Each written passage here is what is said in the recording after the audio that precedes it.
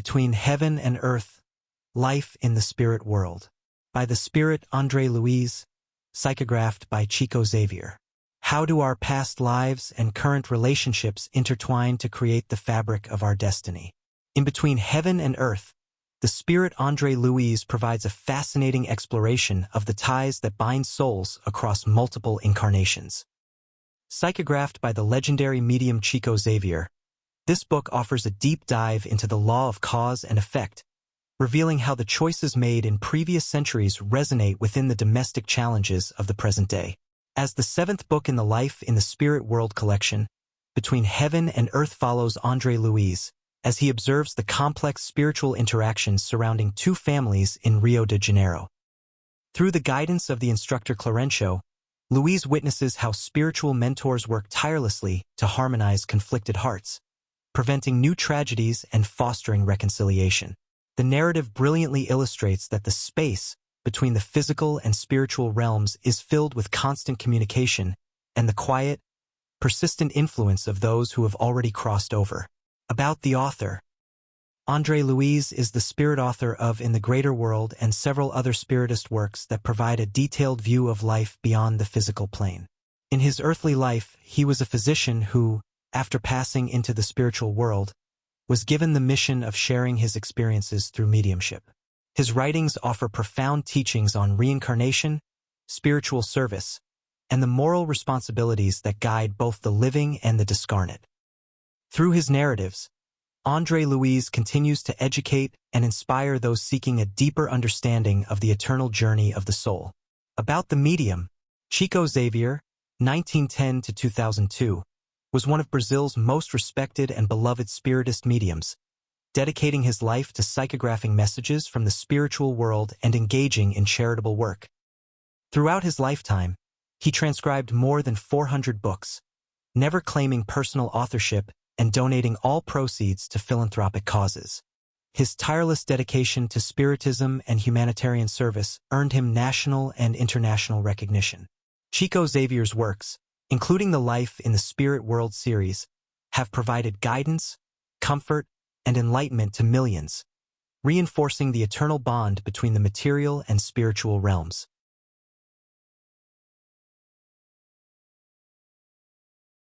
Forward. Between Heaven and Earth. This account by André Luiz emphasizes both the respect we owe our physical body and our need for unceasing toil on behalf of the good, so that we may reap the best benefits possible from our earthly journey as part of our eternal life. In this book, we are not faced with any sort of spectacular situation. There are no heroes possessing unattainable virtues, no unapproachable angels. In each chapter, we find ourselves facing our old problems of love and hatred, affection and animosity due to our hardened minds in certain phases of our life journey, either in the dusk of our blurry dreams or in the darkness of our passions, which at times pull us down into deep abysms. On nearly every page, we see the daily lives of souls who aspire to victory over themselves and who rely on the treasures of time to acquire enlightenment.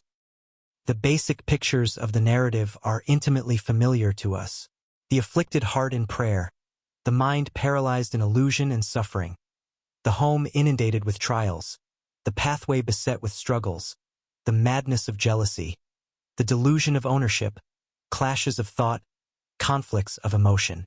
And hovering over the contexture of the pure and simple facts is the central theme: the need to use the resources that the world offers us for the restructuring of our destiny. On many occasions we are compelled to behold the celestial vastness so that we may gather enough strength to deal victoriously with the future. However, at times we are forced to examine the earthly journey so that we may understand the past in which our present originates. In this book, we are led to look within ourselves at the ground of our experiences and possibilities so that we may not lack the balance we need on the redemptive journey toward our future. An unspoken voice from the divine plane appears, exhorting us without words. The law is alive and justice never fails. Let go of evil forever and sow the good each and every day. Help those around you, thereby helping yourself. Time does not stop, and if now you find your yesterday, do not forget that your today will be the light or the darkness of your tomorrow. Emmanuel. Pedro Leopoldo, Brazil, January 23, 1954.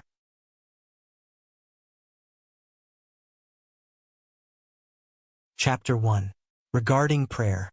We were all gathered in the Temple of Assistance, listening closely to Minister Clarêncio as he commented on the sublimity of prayer. Every desire, he stated convincingly, is a fountainhead of power. The plant that grows tall, converting its own energy into life-nourishing fruit, is a being that longs to reproduce. But every petition has to have someone who can hear it, broke in one of the fellow spirits. Who could possibly respond to a plant's wordless request? Our esteemed instructor responded calmly. As a representation of our Heavenly Father, the law manifests to everything and everyone through the many agents that serve it. In this particular case, it is the sun that nourishes the plant, conferring what it needs to reach its objectives. And imprinting his voice with a significant intonation, he continued, "On God's behalf, creatures meet the needs of other creatures as much as possible. Just as electricity has transformers for the appropriate use of its power, every realm of the universe has transformers of blessing, help, and enlightenment. The main currents of life originate with the Almighty and flow downward, transubstantiated in infinite ways. From brightest light to complete darkness and vice versa. The Creator's breath flows in and out through countless beings of all tones of instinct, intelligence, reason, humanity, and angelhood. These beings modify the divine energy according to their environment's degree of evolution. Every sphere of life is filled to the brim with millions of creatures. The pathway of spiritual ascent is that wondrous ladder in Jacob's vision, which went from the earth to be lost in the heavens. In whatever form it may take, prayer is an action that causes a corresponding reaction. Depending on its nature, it either hovers in the area in which it was emitted, or it ascends to a certain height to receive an immediate or delayed response, depending on its intended purpose. Worldly desires are fulfilled close to the sphere where they originate. Impulses of somewhat more noble expression are aided by souls who have become ennobled. But ideas and petitions of profound meaning for eternity mount the heights. Our magnanimous mentor paused briefly as if to give us time to reflect, and then continued, "Every prayer, just like any other emission of power, is characterized by a certain power frequency, and we are all surrounded by intelligences that are capable of tuning in to our appeal like receiving stations. We know that, in the infinite worlds of the cosmic grandeur, universal humanity is comprised of God's creatures of various ages and in various situations. In the spirit realm, we too must be mindful of the principles of heredity. To the degree that it perfects and sanctifies itself, each conscience acquires more and more of the Heavenly Father's qualities and gradually comes into harmony with the law. The higher the percentage of such qualities in a spirit, the greater its ability to cooperate in carrying out the divine plan by responding to the requests of life on behalf of God, who has created all of us for infinite love and infinite wisdom." Breaking the silence, during which we pondered what was being said, Brother Hilario asked, "But how are we to interpret this information when we are confronted with evil purposes? Could a person bent on committing a crime also be using a type of prayer? Let's refrain from using the word prayer when dealing with imbalance," stated Clarêncio kindly. "Let's use invocation instead. Whenever anyone nourishes the desire to commit a wrong, he or she is invoking powers of a low order and is mobilizing resources for which he or she will be held accountable. By means of the unfortunate impulses of our soul, we often lower ourselves to the frenetic vibrations of anger or immorality, and in such a state it is easy to fall into the foul well of crime, in whose den we are instantly connected to certain minds stagnated in ignorance, which become instruments for our low idealizations or for which we become deplorable playthings in the darkness. All our aspirations set energies in motion either for good or evil, and for that very reason we are responsible for their direction. We must carefully analyze the choice we make in dealing with any problem or situation on the pathway set out before us, because our thought will sail before us to attract and shape our intended purpose.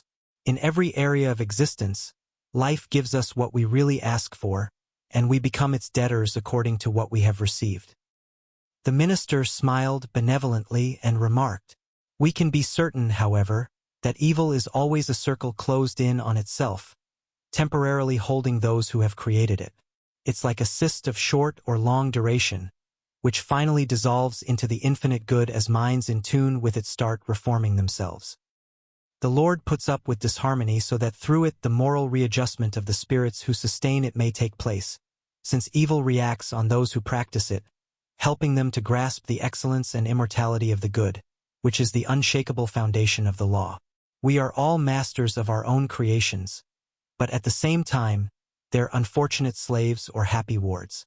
Let us ask and receive, but let us bear in mind that we must pay for everything we get. Responsibility is the divine principle that no one can escape. Just then a young, composed-looking woman entered and addressed our instructor in a somewhat troubled manner. "Brother Clarêncio, one of our pupils from the staff involved with reincarnations under your direction is insisting on your help. Is it an urgent personal request?" asked the minister, concerned.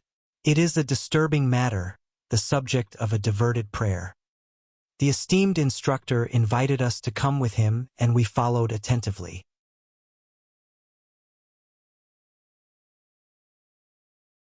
Chapter 2.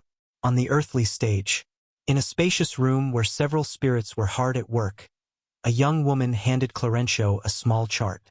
He began examining it carefully and then remarked, "We've just been talking about responsibility. Here is something to illustrate that idea." He showed us the chart and explained, "This is a soul-stirring prayer that managed to go beyond the ordinary vibratory levels of dense matter. It is from a devoted worker who left our spirit city exactly 15 years ago to fulfill certain reincarnation tasks. She didn't leave without our assistance, though, because she is still under our guidance. From the physical point of view, birth and rebirth in the world are subject to biological laws whose execution belongs to specialized minds. But from the moral point of view, they are subordinate to certain influences from the spirit." The minister examined the small, complex chart for a few minutes, but as if he wanted to encourage the continuity of the lesson, my coworker added, "But of course reincarnation entails a work plan that is supposed to be carried out." "Yes, of course," agreed the instructor, "and the broader the resources of the spirit returning to the flesh, the more complex its so-called work map is. Almost all of us have a significant amount of past debt to pay, and all of us are challenged by acquisitions we need to attain. This work map entails a type of relative fatalism regarding what we are to experience. On the other hand, we are always responsible for our conduct, a fact that can generate either good or bad circumstances for us.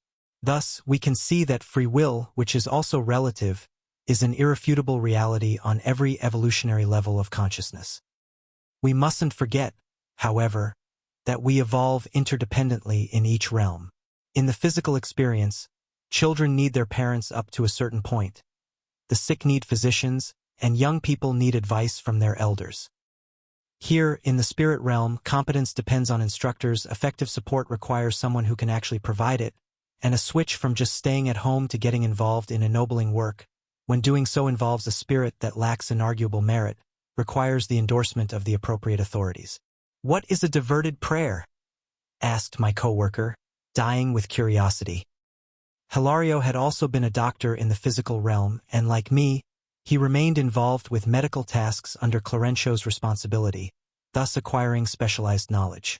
A diverted prayer is one where the direction of the luminous impulse has been diverted, thus reaching another target.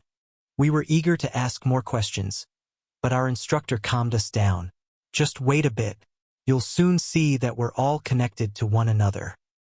Then, he said to the young woman waiting respectfully, "Please, call Sister Eulalia." A few moments later Eulalia appeared, beaming with kindness and warmth. "Sister," said Clarêncio, "this chart displays a heartfelt appeal from Evelina, whose return to the physical learning experience was approved by our organization. It looks like the poor woman is in dire straits." "Yes, she really is," agreed Eulalia. "Despite her frail new body, she has been enduring a great mental struggle. Her father, Amaro, is burdened with inner issues and has put his health at risk, and her stepmother has been suffering obstinate persecution at the hands of our unfortunate Adela." "Evelina's mother?" "That's right. She hasn't yet accepted the fact that she is no longer the woman in Evelina's home. For 2 years now I've used my energy and goodwill to deter her, but she's tangled up in the dark threads of jealousy and won't listen. Overflowing selfishness has made her forget about her commitments.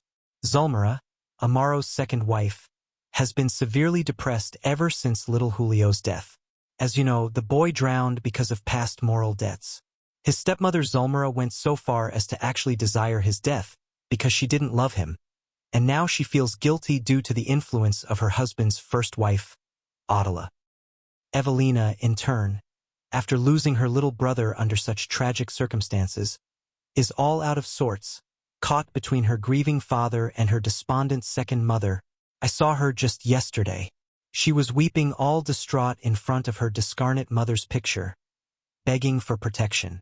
But since Adela is entangled in the web of her own mental creations, she cannot respond favorably to Evelina's trust and tenderness. The girl has so vehemently asked for spiritual help that her petitions change directions and have arrived here in this form. We were eyeing the little chart in silence.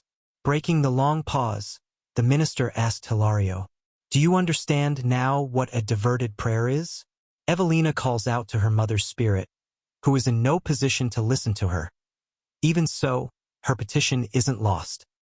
Uttered at such high frequency, our little sisters please break through lower circles and go in search of unfailing support.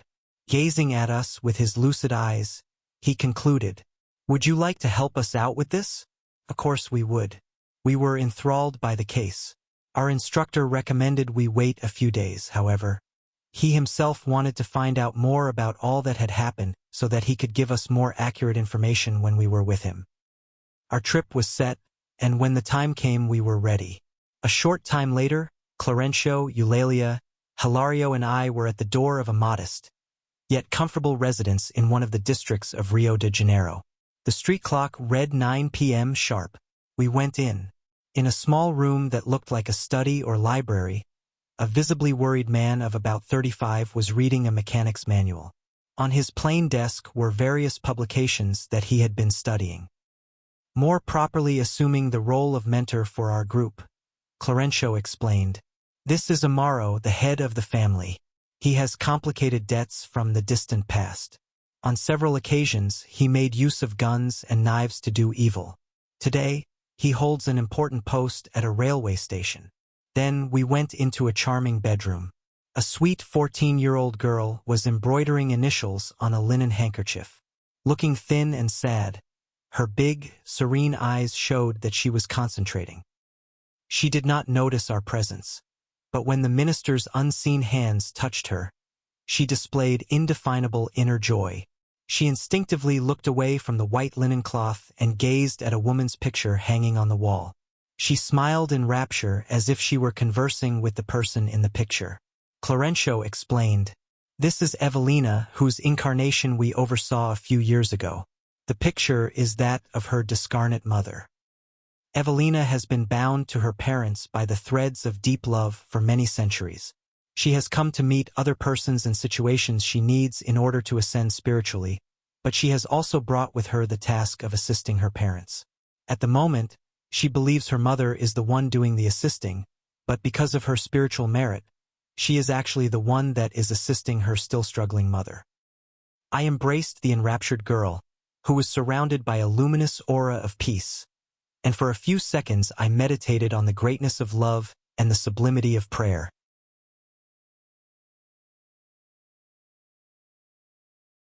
Chapter 3. Obsession. We then went into the largest bedroom in the place, where a young woman was having trouble sleeping. She looked to be about 25. Her tormented face displayed a harmonious beauty. It seemed almost picture-perfect, but its comely lines were contrasted by troubled, fearful dark eyes and disheveled hair. Beside her lay a discarnate woman.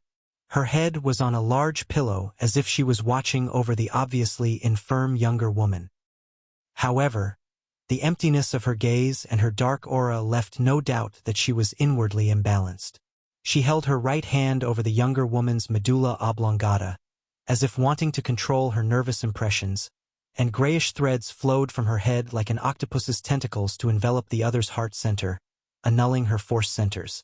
Both were unaware of our presence, so we were able to observe them closely and see that they were tormentor and victim. In answer to our silent questions, Clarêncio explained, the young woman is Zulmira, Amaro's second wife. The discarnate sister who is vampirizing her body is Adela, Amaro's first wife and Evelina's mother. Adela has been dolorously transfigured by jealousy. Intent on fighting against the one she considers her enemy, she is magnetized to the cerebral area of Zulmira's perispirit, controlling the complex network of nerve stimuli and influencing the metabolic centers, thereby profoundly altering the organic landscape. Why doesn't Zulmira fight back? I asked. Because she has lapsed into the same vibratory pattern. She too has devoted herself to her husband with disparaging selfishness. Amaro has always been a very loving father. His first marriage left him 2 children, but little Julio, a handsome boy of 8 years, drowned in the sea. Zulmira had a dreadful time trying to bear Amaro's love toward his kids.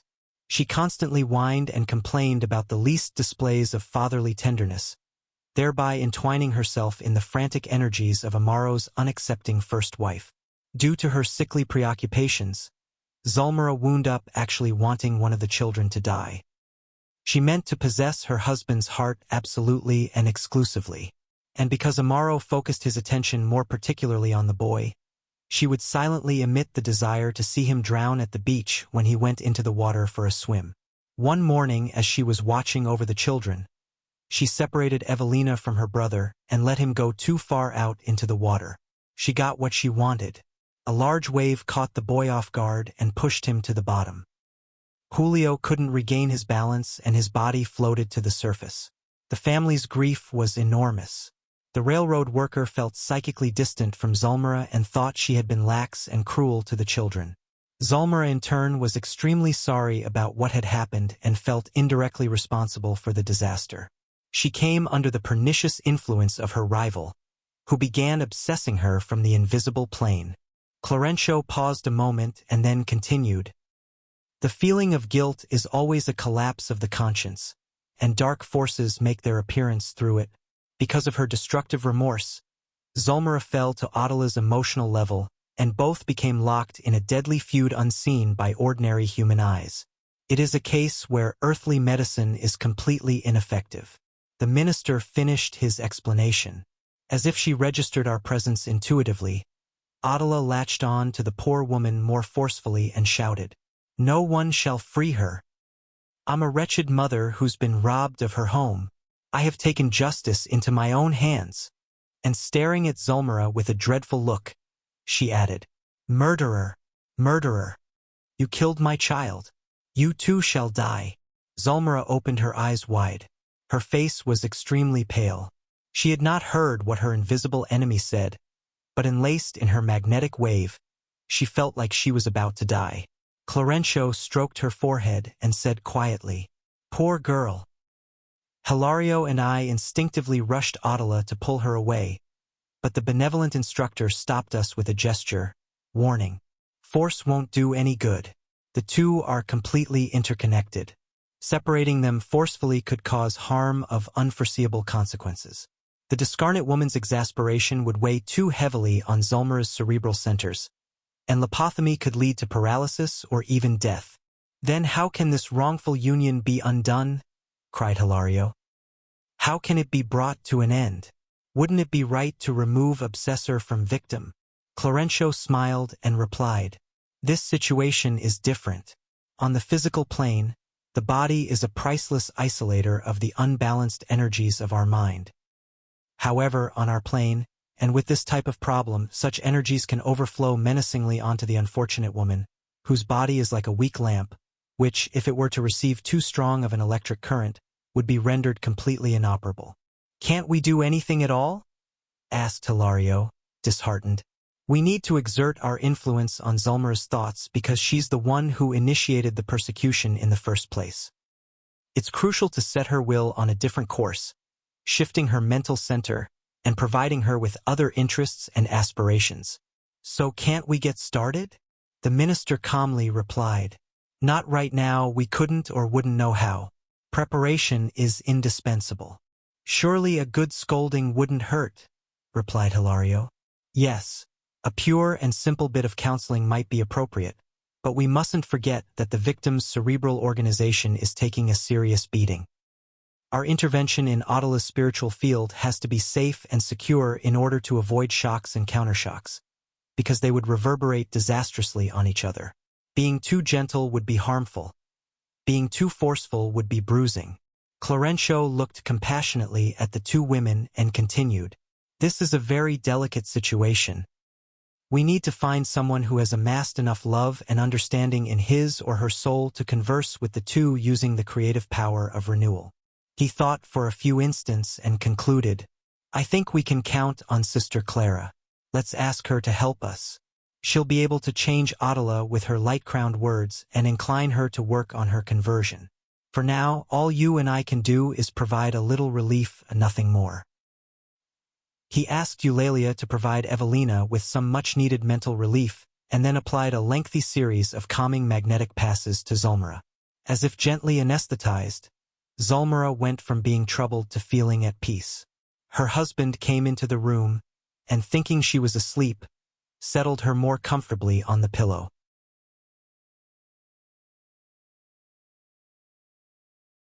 Chapter 4. A Pathway of Trials.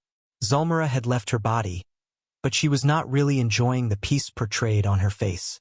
Enlaced by Audala, to whose controlling gaze she submitted, she did not register our presence. With obvious signs of dread, she heard her rival's rebuke accusing her. "What did you do to my son? Murderer! Murderer! You shall pay dearly for intruding into the home that is mine and only mine. I'm going to wreck your life. You're not going to rob me of Amaro's love. I will arm Evelina's heart against you." "No, no," responded her victim. "I didn't murder him. I didn't. Liar. I read your thoughts, your desires, your vows."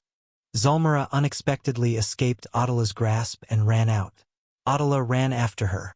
Clarêncio remarked, "Whenever the poor thing does manage to calm her body down, she falls into this troubling nightmare. Let's follow them. They're headed for the beach, where the boy drowned."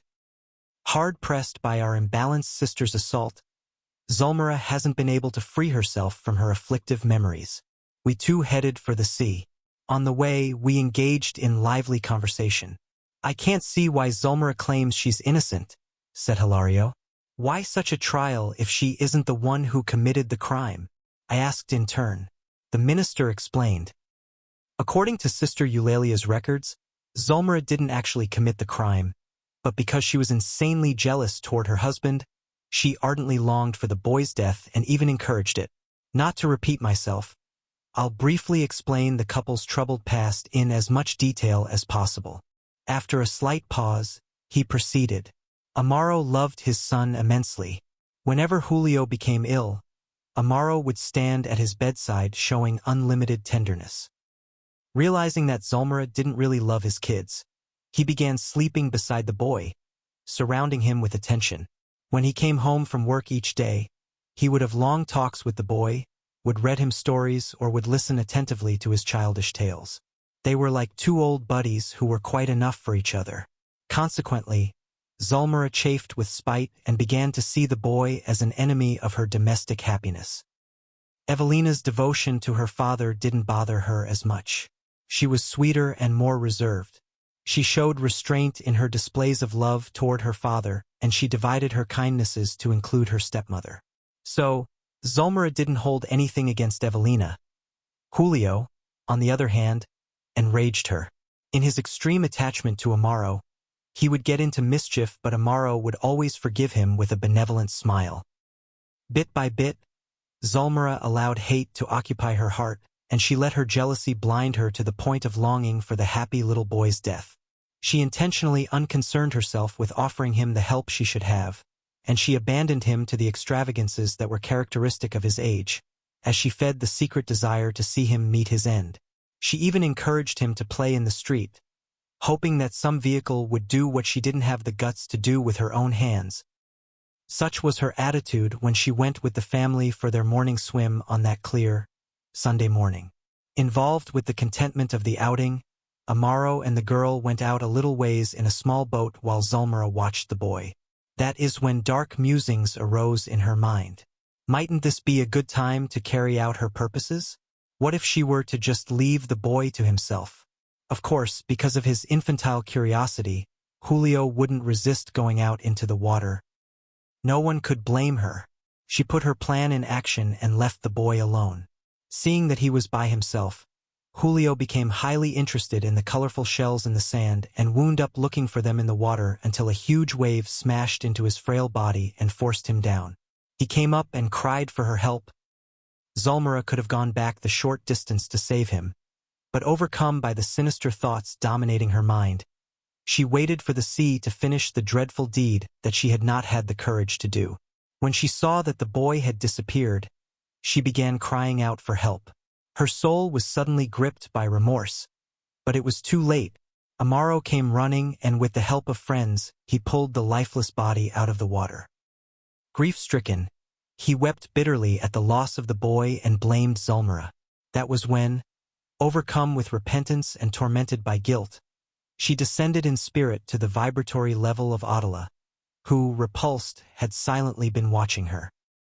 If she had been able to maintain peace of conscience, she could have defended herself against the unseen onslaught as if she were living in a fortified castle.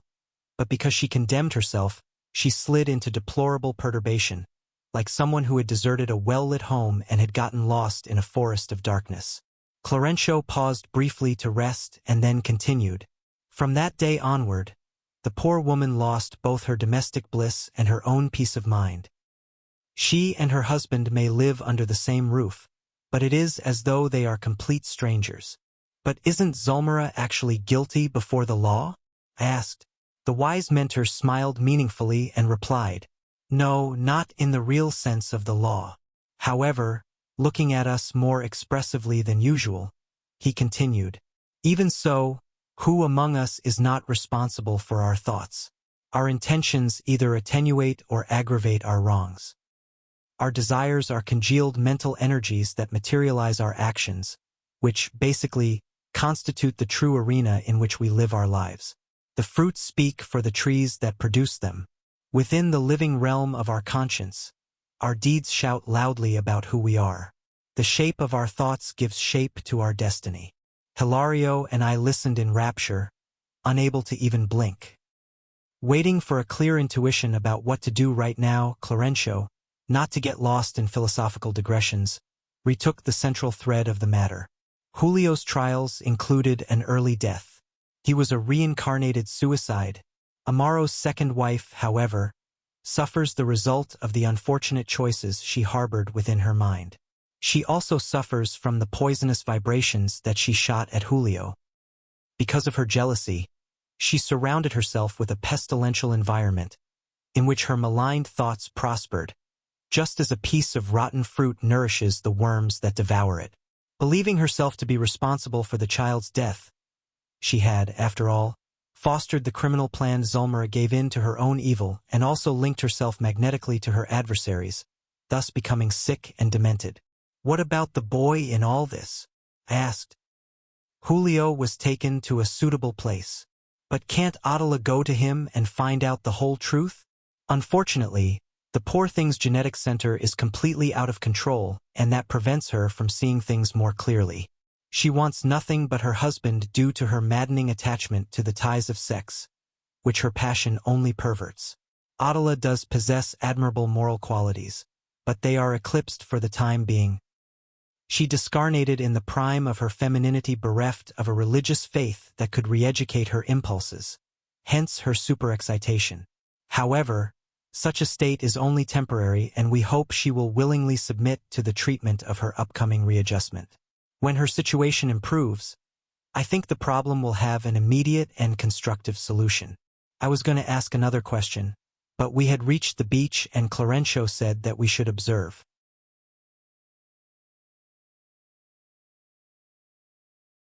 Chapter 5. An invaluable lesson. We reached the seashore in the middle of the night. The spiritual activity was very intense. Discarnates of various origins were meeting with friends who were still incarnate but temporarily disengaged from their sleeping bodies. There was also a large number of infirm spirits among them. There were elderly persons, women and children of all sorts being upheld by the numerous spirits assisting them. We heard spiritually constructive conversations and dolorous laments. Urgent magnetic passes were being applied here and there, and the air we were breathing in that part of the city was highly diverse. A refreshing breeze was blowing in from afar, bearing regenerative principles and filling us with a wonderful feeling of well-being. The ocean is a miraculous reservoir of energies, Clarêncio explained expressively. A lot of fellow spirits from our plane bring ailing still incarnate brothers and sisters here for healing and rest. Discarnate nurses and friends take great care in helping their wards recover their energies. Similar to what happens on a tree-covered mountain, the oceanside atmosphere is impregnated with infinite, vitalizing resources found in nature. Untainted oxygen, combined with emanations from the planet, are converted into valuable nourishment for our spiritual makeup, especially if we are still directly or indirectly connected to the fluids of dense matter.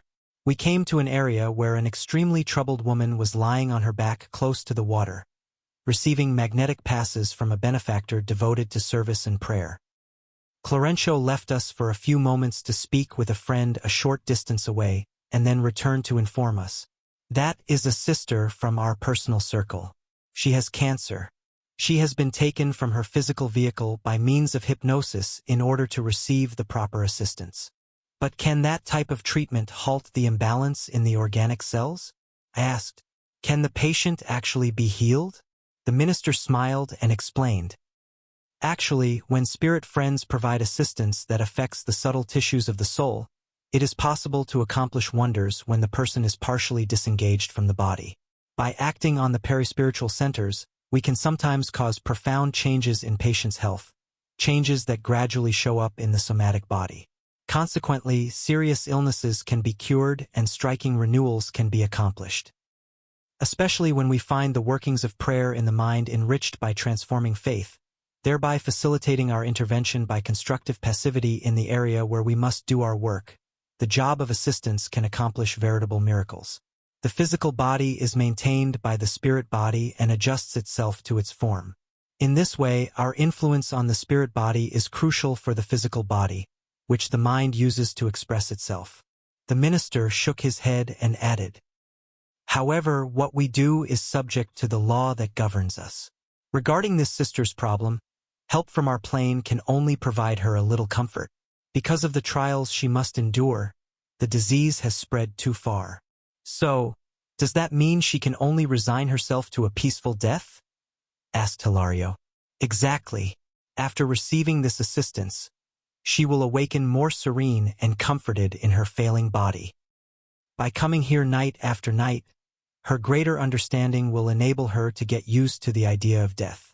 In turn, she will help her family members be resigned and courageous about it.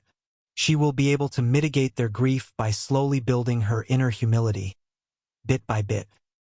By increasing the inner light of her conscience, she will disengage herself from her diseased body and beloved environment like one who finds physical death to be a wonderful deliverance for a more ennobling form of work.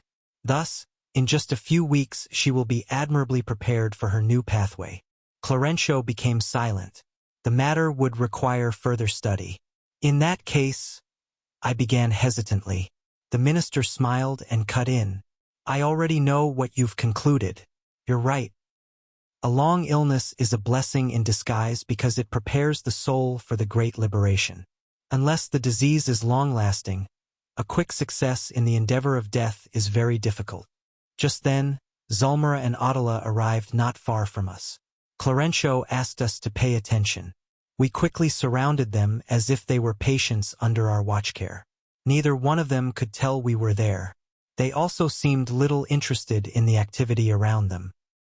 Amaro's first wife was focused on her prey while her victim had an expression of unspeakable terror on her face, as if she were on the verge of extreme disequilibrium. Zulmira looked like she was going to make a run for home, but held by Attila, she displayed affliction and fear. Repeating the accusations that we had already heard, Attila was hammering at the other's brain, mercilessly reiterating, "Remember your crime, you wretch. Remember that awful morning when you became a murderer. Why did you drown an innocent child? No, no, cried the demented woman. It wasn't me. I swear it wasn't me. Julio was dragged down by the waves. Why weren't you watching the child that my husband thoughtlessly entrusted into your faithless hands? Doesn't your conscience accuse you? Where are you feelings as a woman? You shall pay me dearly for your carelessness. I won't let Amaro love you. I'll feed his antipathy toward you. I'll torment the people that want to help you. I'll destroy the very house you stole from me. Imposter. Imposter. All right, agreed Zulmira, terrified. I didn't kill him, but I didn't do what I could have done to save him either. Forgive me. Please, forgive me. I promise to do my utmost to restore everyone's peace of mind. I'll be a slave to your husband, and I'll restore him to your arms. I'll become your daughter's servant and guide her steps toward the good. But for God's sake, let me live. Let go of me. Have mercy on me.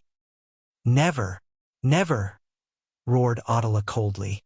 Your wrong is unforgivable. You committed murder. You must go to the police and confess. I'll make you bow your head.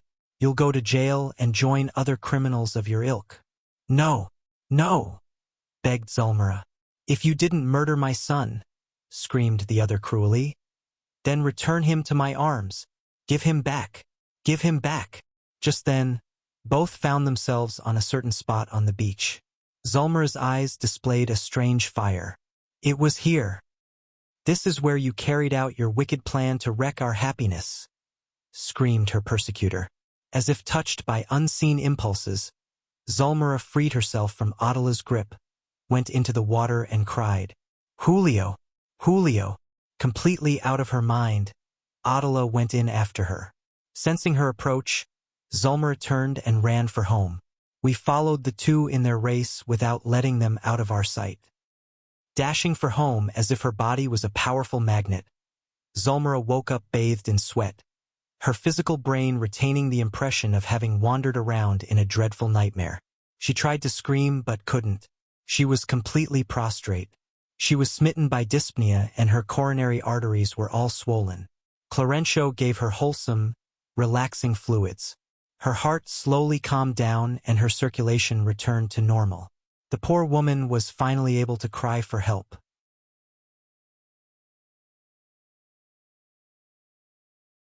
Chapter 6. In a Christian Home. Hilario and I wanted to follow Zulmira's case not only to help her get better, but also to receive Clarêncio's instruction and wise thoughts where possible. Yes, he said. To help out in cases like this, we have to press forward with them. But to understand what we must do in order to advance securely, we have to return to the rearguard and arm ourselves with lessons that truly inform us. We had no idea what he was talking about. However, he came to our rescue, explaining after a slight pause. For us to grasp the situation in its entirety, we need to contact other characters involved in the drama. Thus, I think a visit to little Julio in his present spirit home might be helpful. Oh, what a pleasure that would be, I exclaimed. Could we go there right now? Asked Hilario, delighted. The minister thought for a few seconds and replied, regarding the responsibilities we have assumed in the matter, it would not be advisable to investigate merely for the sake of investigating. We must keep our objective and its usefulness in mind and work for everyone's good. We are not on vacation but on active duty.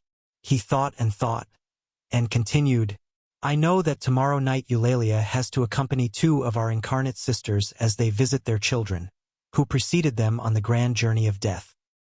They are living in the same place as Julio. We could stand in for Eulalia and do her job for her. We can assist our sisters and examine Julio's situation at the same time. Realizing the valuable lesson this endeavor would offer, we eagerly looked forward to the following night. At the appointed time, we descended to the physical realm to meet up with the two sisters who would be going with us. The minister left us in a plain little house in a remote suburban area after telling us, our sister Antonina lives here with 3 of the 4 children that the Lord has entrusted to her. Her husband was unable to overcome the temptations of his nature and left her 4 years ago for criminal adventures. Antonina didn't get discouraged, however. She works hard in a textile factory, and is educating her kids with a true love for the gospel of our Lord Jesus. She has been able to pay off the debts she brought over from her past life. A few months ago, she lost her little 8-year-old Marcos to pneumonia. She is going to see him tonight after her prayers with her other children. I'll go and get the other woman who is going with us. The two of you stay here and assist Antonina with her prayers and studies until I get back so that we can all go together. Hilario and I went into a plain, cramped room. A young but extremely troubled woman was on her feet with 3 lovely children, 2 boys, 11 and 12 years old, and a little blonde girl, obviously the youngest, who was looking up at her mother with her beautiful blue eyes. In one corner of the humble room was a downcast, discarnate elderly man who seemed to be listening in. Dona Antonina placed 2 glasses of pure water on a snow-white towel, and picking up a New Testament, she sat down. Then, she spoke lovingly. If I'm not mistaken, this evening's prayer is to be offered by Lisbella. The girl folded her little hands in front of her face, with her elbows graciously supported on the table. She closed her eyes and recited, Our Father, who art in heaven, hallowed be thy name. Thy kingdom come, thy will be done, on earth as it is in heaven. Give us this day our daily bread, and forgive us our debts as we forgive our debtors.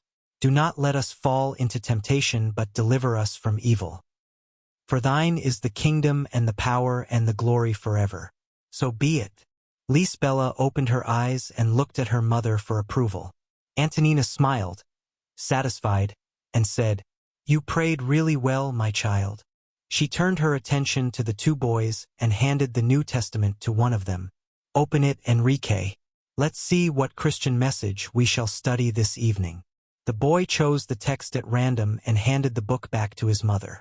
Touched, Antonina read Matthew 18 verses 21 and 22. Then Peter approached him and said, Lord, how many times shall I forgive my brother when he sins against me? 7? Jesus answered, No, not just 7, but 70 times 7. When she had finished reading, she waited for the young learners to show their curiosity. Little Enrique started the conversation by asking simply, Mama, why did Jesus recommend so much forgiveness? Displaying her vast evangelical training, the woman answered, We are led to believe that, in teaching us to forgive all our neighbors' wrongs against us, the Divine Master showed us the best way to live in peace with one another. Whoever cannot disentangle himself from life's troubles cannot keep himself from evil. A person who is stuck in unpleasant memories is always in a bad mood. Take school, for instance. If you can't overlook the little annoyances of your studies, you won't learn anything from your lessons. Today, an unfriendly classmate plays a joke on you. Tomorrow, an edgy security guard overreacts because of some misunderstanding. If you display impatience or rebelliousness, you make matters worse, cause problems for your teacher, demoralize the whole school, and harm your own name and health. Someone who can't forgive is always lonely. No one likes to be around someone who is always complaining or criticizing. Antonina asked the eldest, Geraldo, when you're thirsty, would you like a drink from a pitcher of murky water? Ick. No way. I would want pure, clear water. Well, the same applies as far as our spiritual needs are concerned. The soul that can't forgive is filled with evil, just like a pitcher of murky, icky water. It's not a soul that can offer any comfort to our own. It's not one that can help us overcome life's problems. If we try to share our problems with someone like that, they always just get worse. That's why Jesus says we should always forgive so that the love in our spirit may be like the sun shining on a clean house. Everyone was quiet for a bit. Geraldo had a troubled look on his face and finally asked, But Mom, do you really think we should forgive every time? Why shouldn't we? Even if the offense is the worst ever? Even then, troubled, Dona Antonina looked at him and asked, Why do you ask? I was thinking about Dad, replied the boy, somewhat sad. He left us when we needed him most. Is it right to forget how much he hurt us? Oh, my son, let go of that. Why harbor bad feelings against the man who gave you life? How can we condemn him if we don't know everything that happened to him? It would really be better for our well-being if he was still here, but since we have to make do without him, we should send him our best thoughts. With heaven's permission, my son, your father gave you the body in which you are learning to serve God. That's why he is a creditor of the most love you can give him. There are acts of service that we can repay only with love. Our debt to our parents is one of them. Perhaps remembering that her family was on a course of Christian growth. She added, a long time ago, when the great prophet Moses went up on the mountain to receive the divine revelation, one of the most important laws given to him by the eternal goodness was, honor your father and your mother. That particular law does not say that we are to analyze what kind of parents we have, but that we are to honor them with our loving respect no matter what they are. The little group accepted this explanation with bright, happy eyes. Geraldo showed that he agreed, but went on to say, I know what you mean, Mom, but if Dad had still been here, maybe Marcos wouldn't have died. We would have had enough money to get him treated. Antonina hurriedly wiped away the tears that began to fall at the mention of the child's name, and continued, it would be wrong to lose our trust in the Heavenly Father. Marcos went to meet Jesus because Jesus called him. He didn't lack anything. I'm asking that none of you get any sad ideas regarding the memory of the angel who has gone on before us.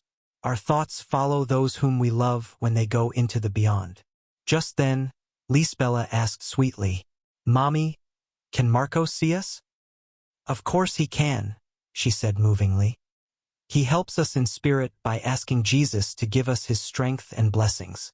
In return, we should help him with our prayers and best memories. Antonina, however, seemed choked up with longing. While the boys were commenting on that evening's lesson, she was absorbed in the mental image of little Marcos. When the clock marked the end of the study, she asked Enrique to say the closing prayer. The boy repeated the Lord's Prayer and asked the Lord to bless his mother. The study ended. Antonina and the children shared the 2 glasses of water, which Hilario and I had magnetized. Then, pensive and nostalgic, she retired with them to their common bedroom.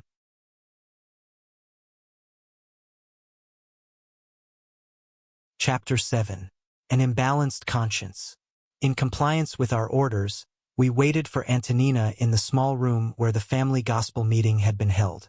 We were now able to examine the elderly discarnate man more closely. Downcast and shaky, he looked just as he did when alive. He seemed troubled, demented. We tried to approach him, but it was useless. He couldn't see us. I reminded Hilario that we could make ourselves solider by concentrating our wills, which we did. Looking as if we had just arrived, he was immediately interested. The man hurried over to us, exclaiming, Are you officers or soldiers? Are you pro or con? The haggard look in his eyes confirmed that he was insane. Hilario and I exchanged looks of curiosity and surprise. Before we could say anything, the man began weeping convulsively, asking, Who brought up the idea of forgiveness? How am I to regard that issue? Should I forgive or should I be forgiven? I don't see the point of a weak woman and 3 kids discussing such a matter. Such discussions should be reserved for troubled people like me, who have a volcano in the middle of their head. After he said that, his face changed. He seemed even further out of touch with reality, even more out of his mind. Almost shouting, he continued, Everything would have been different if they had let me meet the new general. He would have understood my situation. It was the marshal's plan to order me into his exclusive service, but because of my wretched persecutor, I was transferred unfairly. Our unexpected friend scanned the corners of the room as if he was afraid someone might be listening, and continued, Listen to me. My persecutor not only planned to keep me from the favors of the sick marshal, but he also planned to keep me from that woman, Lola Ibaruri. How could I possibly have not wanted her with such passion? Why would I have to go to Fecho dos Moros? Their intent to do me harm was obvious. Of course, I was forced to leave, but I went no farther than Tacural. General Polidoro wouldn't abandon me. I needed to go back to Luque, so I did. That bastard Estevez, however, never gave up. Besides violating my rights as a medic at General Headquarters, he stole Lola's love from me. The lovely Ibaruri was mine no more. She had surrendered to my disloyal friend, Our garden and little orange orchard were forgotten. Who would dare say that I had not sacrificed myself to provide a nice home for that perfidious woman? For one long and awful month, I longed to return to her love. When I finally did, on that starry night in May, I found her in the arms of that traitor. She tried to make excuses, but I had caught them red-handed. I felt like getting my revenge as soon as I could by stabbing him with my dagger. But the troops were to leave town in 3 days, and my enemy, who had kept himself hidden in the darkness so that I couldn't get to him, ran off to join them when they left for Otagua. Hatred began dominating and blinding me. I would find him somehow. I would embrace him with the same pretended cordiality that he had embraced me with the first time, and I would take his life. And I did. I pretended to have forgotten what had happened, and I approached him with a smile. And as I smiled, I poisoned him. But believe me, I dared commit such an act because he was impudent, libertine, cruel. He would have murdered me if I had not taken the opportunity to get him first. He paused briefly, knelt in front of us, and began to clamor again. Oh, I know I did what was right, but that man has never left me alone since. I have fought so hard. I got married and had a big family. I devoted myself to religion. I partook of the benefits of the holy sacraments, and I thought everything had been taken care of. But after I died from old age and infirmity, instead of heaven, which now seems even farther away, I've realized that that man is still persecuting me. I may have said goodbye to my worn-out bones years ago, but I'm walking around afflicted and wretched, carrying hell around inside myself.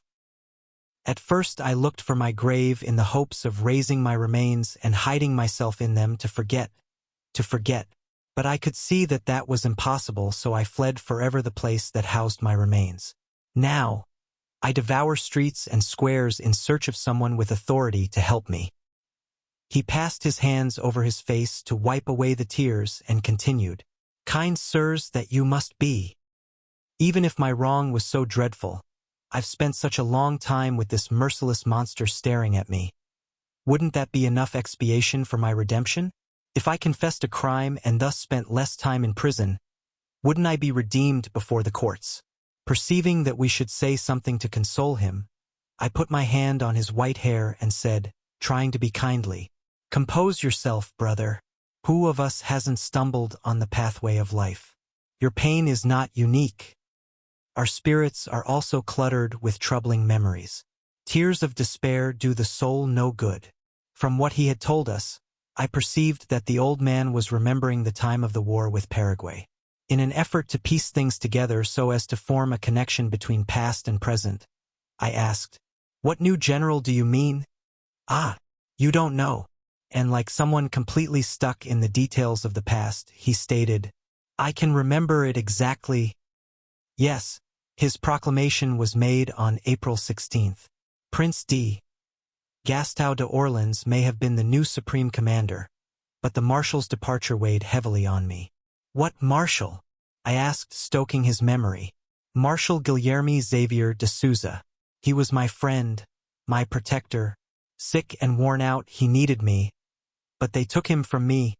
Estevez, that faithless dog." His voice faded. His eyes bugged out, and as if he were being inwardly attacked by dreadful forces imperceptible to us, he began to complain in despair. "Ah, I can't go on. He's getting larger again within me. He's looking at me in disgust, and I can still hear his last words in the throes of death. No, no," he cried in obvious anguish. "I shall free myself. I shall free myself. I have faith." Deeply moved, I replied, "Yes, my friend. Faith is the miraculous lifesaver for all who have fallen overboard. Have you tried prayer? Have you asked Jesus to support and assist you?" "Yes, yes." "Haven't you gotten any sign of heavenly help yet?" The wretch focused his troubled eyes on me and said, "A few days ago I went to the Church of the Rosary, recalling as always my having gone there the day before I left for the war. I prayed so hard that I received the blessing of seeing the marshal, who suddenly appeared to me. He was much younger and incredibly remade. I begged him for his protection, and he told me that my case would be evaluated, that I should rest, because as great as our wrongs might be, even greater is the compassion of God, who never leaves us helpless. With a gesture of profound trouble, he added, "But so far, I haven't gotten the smallest sign of renewal on my path." I caressed his snow-white hair and remarked, "Even so, you have to believe that Jesus' goodness will not forsake us. Promise you'll help me. Have mercy on me." My heart deeply touched by such an appeal, I promised to help him find peace and support. Just as the poor man was about to embrace me, Clarêncio entered with the female ward that would be accompanying us on the trip. Kind and humble, after greeting us she kept her distance. In an instant, Clarêncio grasped what was happening. He concentrated for a few moments, making himself denser in order to help more readily. Greeted by the old man, he stroked his brow and informed us, "He's deranged. His mind is stuck in obsessive memories." More experienced than us, Clarêncio held him in his arms with fatherly care, thereby winning his trust. He asked, "What are you searching for, my brother?" "I have come to beg Antonina, my granddaughter, to help me. She is the only one who remembers me with love. Of all the members of my family, she alone holds a place for me in her heart." When he began his complaining all over again, the minister put his hand on the man's head as if to make a detailed inspection about what was going on inside him, and then informed us, "This is our brother Leonardo Perez, who discarnated nearly 20 years ago. When he was younger, he was employed by Marshal Guilherme Xavier de Souza, but now his mind is stuck on a crime of poisoning that he was involved with when he was a member of the Brazilian army encamped in Paraju, Paraguay." We can see all the details of the crime on the screen of the memories that torment him. It is a festival Sunday during the campaign. July 11th, 1869. Mass is being celebrated out in the field by a Capuchin monk. Count Du and the pompous officers from Army headquarters are there. Our still young friend is among the infantrymen. However, he isn't interested in the grave warnings of the priest during the rite, nor the ardent patriotic appeal by the general, who delivers a brilliant and inspired speech to the soldiers.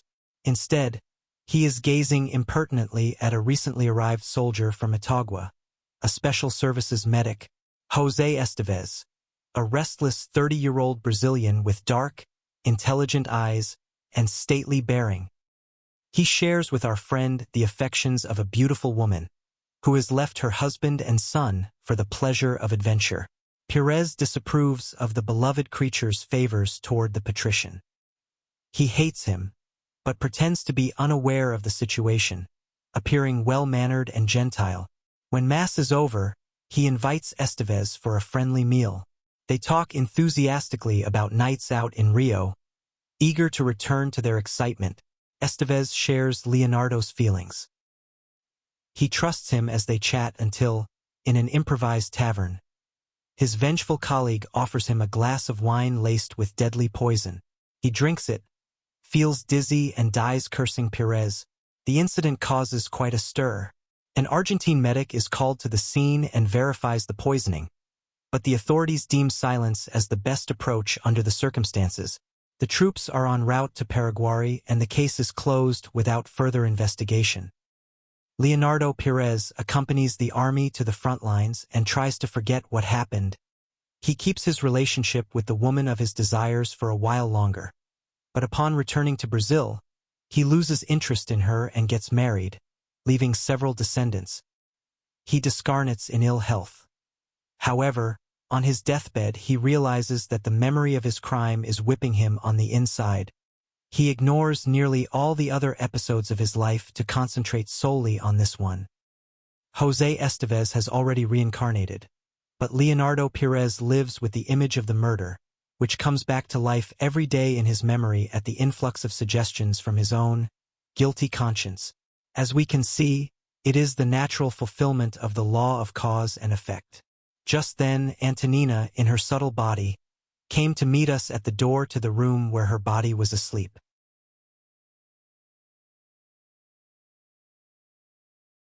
Chapter 8. A delightful trip. The discarnate elderly man showed complete indifference during Clarêncio's narrative, but as if Antonina's presence had reawakened his interest, He looked at her with a sudden glow in his eyes and cried, "Antonina! Antonina! Help me! I'm scared! So scared!" Antonina, who appeared much more delicate and beautiful outside her dense body, gazed at him sadly and asked with a sorrowful look, "Grandpa, what are you doing here?" The old man knelt down and implored, "Please help me. Except for you, my whole family has forgotten me. Please don't forsake me. My sworn enemy is torturing me inside. He's like a demon living in my conscience." He tried to embrace her, but Clarêncio stopped him. "Listen, my friend. Our brothers have promised to help you, and of course they will. But for now, Antonina has to go with us for a few hours." Embracing him paternally, he suggested, "You can help her too. Watch over her home while the kids are asleep. In return, tomorrow you will receive the help you need." The old man smiled in compliance and settled down. We left him alone in the small room and went out into the night. Joining hands and keeping our sisters within the closed circuit of our energies, we started out on our lovely trip. Who on earth could ever imagine the delightful sensations of being a free soul? Traveling at the speed of thought, we advanced into the night's darkness, leaving behind the glow of a colorful and enchanting dawn. When we reached a lovely, softly lit area containing an impressive and welcoming park, I noticed the ecstatic, happy look on our female companions' faces. Donna Antonina, supported on Clarêncio's arm as if she were his daughter, asked in wonder, "Why don't we make this trip a definitive transference? The body becomes so heavy, like an unbearable cross of flesh, the moment we sense the earth from afar." "You're right," agreed the other sister. "Why can't we just stay and forget about the heartaches and disappointments of the world?" "We know what you mean," replied the minister. "We know how much trouble afflicts the reincarnated spirit, especially when it awakens to the beauty of the spirit world. However, we must praise the opportunity to serve and never scorn it. We are still a long ways from full redemption, and all of us, with longer or shorter alternatives, must embrace the struggle of the flesh in order to pay off our old debts in a worthy manner. We are travelers across unending millennia. Yesterday we were helped. Today it is our turn to help." As we continued on, waves of fragrance increased all around us, restoring our energies and inducing us to take deep breaths. Delicate flowers hung abundantly from wholesome trees, scenting the light breezes that whispered enchanting melodies. As if his chest were bursting with light, Clarêncio smiled benevolently. He couldn't even speak. We all felt magnetized and touched by the beauty of the magnificent landscape. Antonina, beaming with insatiable curiosity mixed with joy, exclaimed, "Ah, if only we could die right now. If only the flesh no longer weighed on us." The minister replied with a grave tone of voice, but without losing his customary kindness.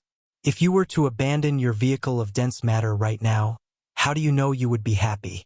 Which of us could enjoy supreme bliss without perfect personal sublimation?" And looking at Antonina with kindness mixed with compassion, he went on, "You are about to visit blessed little children whom death has temporarily snatched from earthly life. You feel like you are in a golden palace in the midst of a paradise of love, but what about the children you have left behind? Could there really be heaven without the presence of those we love?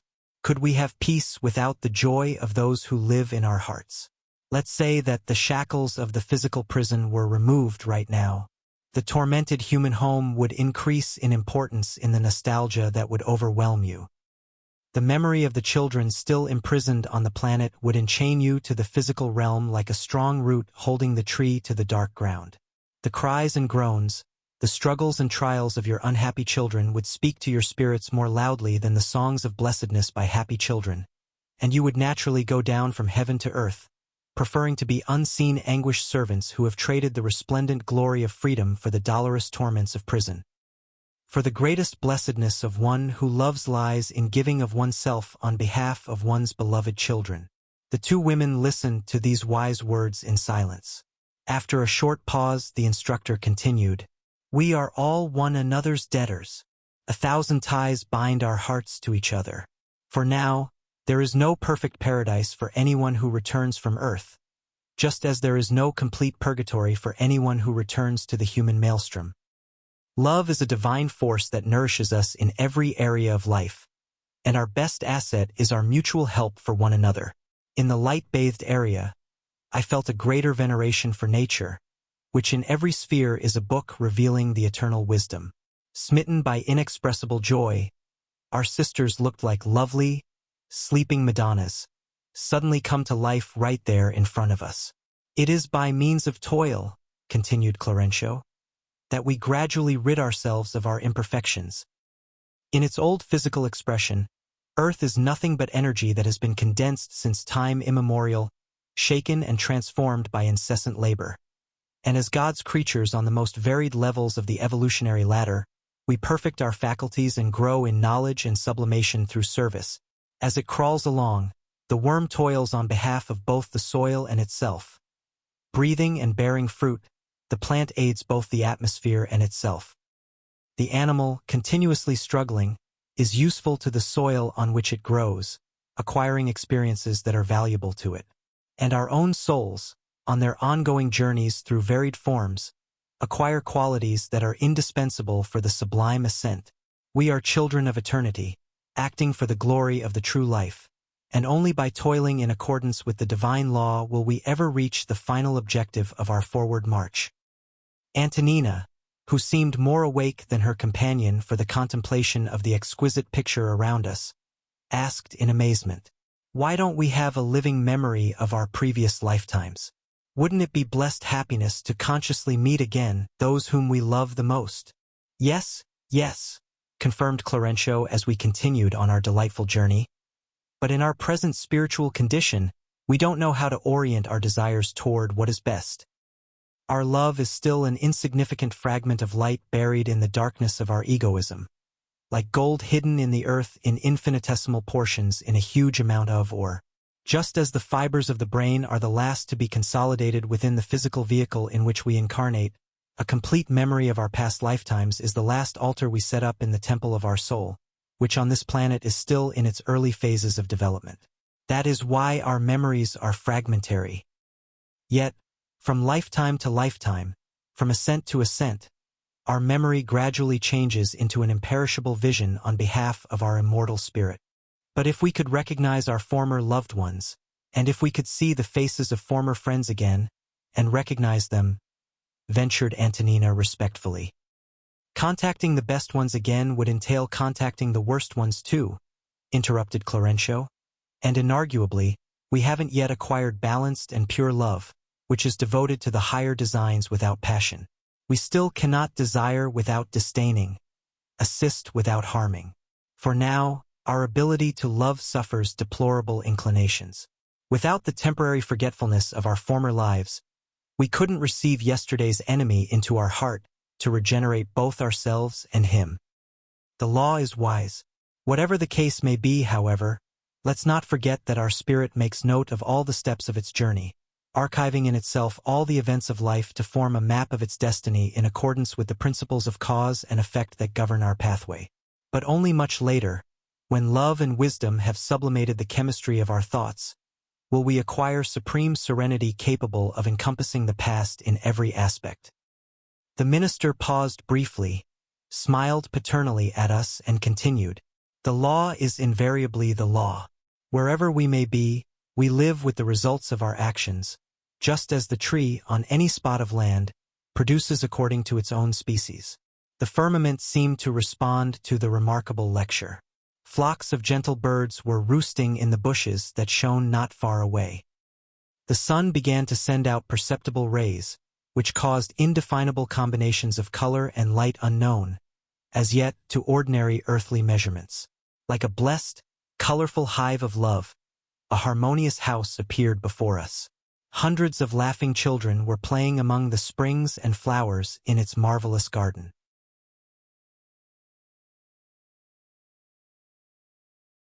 Chapter 9. L'art de Bensao. Clarêncio pointed to the sublime scene unfolding before our eyes. A soft melody, accompanied by a large group of children singing a delicate hymn of exaltation to motherly love, filled the air. Here and there, under tufts of light green vegetation, several women were holding lovely children in their arms. "This is Lar de Buntsau," said the pleased instructor.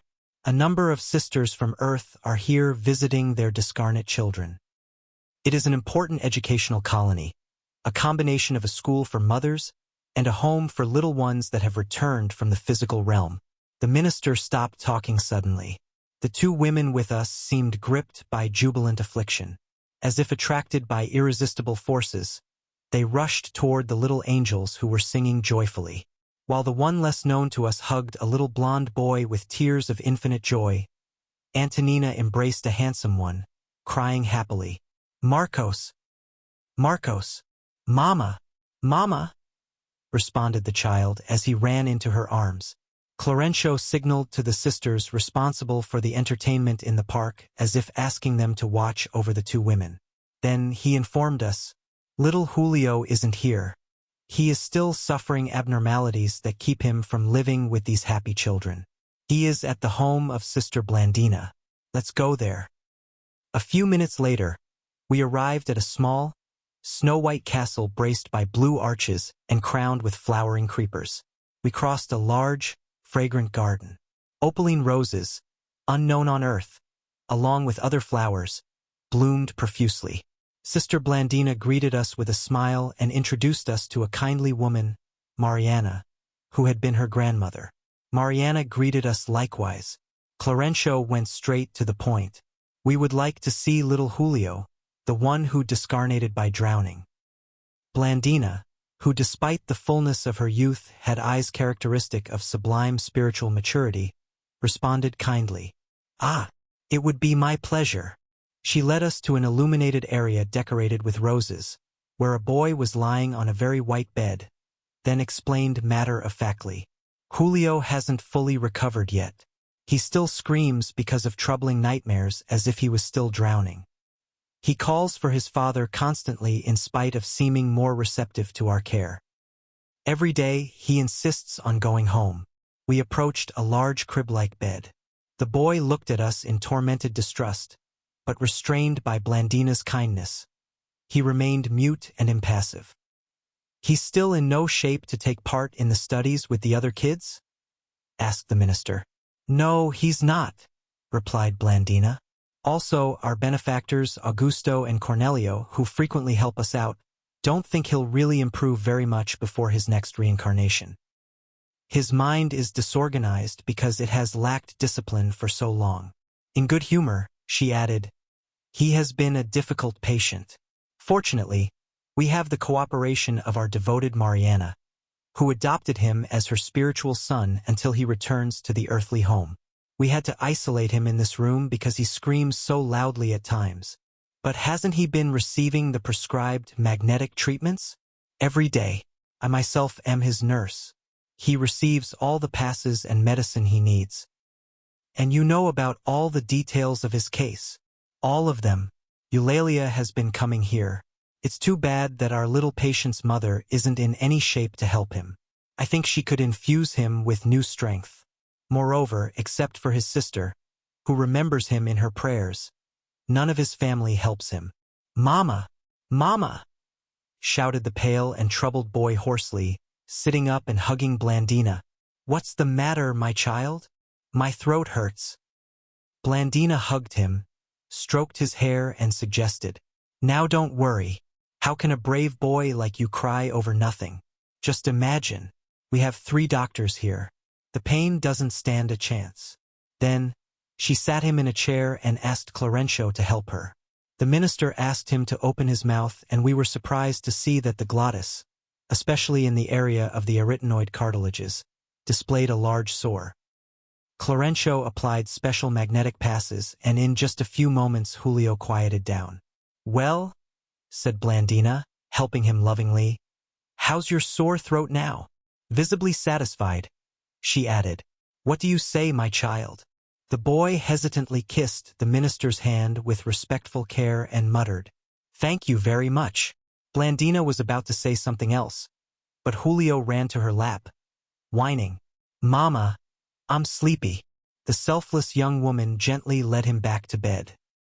Clarêncio told us that he had given the patient anesthetizing energies. He had noticed that he was fatigued and thus had decided to induce him to sleep. And perhaps because he could see that our minds were ablaze with questions about the boy's throat, which had become sore after the death of the body, the minister explained, "It's a shame. Julio has serious debts to pay. He had a quarrel with some family members during the past century, and in an act of rebelliousness, he ruined the physical vessel that had been given to him as a priceless blessing. Yielding to his passions, he swallowed a large amount of corrosives. He survived the poisoning but lost his voice due to damage to the glottis. Even then, he didn't conform himself to the help of the friends who had gotten him out of danger, and he nourished the idea of suicide. Consequently, in spite of being ill, he escaped their watchfulness, threw himself into the river and drowned. He suffered greatly in the spirit world, bearing the sores that he had inflicted on his own throat and suffering nightmares of asphyxiation until he reincarnated alongside the other souls he's associated with for the regeneration of the past. Unfortunately, he has encountered natural roadblocks to a full recovery. He will have to struggle a lot before reincarnating again." We listened to this explanation with dolorous wonder. A sick child is always a touching sight.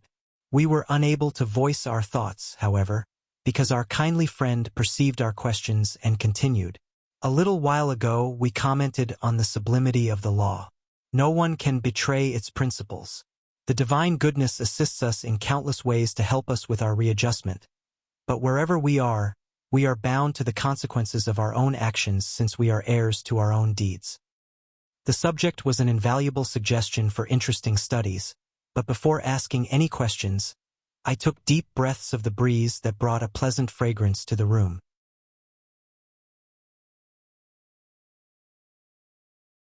Chapter 10. An Invaluable Conversation.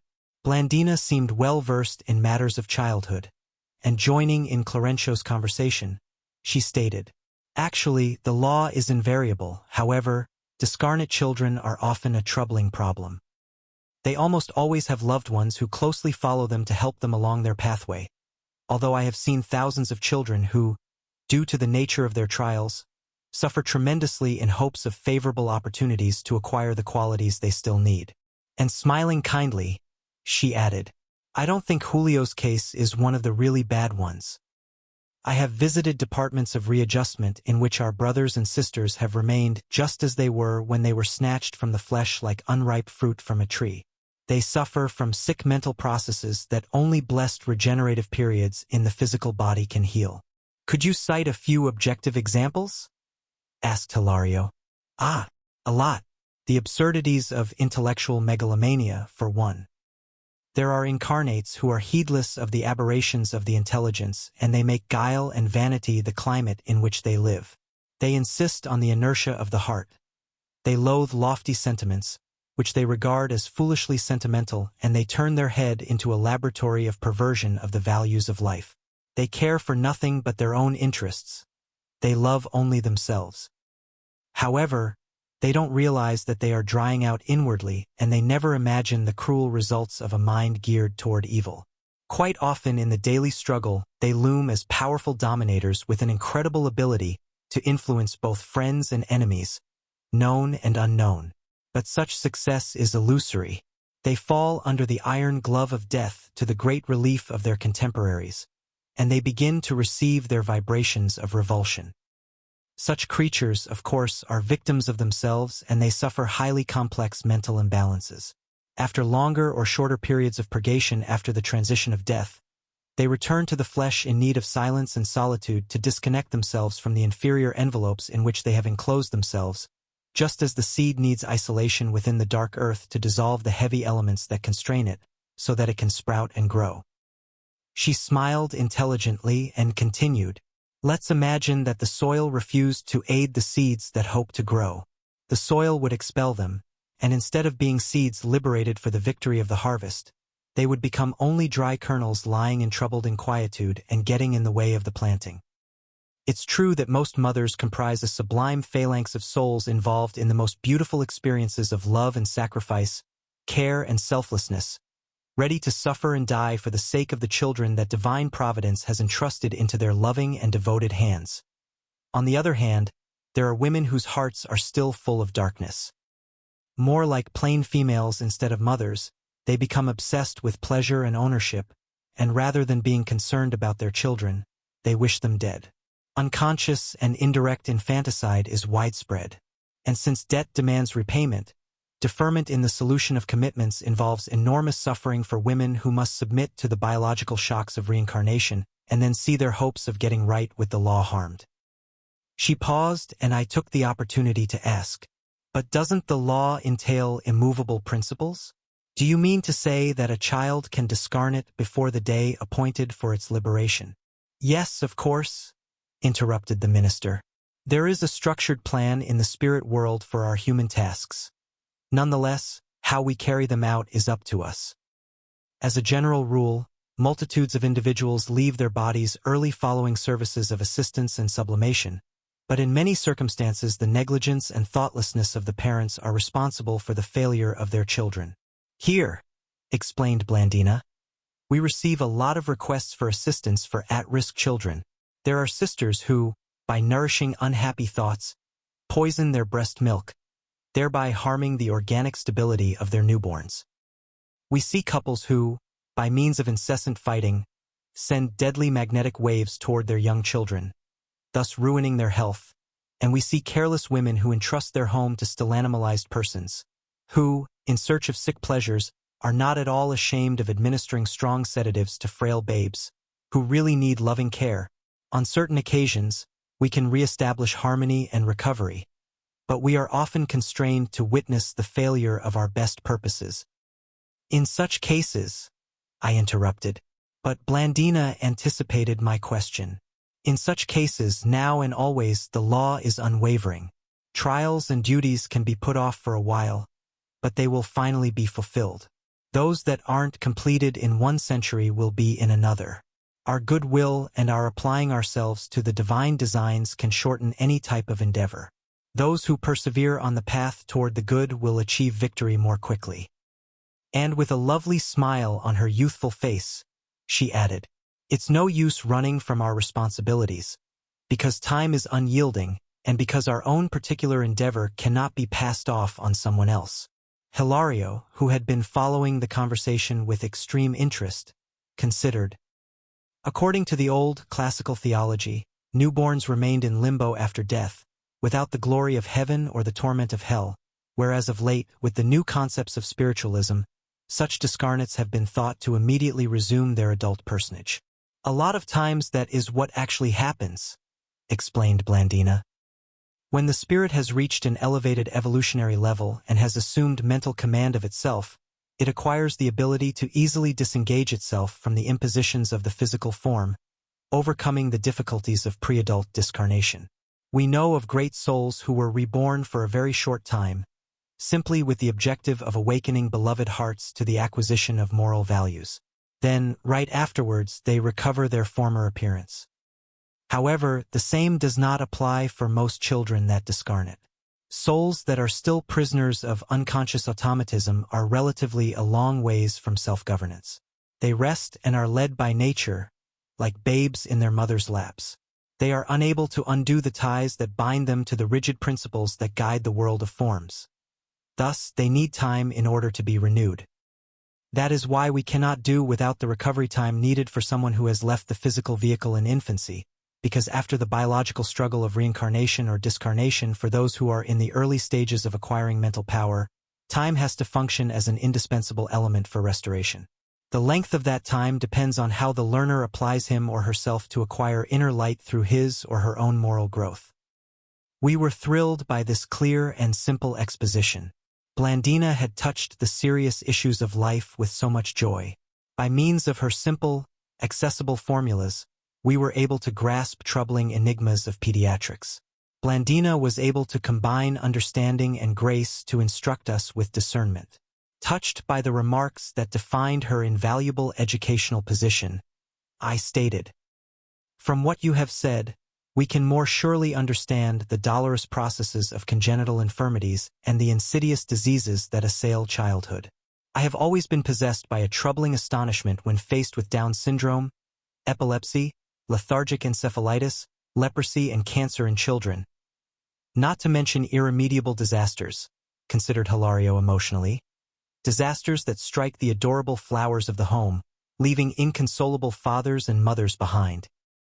A lot of times I have looked for answers to the terrible questions that torment us regarding delacerated little bodies in hospitals, but I have been unable to get out of that dark maze. Yes, she explained. Reparation really afflicts us, but without it we would never finalize our readjustment. All of us who are reborn, stated the minister, express in dense matter the heritage of the assets or ills we have incorporated in the subtle tissues of the soul. In fact, pathogenesis should entail study that is rooted in the spirit body so that it does not arrive at wrongful and completely unreal conclusions. When we return to the earth, we attract agreeable or disagreeable events, depending on our moral acquisitions or our needs for redemption. In a certain way and in many circumstances, the flesh is not only a divine vessel for the growth of our potentialities, but it is also a sort of miraculous clay that absorbs the toxins and dark residues from our spirit body. I looked more closely at the gentle figure of Blandina. Why had she dedicated herself like this to such a complicated endeavor? Wouldn't it be more appropriate to hear such things from the lips of the kindly Mariana, who was there with us as a respectable mother? I voiced my thoughts, discreetly asking Blandina the reason for her having taken on such a grave task. The light of the smile that had adorned her face vanished, like an open flower that suddenly closes. A heavy silence hovered in the room, but benevolent and humble. Her face softened and she replied gravely, I was married in my last existence, and it has been only 3 years since I returned to spirit life. I was unable to have children to fulfill my dream as a woman, but now I know that I need to re-educate myself in motherly love according to debts I contracted in the past. Actually, I feel much love toward children. However, I also have enormous moral debts toward them. The subject was a private matter, which we would have to hold as sacred. Consequently, Clarêncio sent me an unspoken signal and the conversation took a different turn.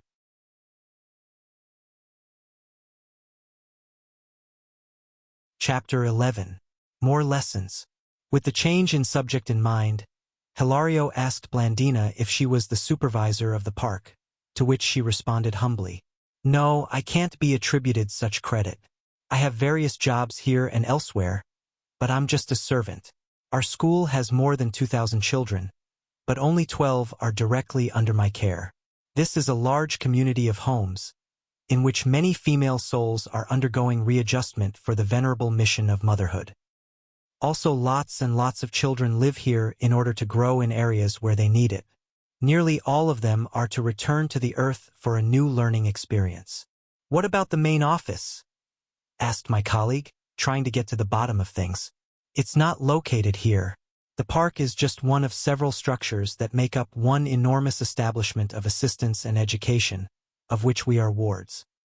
Basically, our home is a large school that has been blessed with all the resources it needs, in addition to the best spiritual preparation processes possible to help those who are going to be reborn in the physical realm or those who will be going to the higher spheres later on.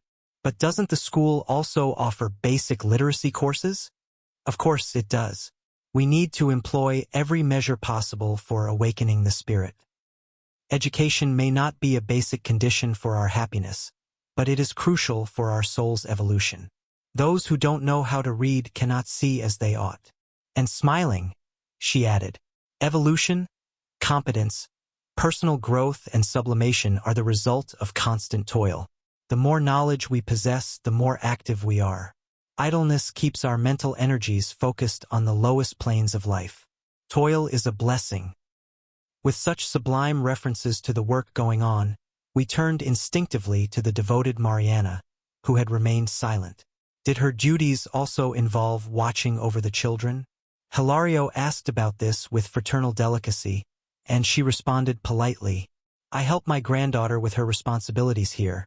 However, my personal, more important work takes place at a Catholic church that I was heavily involved with during my last incarnation. This aroused our curiosity.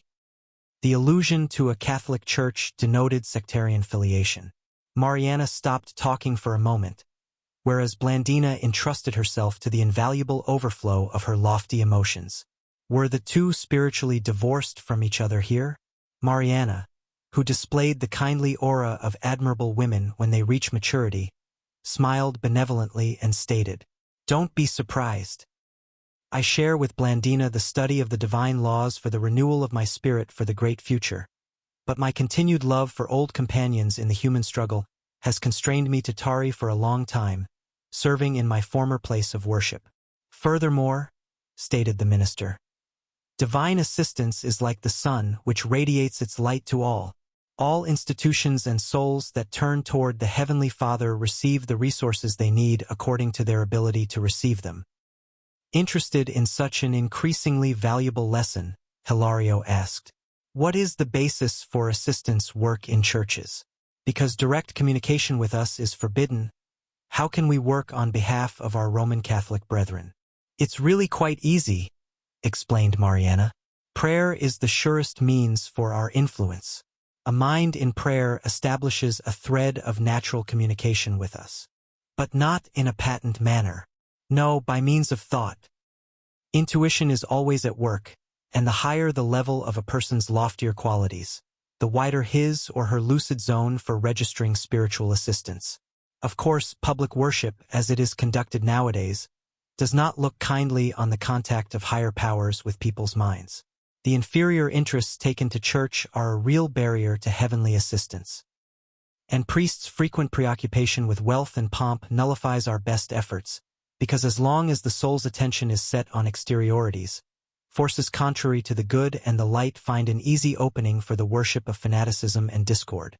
Even so, when such obstacles are overcome, it is always possible to do something for one's neighbor.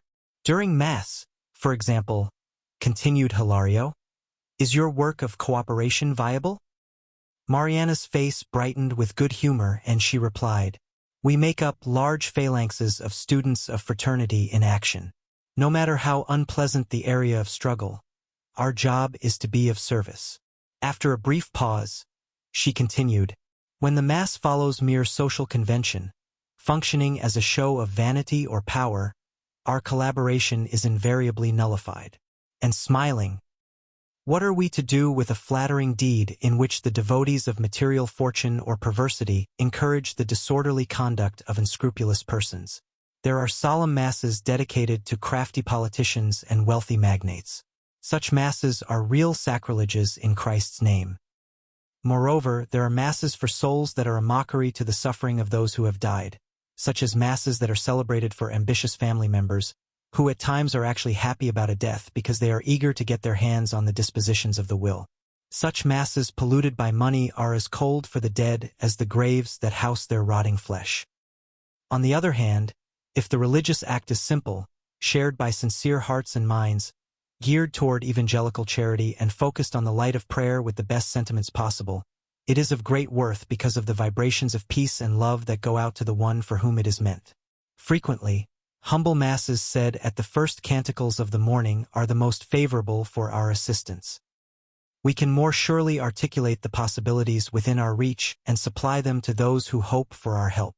Taking advantage of a break in the conversation, Hilario thought for a few moments and then said, "And then there is the matter of patronage. Let's say that a church was built in memory of Gerardo Magella, for instance. Would that entail some sort of obligation for the great European mystic? It certainly wouldn't entail a slave-like obligation, but one that would honor his name, one that would merit from him a certain acknowledgement combined with responsibility. However, we must acknowledge that work for the good, wherever it occurs, always has to do with Jesus. Nevertheless, if some servant of the Lord is connected to the work to be done, he or she will do everything possible to enrich its blessings. But what if a church is built and dedicated to a supposed hero of virtue? Let's say that someone is set up on the altar based on human authority, but with very little merit before the Lord. Incarnate believers would attribute a power to the person that he or she doesn't actually have. What would be the status of the church that was dedicated to him or her? Mariana politely listened to the question and explained. In a case like that, messengers of Jesus would take over responsibility for the church and distribute blessings that were appropriate for the merits and needs of each member. And the type of assistance? Would it entail spiritual renewal or mere help for incarnate believers? Ah! Exclaimed Mariana. The work would be complex and would have to be divided up into several departments. It wouldn't be limited to the realm of the physical experience.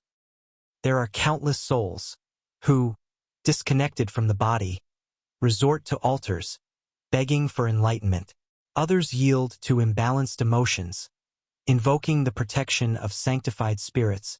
It is necessary to correct here and assist there. Now, we have to inject a reconstructive thought into this or that misguided mind. Later, we have to harmonize circumstances for this or that needy person. Most people believe in religion, but they don't worry about actually practicing it. Hence the awful increase in afflictions and enigmas. We were enthralled by Mariana's logic. Hilario couldn't let the matter rest, however. But in light of the truth that separation from the physical vehicle imposes on us, do you believe that the Catholic Church is capable of leading the modern world? She smiled sadly and replied, My friend, there is a telling difference between cooperating and approving. Society helps children without becoming childlike itself. The Christian churches are headed for a major renewal. Progress demands it. The notions of heaven and hell, along with excesses of a political nature within the church hierarchy, are greatly troubling to the ordinary soul. Still, we must regard aging religions as overripe fruits. Altered by time, they must be set aside. However, their seeds are indispensable for future production. Let us assist the old churches instead of criticizing them. We are all children of the Heavenly Father, and wherever there is the smallest seed of Christianity, resources will appear for the healing of humankind for Christ our Lord. The conversation was fascinating, and the questions seemed to still burn in the eyes of Hilario, who was as amazed as I was by what we had been told. But we had run out of time. A signal from Clarêncio informed us that we had to head back.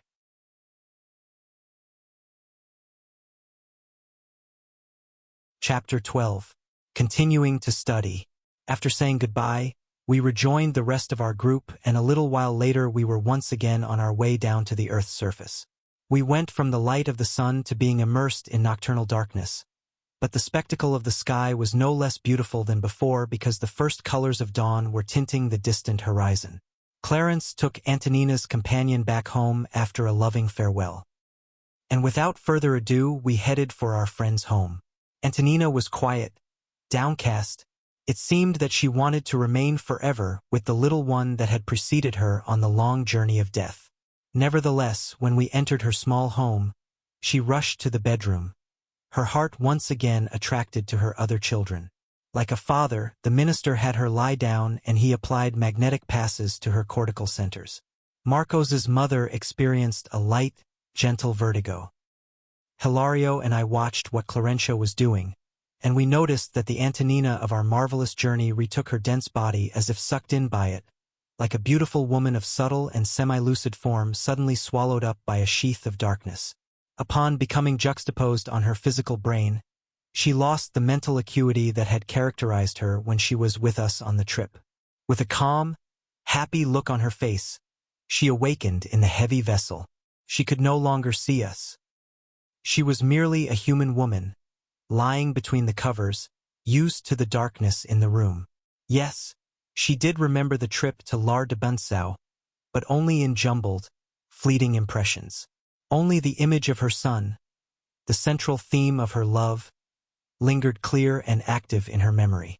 Our presence and all the other details of the sublime flight came to her memory as ghost-like incidents to become lost in the dark folds of her imagination. Like someone selecting precious gems, the comforted mother anxiously searched the archives of her mind for everything her blessed son had said to her, trying to retain it in the coffer of her heart. Consequently, in just a few minutes Clarêncio's invaluable remarks no longer remained in the memory of her soul. Antonina got up and turned on the light. We heard her think to herself, "Oh God, what joy! I saw him perfectly. I want to keep the memory of that divine dream." Marcos, Marcos, how I miss you, my son." The minister approached her, caressed her brow, as if enveloping it in calming fluids, and the sweet woman turned the light back off. Enfolding the child lying beside her, she went back to sleep. "Our friend cannot hold on to the memory of what occurred," stated Clarêncio. "Why not?" asked Hilario. "Very few spirits are capable of living on earth with the visions of life eternal. They need the environment of inner twilight. A full memory of what occurred would result in a fatal longing." "That's really too bad." But the minister patiently explained, "Each stage in life is characterized by special purposes. Honey may be tasty nectar for the child, but it mustn't be given indiscriminately. Too much and it becomes a laxative. While we are in the earthly envelope, we cannot stay in contact with the spirit realm too long, or our soul will lose interest in struggling worthily till the end of the body. Antonina will recall our trip, but only vaguely, like someone who brings a beautiful but blurry picture to the living arena of the soul. But she will remember her son more vividly, enough for her to feel reassured and convinced that Marcos is waiting for her in the greater life. Such certainty will be sweet nourishment for her heart." Silence reigned within the room once again, but Clarêncio broke it almost immediately by asking us to assist the elderly man. He was asleep in an old chair. "He's asleep?" asked Hilario, who was newer than I to life in the beyond. "Yes," confirmed the instructor, benevolently. "In this phase of his life, Leonardo is subject to all the phenomena of common life. Thus, he cannot do without rest to recoup himself." We examined him more closely. It was obvious that the old man had a spirit envelope like ours, according to the organogenetic principles that govern the makeup of the spirit body. However, it was very heavy and dense, as if it still wore the tunic of the flesh. I left Hilario to the itching of his curiosity, which at other times I found rather annoying. After studying the old man's unpleasant appearance, my colleague asked about the cause of such obscuration. The minister explained solicitously, "According to the Spiritist definition, the psychosoma or perispirit is not exactly the same in all of us, just as there are no two physical bodies that are exactly the same. Each person lives within a different cellular vehicle, in spite of similar parts imposed by the law of forms. Within the sphere of dense matter, the incarnate soul experiences the effects of what it has inherited from its parents. Nevertheless, in essence, the law of inheritance functions invariably for the individual with regard to him or herself. We retain only what is exclusively ours or that which we seek. We are reborn amongst those that are attuned to our way of being. Alcoholics do not get their habit from their parents. As usual, they themselves handed themselves over to the vice of alcohol before reincarnating. And there are discarnate alcoholics that link themselves to incarnate alcoholics, whom they use as instruments for feeding their vice." Imprinting a grave tone on his voice, he added, "Heredity is guided by spiritual principles. If children find the parents they need, parents, in turn, receive what they are looking for in their children." I suddenly recalled some of the great geniuses of humanity, who produced monstrous or mediocre children. Reading my thoughts, Clarêncio remarked, "Regarding the arena of the great virtues, parents sometimes use reconstructive compassion for endeavors of sacrifice. There are admirable men and women who, bearing superior qualities in their souls, willingly seek out friendships from the distant past in order to make heroic attempts at assistance and readjustment." And smiling, he added, "Within the blood-related or human family, we get what we look for. Those who have already settled their accounts with justice can entrust themselves to the sublime deeds of love." Clarêncio contemplated the elderly man and continued the lesson, more particularly for Hilario. "Our spirit body lives in conformance with the life of our mind. Our friend here has yielded too much to the inner creations of boredom, hatred, disenchantment, and affliction, and has thus condensed such energies within himself, coagulating them in his vehicle of manifestation. Hence his dark, pasty appearance. Our deeds stay with us. We are heirs of ourselves. But what if our brother here were to find some kind of work to do? What if, after death, he tried to conjugate the verb to serve?" asked my colleague, concerned. "Ah, Of course, work renews any mental state. By generating new motives for growth and new means of assistance, work builds other roads that really do act as a means for liberation. Consequently, the Lord's constant call to action and fraternity is daily extended to us 1,000 different ways. However, if we do not devote ourselves to work while in our earthly garb, it is harder for us to overcome mental obstacles, because the indolence we bring from the world is a crystallizing toxin for ideas, sometimes fixating them for an indefinite length of time. If we want to possess a subtilized psychosoma that is capable of retaining the light of our highest ideals, it is crucial to decondense it through the incessant sublimation of our mind, which will thus have to remain focused on its untiring effort for the good. It is toward that end that the Heavenly Father grants us suffering, struggle, trials, and pain, the only reparative elements capable of producing the necessary readjustment when we get out of line with the law. Outside, the morning birds announced a new day. The tenuous light of the morning entered the room. Clarêncio said that, in order to assist the deranged man, we could not do so without analyzing his mind, and because it would perhaps require the cooperation of incarnate spirits, who should not be bothered during the day, the minister invited us to leave. The work of assistance was set for that night.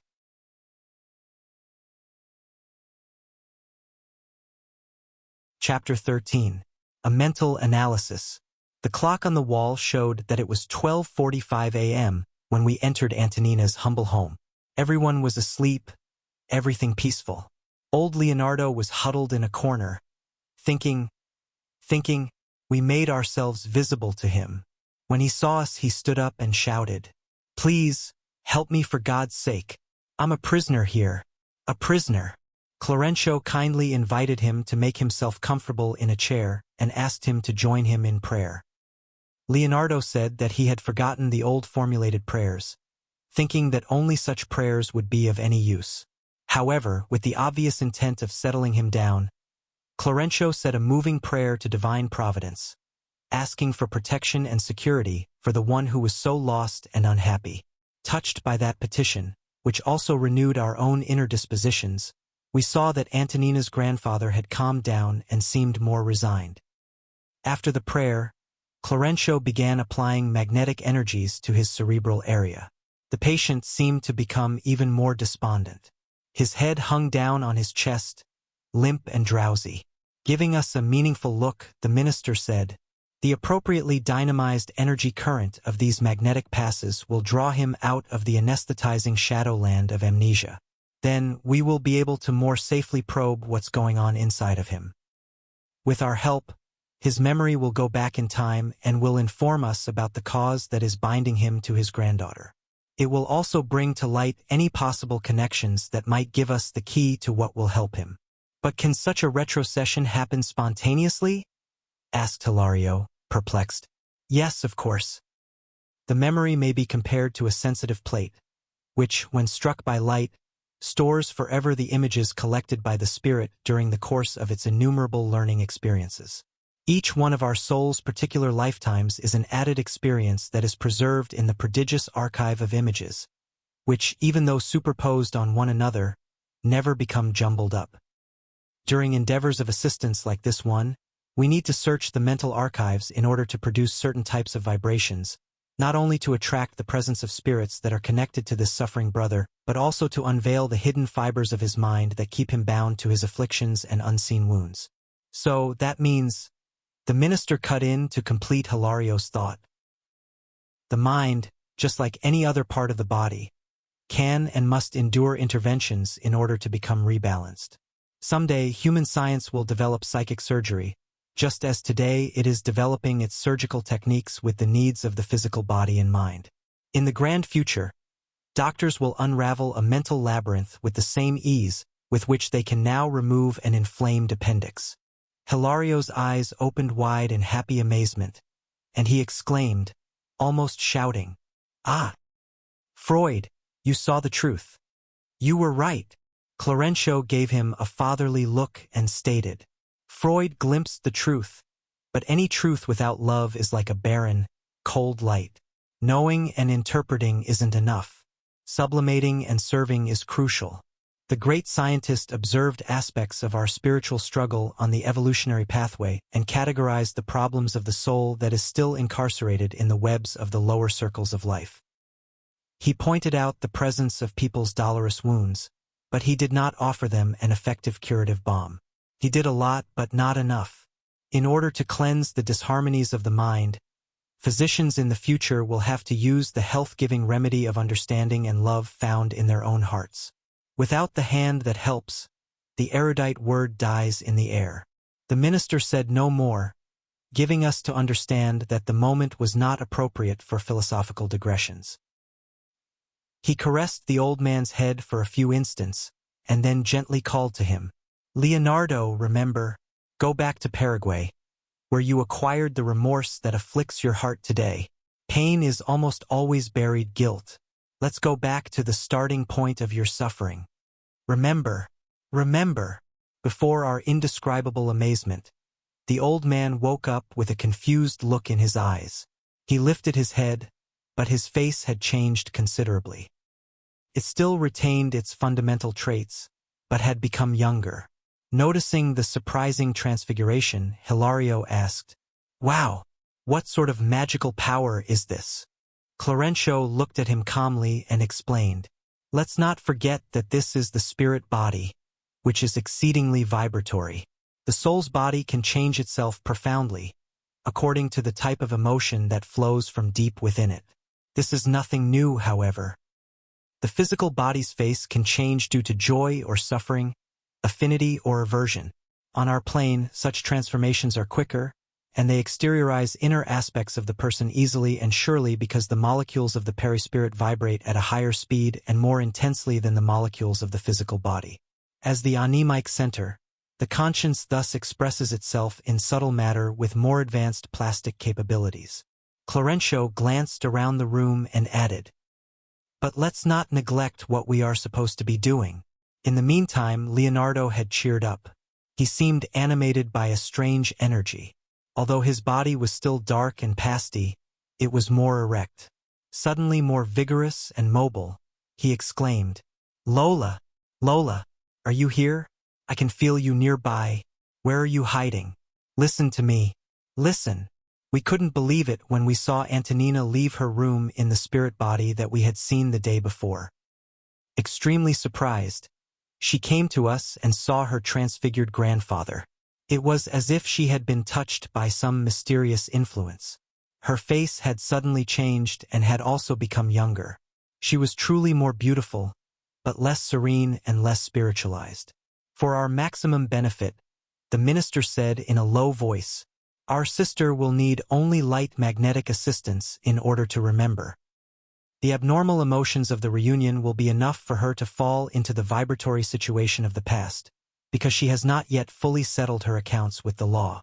In awe, Antonina got down on her knees in front of the old man who had become young again due to Clarêncio's passes, and cried, "Leonardo, Leonardo." However, radiating unspeakable hate and affliction in his look, he shouted, "Finally! Finally!"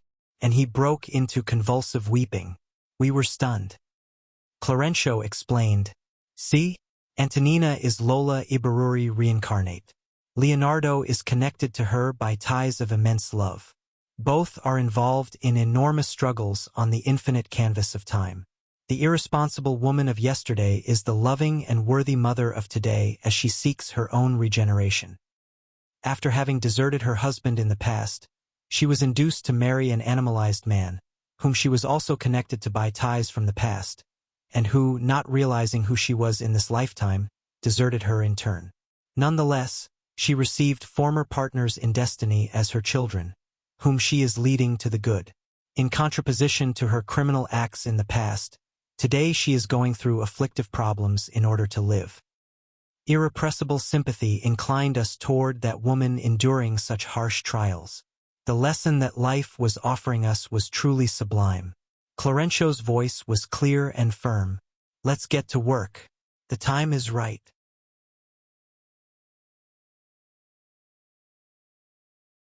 Chapter 14. An Understanding. A changed Antonina rubbed her eyes as if she didn't want to believe what she was seeing. But resigning herself to the evidence, she continued, "Have mercy on me. Have mercy." "Lola, where did you come from?" asked Leonardo. "Please, don't make me remember." "Don't make you remember?"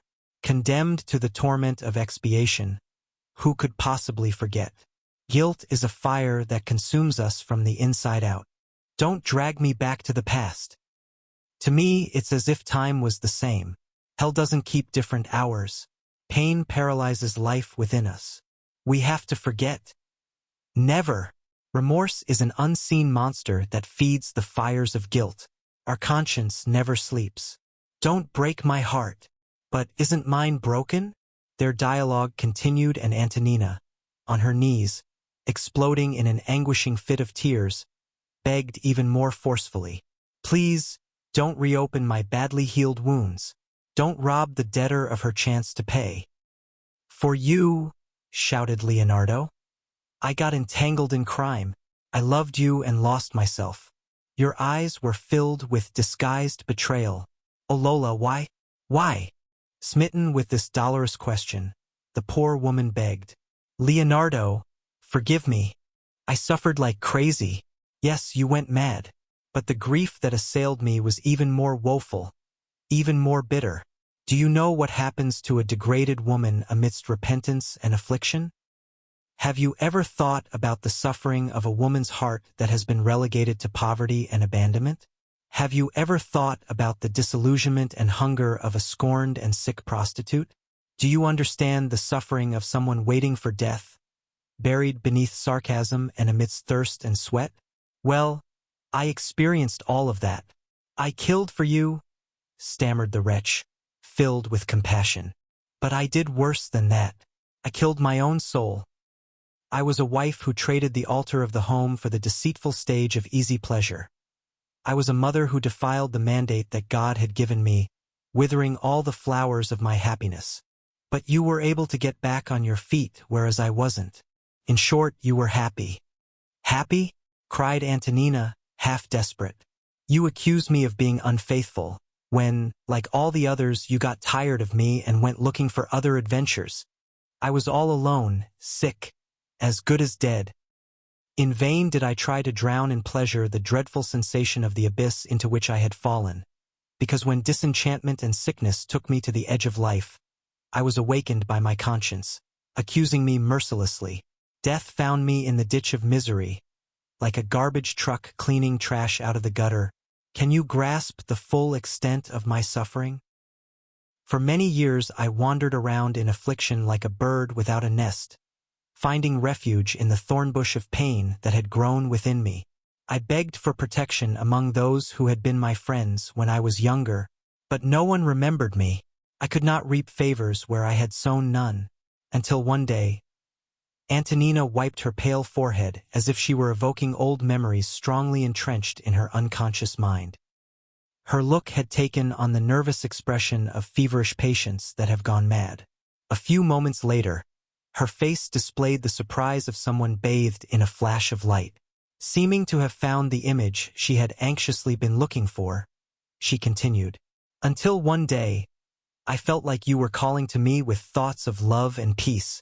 You were recalling a few commendable traits of our life together, the parties we sponsored for wounded combatants, pulling rare happy memories from our past. Your divagations fell over me like a refreshing balm. Relieved, I cried myself to sleep in your home next to the family that you had the fortune of building." Antonina stopped, as if she couldn't remember any more. It was clear she had run up against insurmountable inner barriers. She seemed tormented by the mnemonic incapacity that had suddenly assailed her. However, Clarêncio caressed her head, magnetically helping her recover her energies. "I don't know how," cried Leonardo. "I don't know how. Ever since my mind has been filled by him, I haven't been able to coordinate my thoughts. Yes, of course I'm guilty. You're right. You could have received my help. I shouldn't have thought of you as being just a woman." "Calmer now," Antonina begged sadly. "Now that you know what I went through, forgive me. I have no other desire than to be renewed. I have suffered so much. I've had to learn the hard way. I ask for the protection of divine goodness for all those who have not understood me, and I sincerely want to forget others' offenses against me, just as I hope others will forget my offenses against them. Don't drag me back into the past. Have mercy on me. We were startled to see that Leonardo and Antonina, under Clarêncio's paternal control, were held in the vibratory position into which they had suddenly fallen. Why didn't they remember they were related by family bonds? Perceiving our question, Clarêncio explained. Both are stuck in a certain moment of the past, in an encounter elicited by magnetic influence. When such resources are utilized by our plane in the health-giving treatment of the diseases of the soul, certain memory centers are reactivated while others are numbed. The sensations of the present give way to the sensations of the past for the effect of readjustment in the future. The phenomenon is only temporary, however. Shortly, they will return to normal consciousness, made better for the good struggle. His explanation could not have been more satisfactory or simpler. The minister continued assisting Antonina, controlling how far back she could go. As if his initial impetus of desperation had cooled, Leonardo answered her appeals. Now he was looking at her almost piteously, but rather than harboring any positive sentiments of a higher order, he sent forth a new wave of anger from within, turning his face red. Clenching his fists, he shouted insanely, "Oh yes, I understand you. You really were unhappy. But why do I carry his ghost around with me? Has he turned himself into some sort of intangible demon to destroy my life? Are we hooked to each other in hell without realizing it? Am I living inside of him while he is living inside of me? Why aren't I allowed true repose? If I try to sleep, he wakes me up. If I try to forget about him, he grows even larger in my thoughts." Crazed, Pires raised his clenched fists, took a few steps and shouted, "Estevez, man or devil, wherever you are, inside or outside of me, show yourself. I'm ready for you. Let's settle our differences. Victim or tormentor, show yourself. May my thoughts find you and bring you here. May the forces of our destiny finally bring us together, face to face." A few moments passed, when we were startled by the entrance of a new character into the room. It was a man about 35 years old, also outside his physical vessel. He cast a haggard look around the room, giving us the impression that he couldn't see us. Out of breath and perturbed as if he had come there against his will, he was stunned and troubled as he recognized Leonardo and Antonina. Clarêncio informed us, "Because of Leonardo's invocation, Estevez, partially liberated by sleep, has answered the challenge. Nighttime repose favors such encounters because the magnetic attraction is stronger when the physical body needs to recover." We noticed that the three protagonists were suddenly hypnotized by dark, desperate vibrations. Leonardo, however, jumped back and shouted, "Now! Yes, now! You've come! I can see you outside my head. I can see you as you really are. Let's settle our score. Tear me away from among the living or I'll do it to you. Mercy! Mercy!" begged Antonina. Pires, however, didn't seem to hear her as Estevez eyed him with obvious disgust. Half terrified and on his guard, assailed by his own memories, Estevez answered aggressively, "I know who you are and I hate you. Murderer! Murderer!" There is no doubt they would have gone at each other like animals if Clarêncio hadn't interfered to quickly immobilize them. At his touch, Estevez saw us. Startled, he settled down. Clarêncio entrusted him to our care. Then, he addressed Leonardo in a firm voice. "My friend, wipe out the crime from your mind. You are tired, sick. You're about to receive the treatment you need." In a flash, he left and returned with two friends from our plane. They took the semi-conscious Leonardo to a sanctuary of readjustment, where he would receive our assistance later on. Next, Clarêncio settled Estevez into a chair and told him to wait right there. Frightened, our new friend obeyed automatically.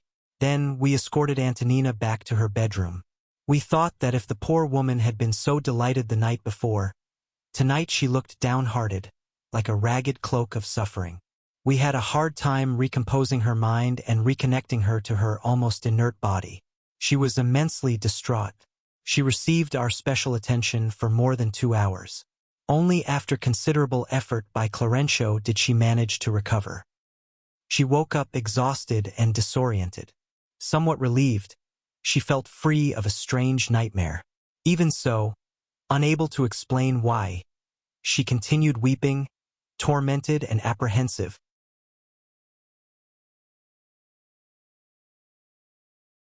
Chapter 15. More than just a dream. Turning to Estevez, Clarêncio offered him a friendly embrace, but the young man burst out in supplication. "Don't touch me. Let go. I'm the victim here." The minister abstained from continuing his show of sympathy.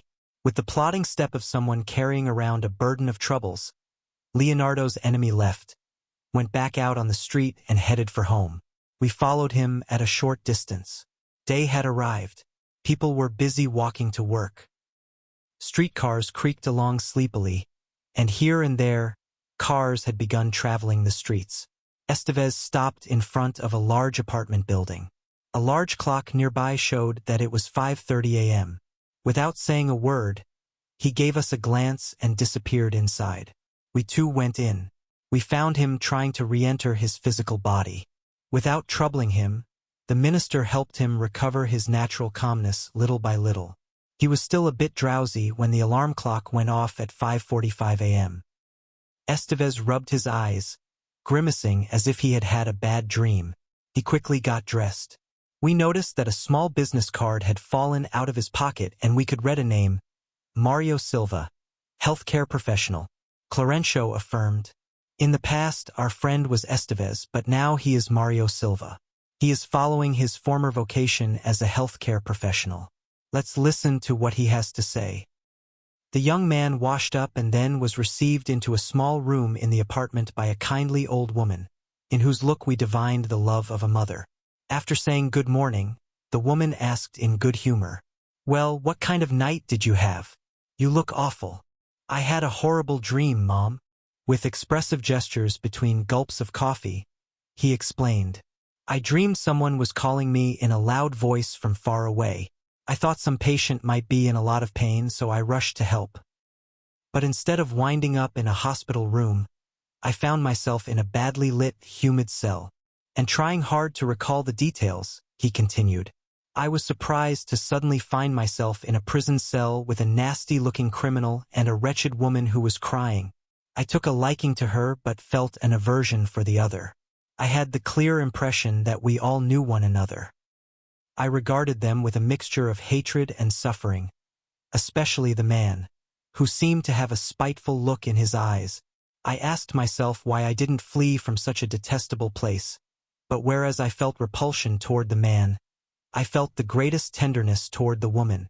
As strange as it may seem, I wanted to assault him and embrace her at the same time. I didn't know what was going to happen when the criminal advanced toward me with the obvious intent to do me in, but the woman was prepared to defend me.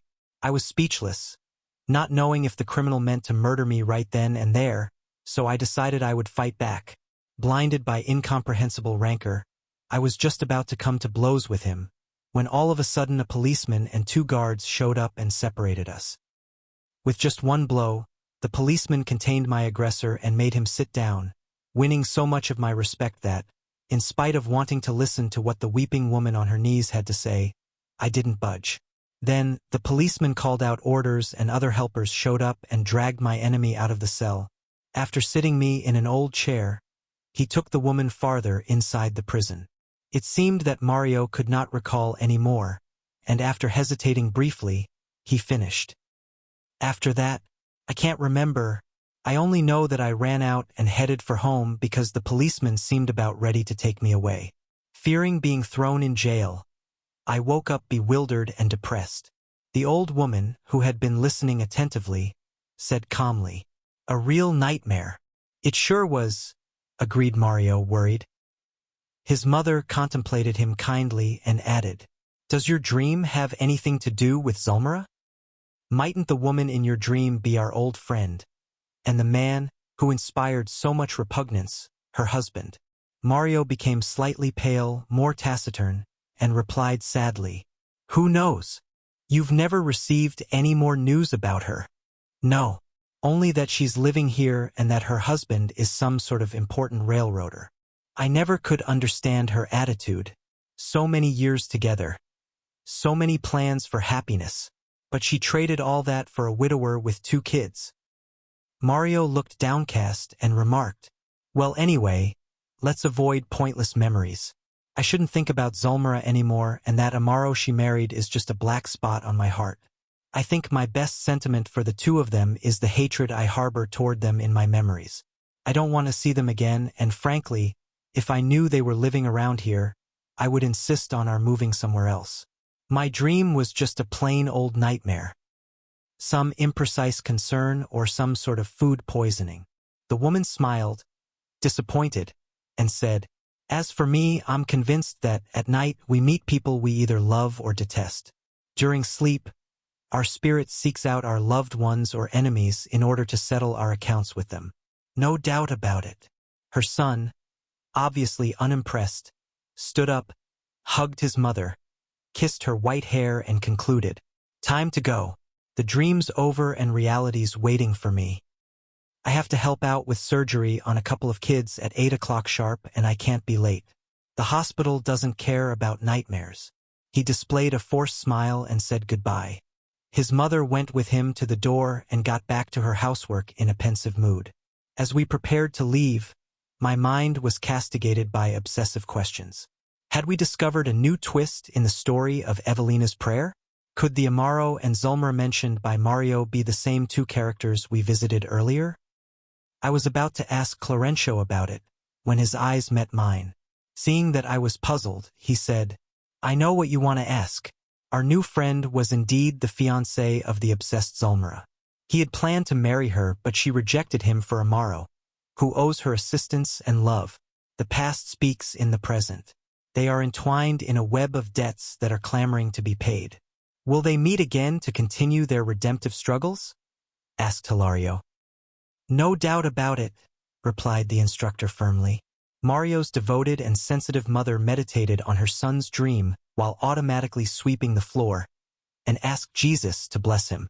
We made note of the thoughts in her worried mind. She knew what it had cost her son to give up the woman he had chosen. She knew his enigmatic temperament and dreaded seeing him tormented and defeated. Her silent prayer rose from her head like a fine jet of light. Clarêncio approached and transmitted calming energies that soothed her heart. Then he introduced her. "Sister Minervina here is an old acquaintance. She has been blessed with 6 children, whom she has raised admirably. A selfless heart, a soul rich in faith." He embraced her warmly and we left.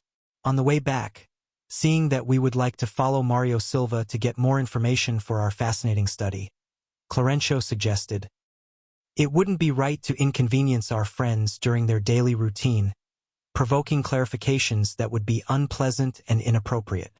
We'll wait till tonight, because while the physical body is recuperating, the soul invariably seeks the place or object that attracts the heart." We agreed. We would wait for nightfall when we would continue our experience.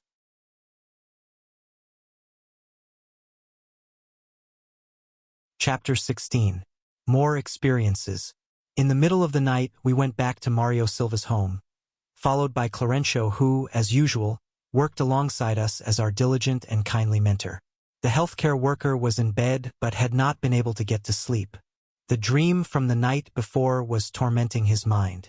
Mulling over the impressions of the day, he asked himself, could that really be Amaro, my rival, who had resurfaced in the form of a criminal? And that weeping and overwhelmed woman? Could she really be Zulmira, my childhood friend, still troubling my memories? What could be the reason for us all meeting again? He was trying to completely avoid the memories of his youth, which is why he did not believe the cause of the strange nightmare lay within himself. He was convinced that someone had clearly called to him with words that he had to listen to. Could it be Zulmira in trouble? If so, could it be that she had remembered him? If his conjectures were correct, would he have the right to approach her again? He did not think that was possible. The scourge of wounded pride was still bleeding in his heart. It wouldn't be right to rush to her aid, even under the pretext of wanting to help her. He had only gotten a glimpse of her husband, but that was enough to detest him with all the stores of hatred possible. Even though she used to be dear to him, if she did ask for his assistance, he would have to turn a deaf ear. Disturbing hypotheses and unanswerable questions assailed his apprehensive, rancor-filled mind. His former aversion toward his rival prevailed, controlling him. But what if he could re-enter the previous night's dream in order to find a solution? The figure of Amaro grew large in his mental field. He continued with his thoughts. If souls really could meet one another again outside the body, I actually could see my enemy and get revenge. If I really had been invoked in a dream, then I myself ought to be able to do the same. I could summon Zulmira's dastardly husband to come and explain himself. I could concentrate my power of thought on him. I could find out where he is. Clarêncio contemplated him with pity. Taking advantage of the time to teach us something useful, he remarked, "Passion is always blinding. Our mental life is our true life. Thus, when passion has its hold on us, we see nothing and feel nothing but our own troubles." He began applying soothing passes to Mario as he tossed and turned in bed.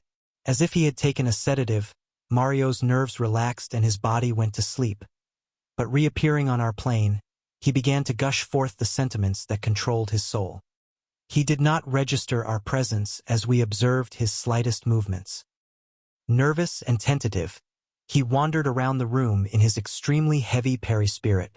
Little by little, his eyes took on a haggard look, giving us the idea of someone possessed of terrible inner afflictions. The instructor noticed our silent amazement and explained, "As was the case with our friend Leonardo, Mario is suffering from an anguishing fixation complex. Even though his particular case has been somewhat softened by the struggles of the flesh, which are sometimes a blessed diversion, he has not managed to dilute the obsessing memory of his old enemy. Bitterness is his troubling mental wound. As long as he is distracted by his day-to-day business, he is somewhat shielded from the hidden torment he bears within himself, but now that he finds himself all alone in spirit, he has yielded to the hatred that has coagulated in his heart for so long. Let's watch him." Mario went out on the street like a madman. As he inhaled the refreshing air of the night, he seemed suddenly reinvigorated and began shouting in a shrill voice, "Amaro, you thief! Amaro, you usurper! Show yourself. If you have any dignity at all, face my vengeance. I'm not afraid of you. What have you done with the woman I love? Answer me. Answer me." Mario Silva walked aimlessly as if half drunk, spouting off vehemently. We had followed him several blocks, when someone appeared unexpectedly before him right there on the street. Responding to his impulse like iron attracted to a magnet, Amaro, in his subtle body, had answered the strange call of his enemy, partially disengaged from his own body. They confronted each other haughtily at first, but then, with the manners of a gentleman, Amaro took a few steps back, showing that he wanted to avoid any conflict or trouble. Mario, however, shouted disconcertingly, "Don't be a coward, you thief. Stay right where you are. We have accounts to settle." But Amaro immediately turned and left. Without losing his impetus, his adversary followed him unrelentingly, holding to his dark purpose of aggression. We accompanied them block after block until we reached Amaro's home, where the railroader decided on a peaceful confrontation. Showing that he wanted to defend the peace of his home, Amaro was waiting at the door for Mario. "So," shouted Silva in exasperation, "this is the serpent's nest." Shaking his fists at his humble rival, he continued, "You shall pay dearly for your intrusion. You wretch, what have you done with the woman that was my happiness and my life? You shattered my dreams. You destroyed my ideals. Look at what you've done to me. I'm just a work machine with no faith, no hope. I didn't know, alleged Amaro in distress. "I never meant to hurt you. Liar. How can you pretend you don't know what I'm talking about? Where's Zulmira? Do I have to kill you to set her free?" Faced by the other's composure, he asked, "Don't you recognize me?" "Of course I do. You're Mario Silva, a person to whom I owe consideration and respect." "Consideration and respect?" What impudent pretense! How can you say that, after stealing my bride by deceiving her with lying promises? I only found out about your old love for her after I was already married. But if I had known about the two of you, I would have given her up for you. I'd really like to be of service to you, but now… Liar! I don't believe you. You're just a wolf in sheep's clothing. You stole my only possibility for happiness. My only happiness. Amaro looked at him sadly and asked, "Do you think I'm happy? Do you think marriage is just for satisfying the lower passions? Do you think a married man should regard his wife as a mere slave? I love Zulmira as a companion and sister whom I must protect. Neither of us is in a marriage that could be called a bed of roses, where contented desire is like a flower that dies after one day. We have suffered a lot, Mario. You know that this is my second marriage. For that reason alone, Zulmira couldn't find in me the perfect happiness that she had the right to hope for. Our relationship began with a series of maladjustments that culminated with the death of my younger child in a terrible disaster. Ever since then, our home has been a thorn bush of suffering. My wife has fallen seriously ill, and I myself have been troubled and failing. Can you grasp the misfortune of a father who, mortally wounded, weeps without tears? If I owe a debt to divine providence, you can rest assured that I have suffered much to pay it off. For me, death would be a liberating blessing. As you can see, I'm in no shape to accept your challenge. I'm torn, more than just torn. I'm beaten.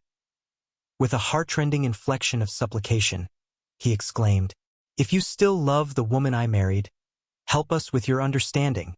If I've unknowingly done you wrong in any way, forgive me, because the anguish of my life has condemned me to dreadful moral trials." To our amazement, Mario Silva replied with a scandalous burst of laughter. "Forgive you? Never. From the tone of what you've just told me, I can see that justice has begun to be served. Even so, I shall hasten it with my own two hands. My vengeance is sure. My hatred is unquenchable." Amaro didn't respond. He bowed his head in fervent prayer. Gentle radiations of emerald green light came from his brow. His unspoken plea for help reached our spirits like warm, harmonious waves of humility and trust. Silva could not sense any of it and continued shouting, "Why don't you say something, you coward? Speak, speak. Explain yourself. Do something. You've managed to control Zulmira, but you won't budge me 1 inch. Criminals like you don't deserve pity." At this point, Clarêncio said, "Let's answer Amaro's prayer with fraternal assistance." Gripped by sympathy and emotion, we did not hesitate to agree.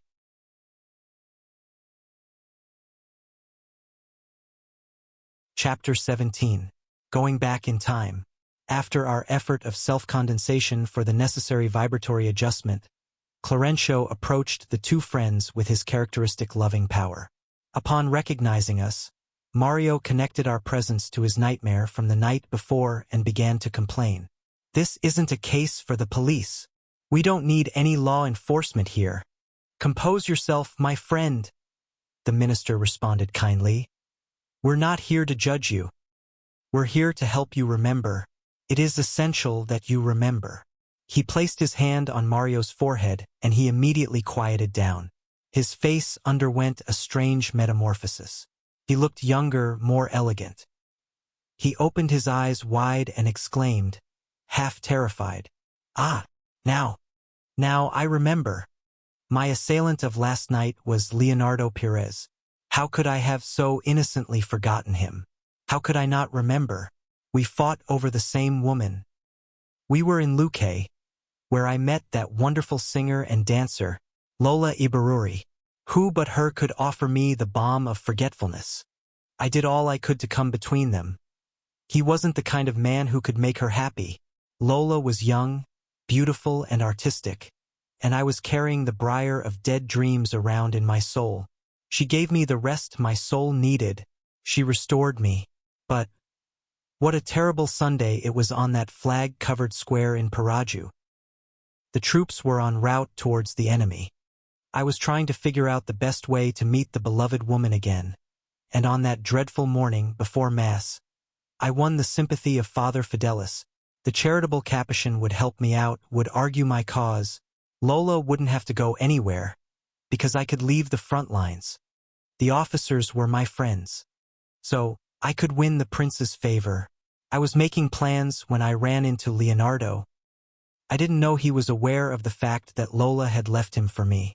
I wanted to please him, so I accepted his company. Our tasty meal called for wine to go with it, and Pires laced mine with poison. Ah, that thief! That thief! Mario raised his hands to his throat, as if in great pain, and fell screaming helplessly to the floor. The minister patiently administered soothing magnetic passes, and he stood up, bewildered. Amaro, who also looked bewildered, had been watching the scene with obvious affliction. Clarêncio helped Mario up and asked, trying to get him to remember, "Why were you so crazed in your love for the singer? Why didn't you heed the warnings of your conscience? It was surely asking you not to incite the hatred of someone who could kill your physical body." Looking like a madman, Mario let out an unsettling laugh and shouted, "Why did I love Lola Ibaruri? Why didn't I have any scruples about wresting her from her companion's arms?" Clarêncio stroked Mario's head with the obvious intention of reviving his memory. "Ah, yes," continued Mario, alarmed. "I was irredeemably disillusioned when I left Asunción." With a vacant look as if surprised by the distant past in the recesses of the night, he continued, "I had built my house on the outskirts of the lovely Paraguayan capital, and I was happy. Lina was the treasure of my heart. My friend and wife, my hope and reason for being. She was the descendant of one of the families of Mato Grosso that had been imprisoned by the enemy during the invasion of December of 1864. When I met her, she didn't have any family of her own anymore, but had been adopted by a respectable family as their beloved daughter. Ah, when I looked into those bright, sweet eyes, I felt transported into heaven. She was everything that my youthful heart idealized. In her I found divine newness every day, and in spite of the vicissitudes of the war, we were immersed in the rosy current of the most beautiful of dreams. The Marquis of Caxias himself met her and encouraged us to get married. Thus, in January of 1869, during a truce, a priest consecrated our marriage. Councillor Paranjos promised to help us as soon as we returned to Brazil, so that our marriage could be duly celebrated. We were living in peace like two birds together in the same nest, when I had the misfortune of bringing home two colleagues from work, Armando and Julio, but were they friends or foes? I only knew that they and Lina soon became close. Using the excuse that they needed relief from the hardships of the campaign, the two began spending all their free time with us. My soul was at peace in sincere trust, until one day, the expression on his face changed suddenly with a grimace of bitterness. His voice took on a doleful tone as he continued, "Until one day I found Lina and Julio in each other's arms as if the marriage thalamus belonged to them." He shot us a dreadful, burning look and added, "Do you have any idea of the pain of a man who finds himself irreparably deceived by the woman who is his life-saver? Can you grasp the fire that burns in the flagellated mind of someone who, in 1 minute, sees the hopes of an entire life dashed to pieces? All is darkness for someone who bears the burning cinders of dead dreams." I couldn't believe my eyes, so I confronted her, but Lina met me with a look of the coldest scorn. She said she could never love me except as a sister who is compassionate toward a friend in need, whom she had married merely to avoid the insecurity she felt in a foreign land. She told me to get out. Shamefaced, I invoked the protection of my higher-ranking friends and fled Asunción. But I was now a different man. The sureness of character that I had cultivated with so much determination had been shaken to the core. I got addicted to drinking and gambling. From a responsible soldier, I descended to the condition of a wretched ne'er-do-well. That was when I met Lola and Leonardo, and I didn't hesitate to ruin their happiness. It isn't easy to show respect to others when others do not respect us. Making use of a spontaneous pause, Clarêncio asked, "Didn't you ever receive any news about your wife?" Mario Silva, led back to the personality of Estevez by means of magnetic influence, smiled sarcastically and replied, Lena, whom I had begun to hate, was exceedingly cruel. 3 months passed and I was filled with awful grief. I wasn't far from Asuncion when I found out that Julio had also been dumped by her. He came home one day and found her in the arms of Armando, the other friend who had seemed worthy of our fraternal esteem. Less strong than I was, Julio forgot what he had done to me weeks before, and blinded by all-consuming love, swallowed a large dose of poison. Because he received help just in time in the barracks, he managed to survive, but unable to endure the damage done to his body by the poison. He got drunk a few days later and threw himself into the Paraguay River, finally doing himself in. I didn't hear anything else after that. Death was waiting for me in Paraju. Fate had mercilessly set me in its sights. Mario grimaced unpleasantly and added, I am a fount of bile. I can't change. Can there be peace without justice, or justice without vengeance? Clarêncio replied in a calming voice, We have to let go of evil, my friend. Without the forgiveness urged by Christ, we are travelers lost in the dark entanglement of ourselves. Without love in our heart, we have no eyes for the light. Silva was about to respond, but Amaro made a slight movement and appeared to have been remarkably renewed. His spirit body seemed to have gone back in time. It was lighter and more agile, and his face looked younger. He tried to approach Mario in a natural gesture of cordiality, but when Mario saw his metamorphosed face, he shouted amid hatred and anguish, Armando! Armando! So it's you? The Amaro that I detest today is the Armando of yesterday? Where am I? Have I gone crazy? Clarêncio quickly and cautiously explained to us, It didn't take much effort for me to enable Amaro's memory to return to the past. Reparative suffering has conferred new resources on his mind and sensibility. All I had to do was touch him lightly for him to take advantage of Mario's account in order to recoup the memories of the time we are concerned with. Zulmira's husband held out his hand as a friend to his enemy, who stared at him in astonishment. But stepping back suddenly like a wounded animal, Mario shouted in despair, No, no, don't touch me. Don't provoke me. Don't provoke me. The minister got between them and said, Now let's just calm down. Let's show some respect toward each other. And addressing Mario in particular, he stated flatly, It's our friend's turn now. You've had your say about the past. It's imperative for Amaro to talk now. In any situation, justice must evaluate all the parties in interest. Restrained by the moral strength of the warning, Mario remained quiet, and we turned to listen to the railroad worker, who had made himself more agreeable by the look of calm on his face.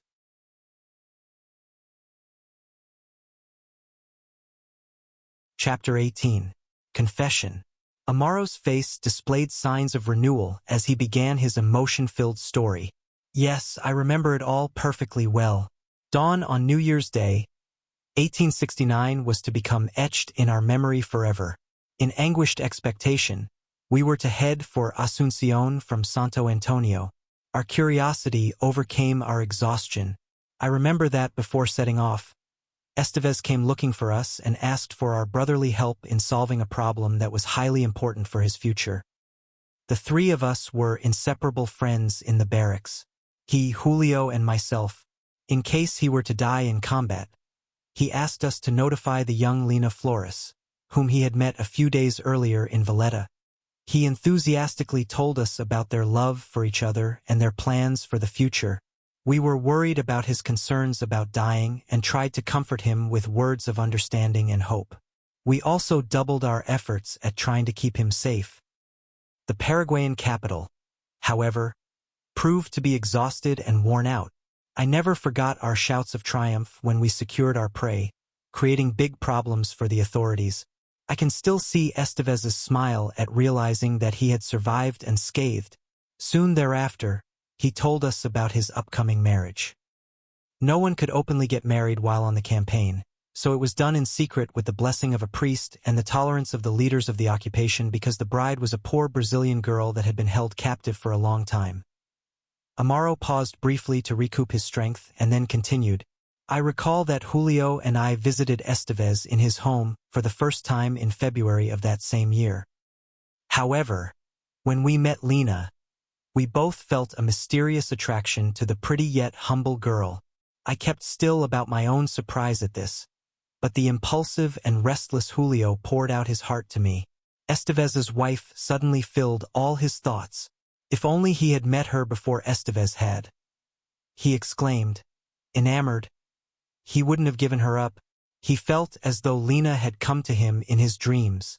He confided this to me on several occasions, touching my innermost fibers. Noticing the state of Julio's soul and acknowledging Estevez's rights regarding his wife, I quashed my own feelings and tried to forget about her. Julio's passion was too strong for him to accept the situation, however. He would make advances on the young bride and cover her with kindnesses, and maybe, who knows, due to the uncertainties of war and her immature sense of responsibility regarding her marriage, Lena yielded to Julio's attention. I remember the day when the disconsolate Estevez came looking for me and told me about the blow he had just received. He wept inconsolably on my shoulder. He wanted to die to do himself in. I convinced him that any violence would be inopportune, however, since he was a well-regarded medic who was a ward of Councillor Silva Paranjos, our ambassador to the Republics of Prata, it wouldn't be hard for him to leave Asuncion, and that's what he did. He first headed downstream toward Valletta, where he had met his wife. Some ailing comrades had remained behind there, and he could be of assistance to them. I heard nothing more about him except that he had died mysteriously in Paraju.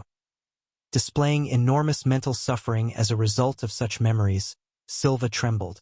Taking advantage of another pause, he shouted in agony, "And your part in my misfortune? Who could ever convince me that you yourself weren't in cahoots with Julio to destroy my happiness? Cowards!" Clarêncio kindly quieted the enraged healthcare worker, telling him to hear the story to its end. Amaro had not lost his composure. He acknowledged his adversary's vehement rebuke, smiled sadly, and continued, "Yes, my confession must be precise and complete. Knowing that Lena and Julio had settled down together, I tried to keep my distance. I was afraid for myself. But Lena had perceived my unexpressed inclinations. She shot me looks that awakened in me both joy and pain at the same time. I wanted to approach her and run from her. At first I simply tried to avoid her. But the Marquis of Caxias's departure left the troops with a lot of free time on their hands. Perhaps at Lena's urging, Julio encouraged me to frequent their home. Fun-filled gambling and flavorful tea brought the three of us together night after night. I dreaded the feelings the girl was awakening in my heart, not only because I shouldn't upset their domestic harmony, but also because I myself had a fiancé in Brazil. Thus, I tried to isolate myself again. Due to Lena's advances, I decided to hide myself more intensely in my work, and I managed to get appointed to serve in the night watch at Resquin Palace, where the occupation was handling all the matters and documents of interest to our country. But she wouldn't give up. One night, she came looking for me disguised as one of the townspeople. When we were alone, she confessed. She said she was tormented, afflicted. She had felt loved by Estevez and found herself now ardently desired by Julio, but she hadn't been able to be happy with either one of them and wound up hating both. Amaro paused at length and then continued, "Who can explain the enigmas of the human heart? Who has enough vision to surmise the ways of the soul?" Unable to control myself, I committed the wrong of assuming a spiritual debt that I shouldn't have assumed. Lena grabbed a hold of my affection with the strength of ivy on a defenseless building, and so it was that, on a certain morning in May, my friend found the two of us together. Heartbroken, Julio swallowed a large amount of poison but was saved in time. His medical treatments in the barracks didn't work. He began to suffer from pain in his throat and esophagus, and unable to endure such a physical and moral trial, he threw himself into the Paraguay River, thinking he could find peace in death. I felt deeply regretful, lost the affection that had kept me bound to the woman who had both attracted us and had made us wretched, and fled from her. I joined the troops that were fighting the remaining soldiers of Solano Lopez in Cordillera. I promised her I would return, But when the fighting ended, I went back to Brazil via other roads and resolved never to see her again. Even more emotional, Amaro wiped his forehead and continued after a brief pause. 10 years went quickly by. I was back in Rio. I was married and happy. One night it was raining hard. My wife and I were returning from the theater, when our out-of-control coach ran over a poor drunken woman in the street. The driver managed to stop the horses and I got down to help her. While my wife continued on her way home, I took the woman to a hospital for immediate help. Some guards and other people helped, but as she lay in bed with a ruptured stomach, bleeding profusely, I was shocked to see that it was Lena Flores. She fought against death for 2 days. The wretch recognized me and told me about the misfortunes she had undergone alone in Paraguay. She said she had come to Rio looking for me and touched me with her story of the anguishing drama in which she lived as she sought to recover the happiness she had lost forever. She died in rebelliousness and suffering, cursing the world and everything in it. Amaro had finished. Stupefied, Mario Silva stared at him amid despair and loathing. It was clear that Amaro was struggling in vain to recall more. Clarêncio, however, caressed his forehead, enveloping him in renewing magnetic energies, and asked, "Where did you finally meet up with her again?" Amaro smiled and replied, "Ah, yes. I found her again in the spirit world.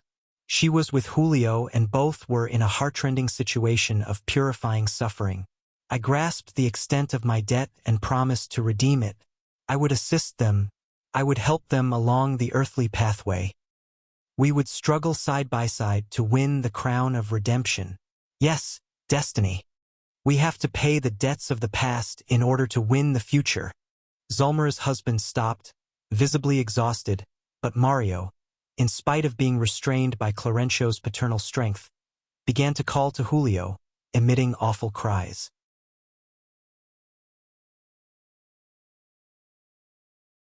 Chapter 19. Pain and Surprise. "Julio! Julio! Show yourself, you coward!" screamed Mario Silva as if possessed.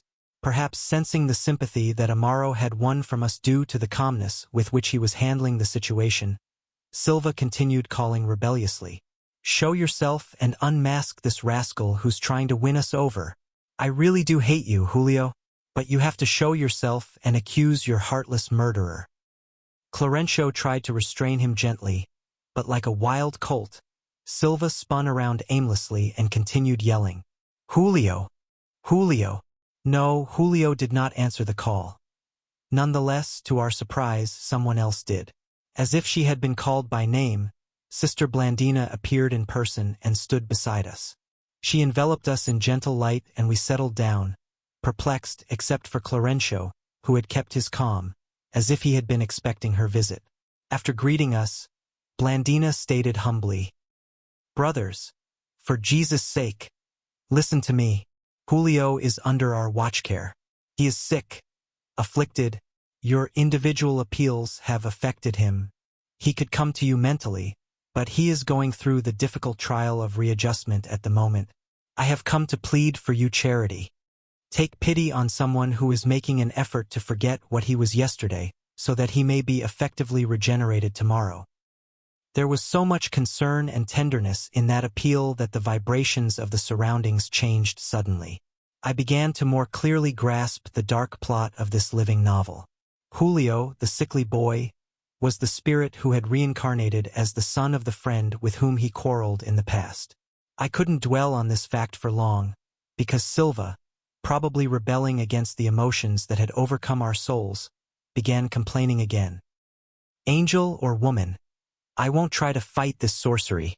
I won't fight it, but I have to throw this thief into the abyss because of his preposterous lies.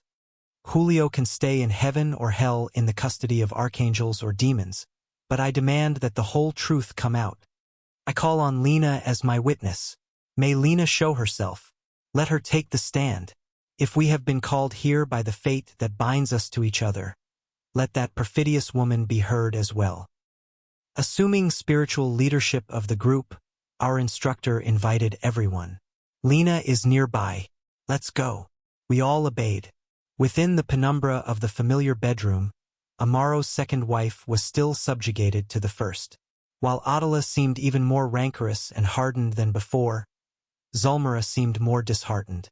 Clarêncio embraced Mario like a kindly father, and nodding toward the sick woman, he explained, "Compose yourself, my friend. Lina Flores is suffering in the forge of struggle and sacrifice in order to be healed. Quench the fire of hatred that burns in your heart. Allow new understanding to benefit your ulcerated soul. We mustn't stand in the way of someone who is seeking the regeneration she needs." In light of Mario's nervous, agonized look, the minister considered. Lina, today, is having immense difficulties trying to maintain a worthy marriage, and in overcoming huge obstacles, she is laying the foundation for her upcoming motherhood. Let's help her with our vibrations of understanding and care. When we love rightly, the happiness of the one we love comes first, before anything else. Our group went a little farther. Blandina continued praying. Clarêncio approached Zulmira with respectful attention and showed her gaunt, sad face to Mario, who shouted in dread upon seeing her. Zulmira! So, Zulmira is Lina reincarnated. The minister caressed her head and replied, "That's right. She has returned with Armando to make painful reparations. Their marriage has not been a bed of roses but an association of spiritual interests for the regenerative endeavor." Armando accepted the commitment of leading her back to her dignity as a woman by assisting her in her silent suffering. Stupefied, Silva exclaimed, "Does that mean Zulmira has betrayed me twice?" "Don't call it betrayal," clarified Clarêncio calmly. "You need to understand." Before, Armando heeded inferior appeals that were incompatible with the responsibilities entrusted to him. Now he is compelled to respond, although constrained, to the requirements of edifying nature, which he cannot rightly avoid. Lina Flores needs someone to remand her to renewing service so that she, in turn, can aid Julio appropriately. We are all one another's debtors. Souls perfect themselves from group to group, like tiny constellations orbiting around the great sun, Jesus Christ. Like a planet that is far from the center of its solar system, you have left the orbit of old companions of evolution, and because of vibrations of love and hate, you have fallen into the center of energies in which Leonardo Perez and Lola Ibaruri await your cooperation so that they may be liberated before the law. In the past, Amaro came between Zulmira and Julio, thus planting delacerating thorns between them. Now, he must bring them back together as a loving family, so that as mother and son they can readjust themselves in sanctifying love. In the past, you isolated Leonardo from Lola's loving assistance, thereby hindering your own evolution. Prepare yourself in faith to bring them together again in the domestic temple as son and mother, so that they may be redeemed for the blessing of true love. Our actions are weighed in the balance of divine justice. We cannot fool the Supreme Lord. Our debts must be redeemed penny by penny. We found this brief lesson to be enormously beneficial. Amaro bowed his head, showing that he was ready to obey dictates of a higher nature, whatever they might be. Silva, on the other hand, did not seem to have grasped the truths that Clarêncio had iterated. Hypnotized as he contemplated the dear woman, he displayed his indifference. After having gazed upon her amid love and aversion, he broke the silence that had enveloped the room and screamed in desperation, "No, I cannot change. I'm doomed. I shall hate the wretch who has come back. Only revenge will do. I cannot forgive. I cannot forgive." Once again enraged and foreboding, like a wild animal on the loose, he shook his fists at the poor woman lying in bed in heartbreaking prostration. His spirit body was now surrounded by a dark gray aura that emitted unpleasant, disquieting rays.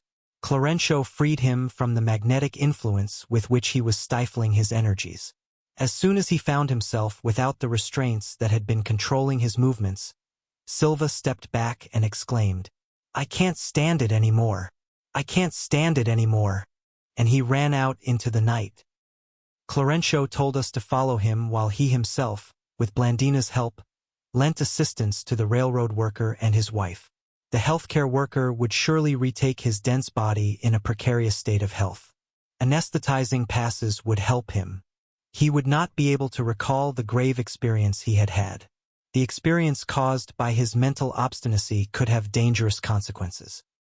Hilario and I instantly found ourselves beside Silva, who was being automatically drawn to his physical body like an iron molecule attracted by a magnet.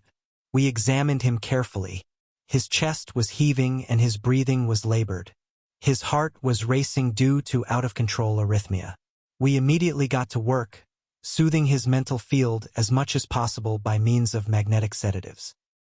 But in spite of our passes that completely enveloped him in reinvigorating energies, Mario woke up in agony, hesitant and trembling, as if he had been running from a terrible inner storm. Half-conscious, it took him several minutes to get a grip on himself. His thoughts were in torment, nebulous. He tried to move but could not. He felt like he was bolted to his bed, like a corpse that had suddenly awakened. He tried to collect his thoughts but could not do that either. He only knew that he had had a terrible nightmare, the magnitude of which he could not fathom. Drenched in sweat and afflicted, he thought he was going to die. Instinctively, he prayed for divine protection. That was all it took for his soul to connect to our restorative fluids. Little by little, he was able to move again. He got up and took a tranquilizer. Frightened, he sat on the edge of the bed, and immersing his head in his hands, said to himself, "I'm really all messed up. Tomorrow I'm going to see a shrink. That's my only hope." Yes, I agreed to myself, hatred causes madness. Whoever strives against the good falls into the claws of perturbation and death. With that realization, we left. Clarêncio was waiting for us. We needed to continue our lesson.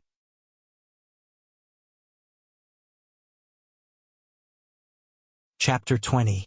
Conflicts of the Soul. When we arrived back at Amaro's home, we were still able to observe him outside his dense body. With Clarêncio's direct assistance, he was talking with Adela, his first wife. When Adela saw Amaro, probably with Clarêncio's help, she forgot about Zulmira for a few moments and knelt down at his feet, exclaiming, "Amaro, throw her out. Enough of this woman in our home. She has wrecked our peace. She murdered our son. She's no good for Evelina and she's a torment to you." Staring at Zulmira with a terrible look, she asked, "Why are you keeping such an intruder around?" A very downcast Amaro had been making an effort to focus on our instructor, but perhaps tormented at seeing his sullen, angry first wife again. He had lost his characteristic serenity. While with us, as he discussed problems of a moral order weighing on his mind, he had maintained an enviable calmness with an aristocratic grasp of life's problems. But here, in the presence of the woman who dominated his sentiments, he turned out to be more accessible to imbalance and turmoil. We could see that he wanted to respond to Adela's accusations, but his extremely pale face betrayed inhibitory emotion. Situated between Adela and Zulmira, he seemed divided between love and compassion. Adela continued her raving with heartrending insistence, while Amaro stood unmoving like a living statue of doubt and suffering. I was hoping that, as he had done a little while earlier with Amaro, Clarêncio would take Adela's mind back into the past in order to calm her soul. But when I asked him about it, he explained, "No, it wouldn't work. Our drama would grow too large if we delved into the past too much. We need to stick to the line of work that was born from Evelina's prayer." Noticing that the railroader was oddly troubled, the minister led him away from Adela to the bed where his body lay. The poor discarnate tried to cling to him, clamoring disconsolately, "Amaro, Amaro, don't leave me like this." The clock chimed 3 a.m. Amaro woke up, exhausted. He rubbed his eyes sleepily and thought he could still hear the appeal vibrating in the air. "Amaro, Amaro." The shock of the encounter had been too much for him. Only the last phase of his spiritual incursion remained on his mnemonic screen. The image of Adela imploring his help. There was no trace left of his conversation with us. Leaving him to the fragmentary remembrance that loomed in his consciousness as a mere dream, we left. Sister Blandina immediately asked us to help her with little Julio, whom she had entrusted to Mariana while she came looking for us. As we made our way to Lar de Bunsau, I asked the minister about a certain enigma that had been troubling my mind. At the time of the war with Paraguay, Estevez had suffered the torture of poison as much as Julio had. So why were both affected so differently? The boy was still suffering from a painful throat, whereas the medic, Leonardo's victim, seemed not to have experienced the same result. Clarêncio smiled and explained, "You haven't taken the causes into consideration. Estevez was poisoned, whereas Julio poisoned himself. There's a big difference. Suicide entails the enormous complication of guilt. The mental fixation of remorse causes untold imbalances within the spirit body. The harm affects the recesses of the conscience, which creates and then concretizes it. We saw Leonardo Pires with the image of Estevez tormenting his mind, while Julio is still adversely affected due to the deliberate wrongs he yielded to 80 years ago. The thought that unleashes evil becomes imprisoned in its own results because it fatally suffers the consequences in the spirit body in which it manifests. And in light of my silent reflections," he added, "it has to be that way." We arrived at Blandina's lovely residence and went in. Julio's crying inspired compassion. After we had greeted the devoted Mariana, who was assisting him with maternal zeal, the minister examined him. Somewhat troubled, he said to Blandina, "Let's not worry too much. I hope to enable him to reincarnate a few days from now." "Yes, that shouldn't be put off any longer," she replied. Obviously aware of our curiosity and of Hilario's interest in gathering more information and knowledge regarding the case, the instructor asked us to observe the unfortunate child, saying, "As you know, our body of rarefied matter is inwardly governed by 7 force centers, which come together in the branches of the plexus. As they vibrate in tune with one another at the inflow of the directive power of the mind, they establish for our use a vehicle of electrical cells, which we may define as an electromagnetic field, in which thought vibrates within a closed circuit. Our mental position determines the specific weight of our spirit envelope, and consequently the habitat it needs. It's only a matter of vibratory pattern. Each of us lives within a certain type of wave. The more primitive the condition of the mind, the weaker the vibratory inflow of the thought, inducing the compulsory agglutination of the individual to the regions of embryonic or tormented awareness, where the inferior lives to which it is attuned come together. The increase of the mental flow within the electromagnetic vehicle in which we move after we abandon the earthly body depends on the experience that has been acquired and stored in our own spirit. With this reality in mind, it is easy to understand that we either sublimate or unbalance the delicate agent of our manifestations, according to the type of thought that flows from our inner life. The closer we are to the animal sphere, the greater the obscuring condensation of our organization, whereas the more we use our efforts to evolve toward the glorious constructions of the spirit, the greater the subtlety of our envelope, which combines easily with the beauty, harmony, and light that reign in the divine creation. We were enthralled by this priceless explanation, but since Clarêncio realized that we had matters at hand, he turned his attention back to Julio's infirm throat and continued, "We cannot avoid practical observations when we study the conflicts of the soul. Whatever the corruption of the thought is, such will be the disharmony in the particular force center that reacts in our body to this or that class of mental inflow. Let's apply earthly terminology to our short lesson as much as possible so that you can better grasp what we are saying. As we analyze the physiology of the perispirit, we may classify its force centers by remembering the most important areas of the physical body. Thus, using the best expression for the vehicle that serves us presently, there is the crown center, which, on earth, is considered by Hindu philosophy as being the thousand-petal lotus and the most important center of all due to its high radiation potential and its connection with the mind, the shining seat of the consciousness. The crown center receives, first of all, the stimuli of the spirit, commanding the other centers, yet vibrating with them in a perfect system of interdependence. Considering in our exposition the phenomena of the physical body, and satisfying the imperatives of simplicity in our definitions, we can say that the energies of nourishment for the nervous system and its subdivisions emanate from this center, and that it is responsible for feeding the thought cells and for providing all the electromagnetic resources that are indispensable for organic stability.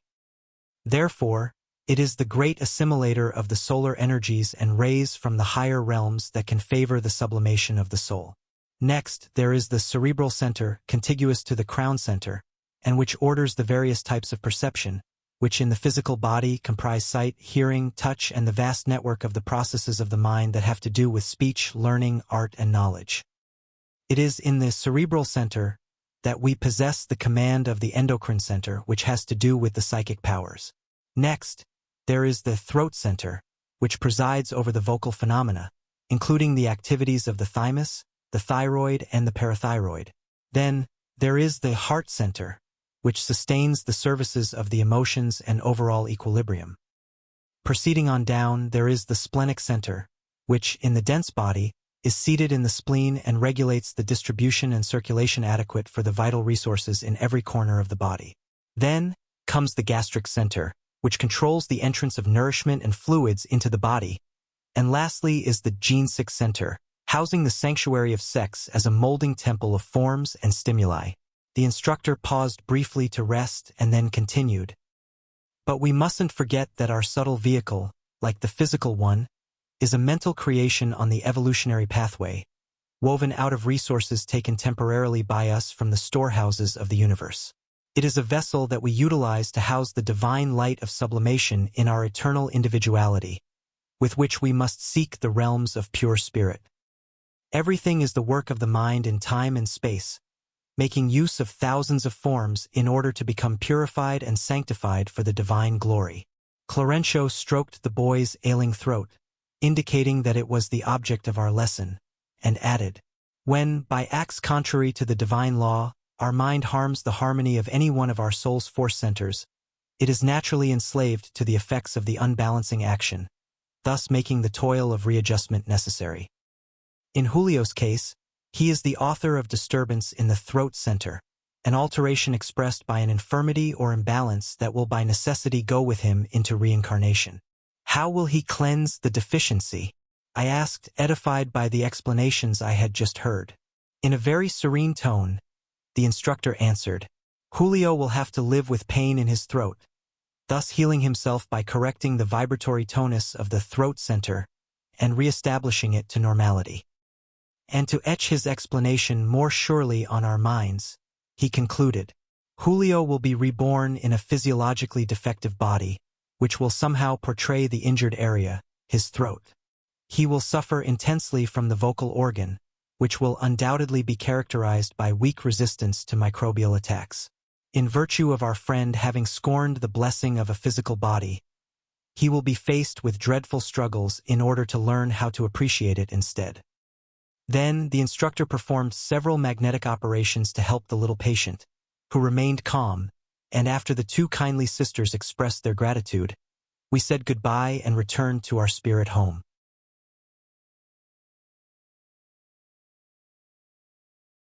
Chapter 21. An uplifting conversation.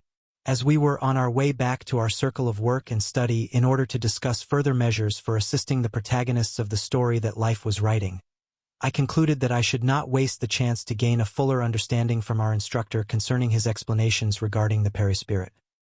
Whereas ordinary persons barely understand this vehicle of activity, knowing nothing about most of its life-benefiting processes and using it like outside renters, we discarnates are compelled to analyze this garb in order to understand it better. Actually, faced with the new conditions of the spirit life, we begin to more fully appreciate the body we left behind on the earth. We finally grasp the secrets of its formation and development, its sustentation and disintegration, but we are still confronted with the enigmas of our new instrument. In the greater life, we are dealing with the subtle vehicle of the mind, at least in our current sphere, and we are gradually increasing our understanding about its peculiarities. By the expression on his face, I could see that Hilario was just as eager to learn as I was. Encouraged by my colleague's attitude, I asked my first question in the form of a comment. Obviously, it is difficult for us to achieve the great equilibrium that will entitle us to make our final passage to the eminences of the pure spirit. "Ah, yes," agreed the minister in a grave tone of voice. "For us to have such a refined and wonderful vessel as the human body, divine wisdom spent thousands of centuries using the multiform resources of nature in the immeasurable realm of forms. In order for us to come into possession of the sublime instrument of the mind on higher planes, We have to remember that the Supreme Father takes all the time he needs to perfect and sublimate the beauty and precision of the spirit body that will confer on us the qualities that are indispensable for our adaptation to the higher life. So, Hilario began attentively, we must attribute an important role to infirmities in the human realm because most of them play an important role in the regeneration of souls. Exactly. Each force center, I stated, must be brought into complete harmony with the divine laws that govern us so that we can ascend toward perfect equilibrium. That's right, Clarêncio confirmed. Our moral lapses cause the condensation of inferior fluids of a gravitational nature within the electromagnetic field of our organization, and this brings about the natural bondage that is so characteristic of our incipient lives. Hilario then asked, but let's say that a primitive, who is completely ignorant of the superior designs, indulges in indiscriminate crimes. Would that person display the same types of lesions in the subtle tissues of the soul as a highly civilized European who has yielded to the business of crime? Clarêncio smiled understandingly and replied, let's go slowly. A little while ago we commented on the issue of evolution. Just as the perfection of that primitive's body was born from the primordial forms of nature, his spirit body had its beginnings in the rudimentary principles of intelligence. We mustn't confuse the seed with the tree or the child with the adult, even though both appear on the same landscape of life. The perispirit of the primitive has to be looked at as a human protoform that is extremely condensed due to its integration with denser matter. The perispirit of the primitive is to the refined organism of somewhat ennobled spirits as the anthropomorphic monkey is to the elegant person of the modern city. For primitives, the moral life has just begun to appear and their perispirit is still very pasty. That is why they will spend a long time in the school of experience, like the unformed block of marble under the hammer before it becomes a masterpiece. They will spend centuries and centuries to rarefy themselves, using multiple forms to acquire superior qualities, which, as they refine their organization, will confer on them new possibilities for their growing consciousness. Instinct and intelligence are gradually transformed into knowledge and responsibility, and this renewal entitles the being to more advanced means of manifestation. The marvelous human body was patiently constructed on the earth over the course of the centuries, and the delicate vehicle of the spirit on the highest planes is being constructed cell by cell over the course of unending millennia. And with a significant look, Clarêncio concluded, until we change residences, after having finally become capable of leaving behind the pathway of forms and setting off in the direction of the realms of pure spirit, where inconceivable, unimaginable resources of supreme sublimation await us. The instructor had finished, but the matter was too important for me to suddenly lose interest in it. I remembered my own personal experience with countless cases of obscure diseases and asked, medicine would surely write glorious chapters if it would probe more securely the problems and troubles of the soul. It will someday, confirmed Clarêncio, sure of himself. Someday, in accordance with lessons learned from the divine doctor, people will teach others that the cure for all ills resides within themselves. Nearly all human infirmities originate in the psyche. Smiling, he added. Pride, vanity, tyranny, selfishness, laziness and cruelty are vices of the mind that generate disturbances and diseases in its instruments of expression. In the interests of learning, I remarked, that is why there are purgatorial valleys after the grave. Death doesn't mean redemption. It never has, clarified the minister. The sickly bird does not stop being sick just because it escapes from its cage. Hell is a creation of imbalanced souls who have come together in one place, just as the miry bog is a collection of slimy nuclei that congregate together. When, with a consciousness inclined toward the good or toward evil, we perpetrate this or that crime, we really can wound or harm someone, but more than that, we are wounding or harming ourselves. If we kill our neighbor, our victim will receive so much sympathy from others that he or she will soon be reestablished within the laws of equilibrium that govern us, and will often come to our aid way before we can recompose the delacerated threads of our conscience. When we harm this or that person, we actually harm our own soul first, because we lower our dignity as eternal spirits, delaying our sacred opportunities for growth. Yes, I agreed. I have seen disturbing scenes of trial in the spirit world, and these have led me to think, Infirmity as disharmony of the spirit? Interrupted the instructor. Continues on in the perispirit. Known diseases, in addition to others that have escaped human diagnosis, will persist for a long, long time in the tormented spheres of the soul, leading us to readjustment. Pain is the great, blessed remedy. It re-educates our mental activity, restructuring the pieces of our instrumentation and polishing the anemic centers that our mind uses to develop itself on its journey toward the life eternal. Aside from the power of God, pain is the only force capable of altering the course of our thoughts, compelling us to make indispensable changes with a view to the divine plan for us, the execution of which we cannot avoid without grave harm to ourselves. Our home was now in sight. The golden rays of the morning were sweeping over the distant horizon. The minister said goodbye. This was the time of day when he always devoted himself to prayer.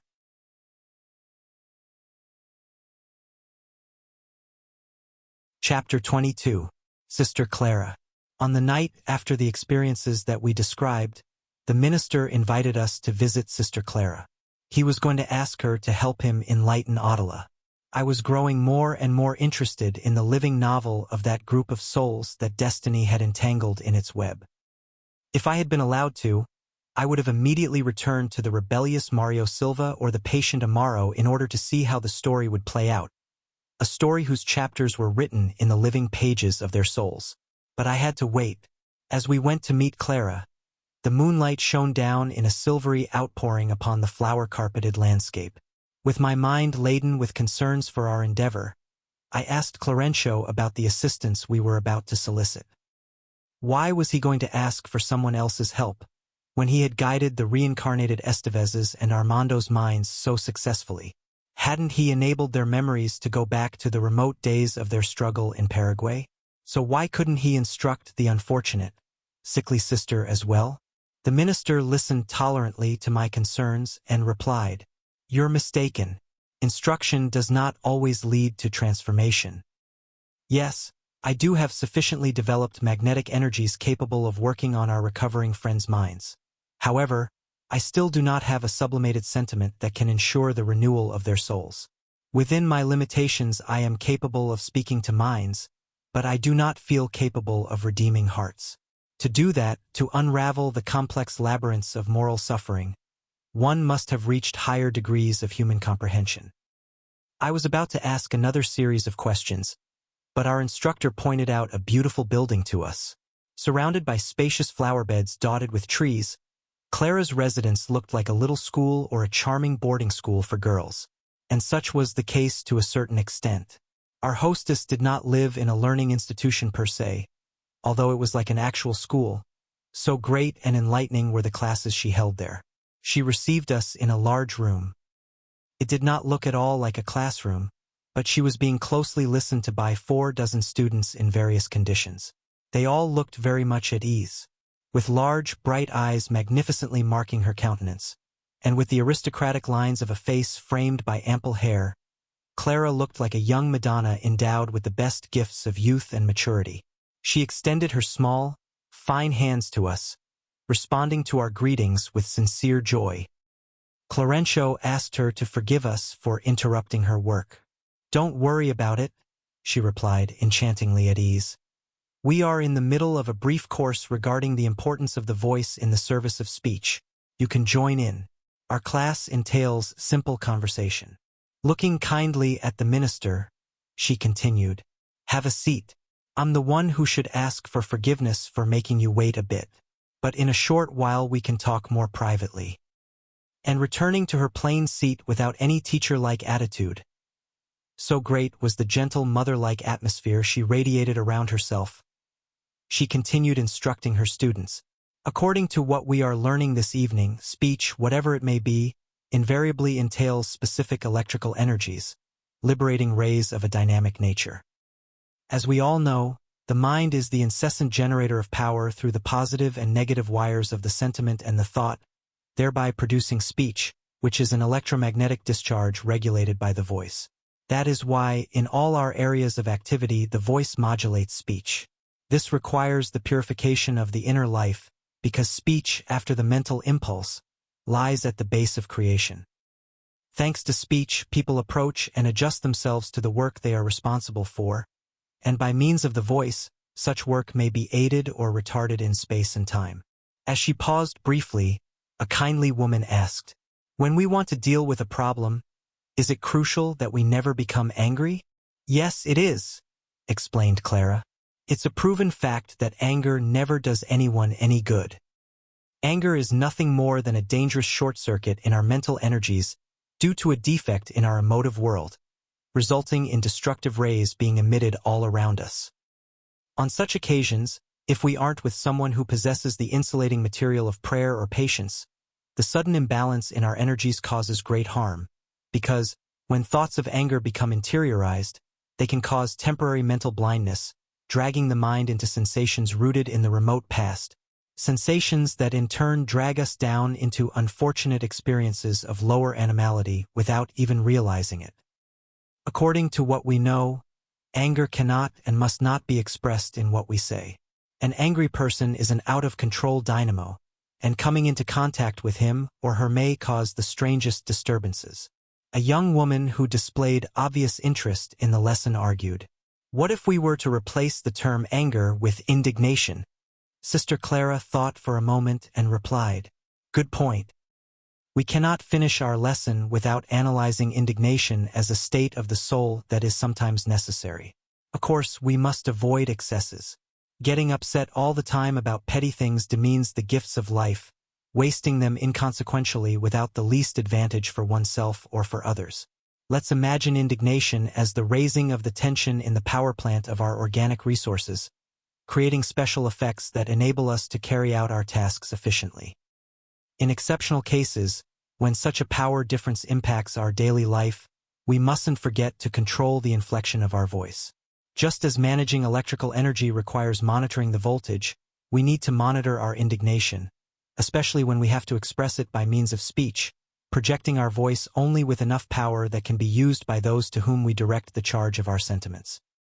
It is crucial for us to modulate the expression of what we are saying, just like the emission of electricity is modulated.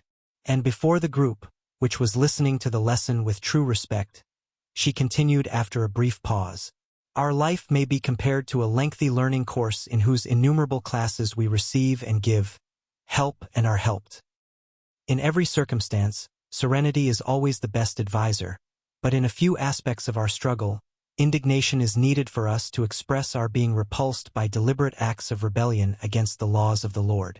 During this elevated mental tension, however, we must never give way to violence and we must never lose our dignity, as we've received from the divine trust the gift of higher knowledge. Thus, it is enough for us to abstain from acts that we inwardly disapprove of, because our attitude is a magnetic induction current. All around us, whoever is attuned to us usually does what he or she sees us do. Consequently, what we do is a center of attraction. Thus, we need to be very careful about what we say during moments of high tension in our emotional world, so that our voice does not come out in wild cries or in cruel remarks that are no more than hurtful shocks to others, sowing thorns of antipathy and revolt that are harmful to what we are supposed to be doing. Another friend who was following the lesson with uncommon interest asked respectfully, "Sister Clara, how are we to understand voice disorders? For example, stuttering and diplophonia?" "Of course," Clara replied. "The vocal organs also experience struggles and trials if needed for readjustment. We may use our voice to commit various crimes of mental tyranny, and we have to use it to repay such debts. Disorders of this sort compel us to do the work of recovery in silence, because when we have to endure someone else's comments, we gradually learn to control our own impulses, bringing them in line with the good." As she spoke with complete simplicity, like a maternal angel guiding her children, Sister Clara commented a few minutes on this remarkable topic with amazing perfection of definition. When the lesson ended, only a few young girls, who regarded our hostess as a true benefactor, lingered in the lovely home. Clara led us into a small adjacent room, where Clarêncio told her about the purpose of our visit. Someone down on earth needed to hear what she had to say in order to make personal changes. Clara asked about the details of the endeavor. Clarêncio recounted the drama. When she heard that the embittered woman had given up her husband, who had stayed behind on the earth, we saw immense compassion on her face. Her eyes filled with unshed tears. I understood that the noble instructor, endowed with a supreme moral character, had profound unmanifested sorrows. Surely, we were seeking comfort for an unhappy soul in a soul that perhaps was suffering even more. The poor woman! She exclaimed, moved, and affirming that she could take the time off, she generously agreed to go with us.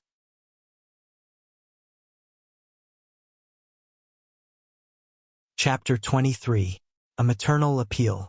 The scene in Amaro's home did not seem any different than before. Zulmira, tormented by Attila, who was truly vampirizing her energies, lay apathetic and disconsolate on the bed like a living statue of anguish and fear as she listened to the wind howling outside. Thinner and more despondent, she looked exhausted. After a few words with Clarêncio, Sister Clara asked us to stand back from the bed a little ways, and approaching Attila, who like Zulmira could not see us, she stretched out her arms in prayer. I was truly touched as I watched the lovely scene unfold divinely there in front of us. The room gradually filled with light that radiated outward from Clara.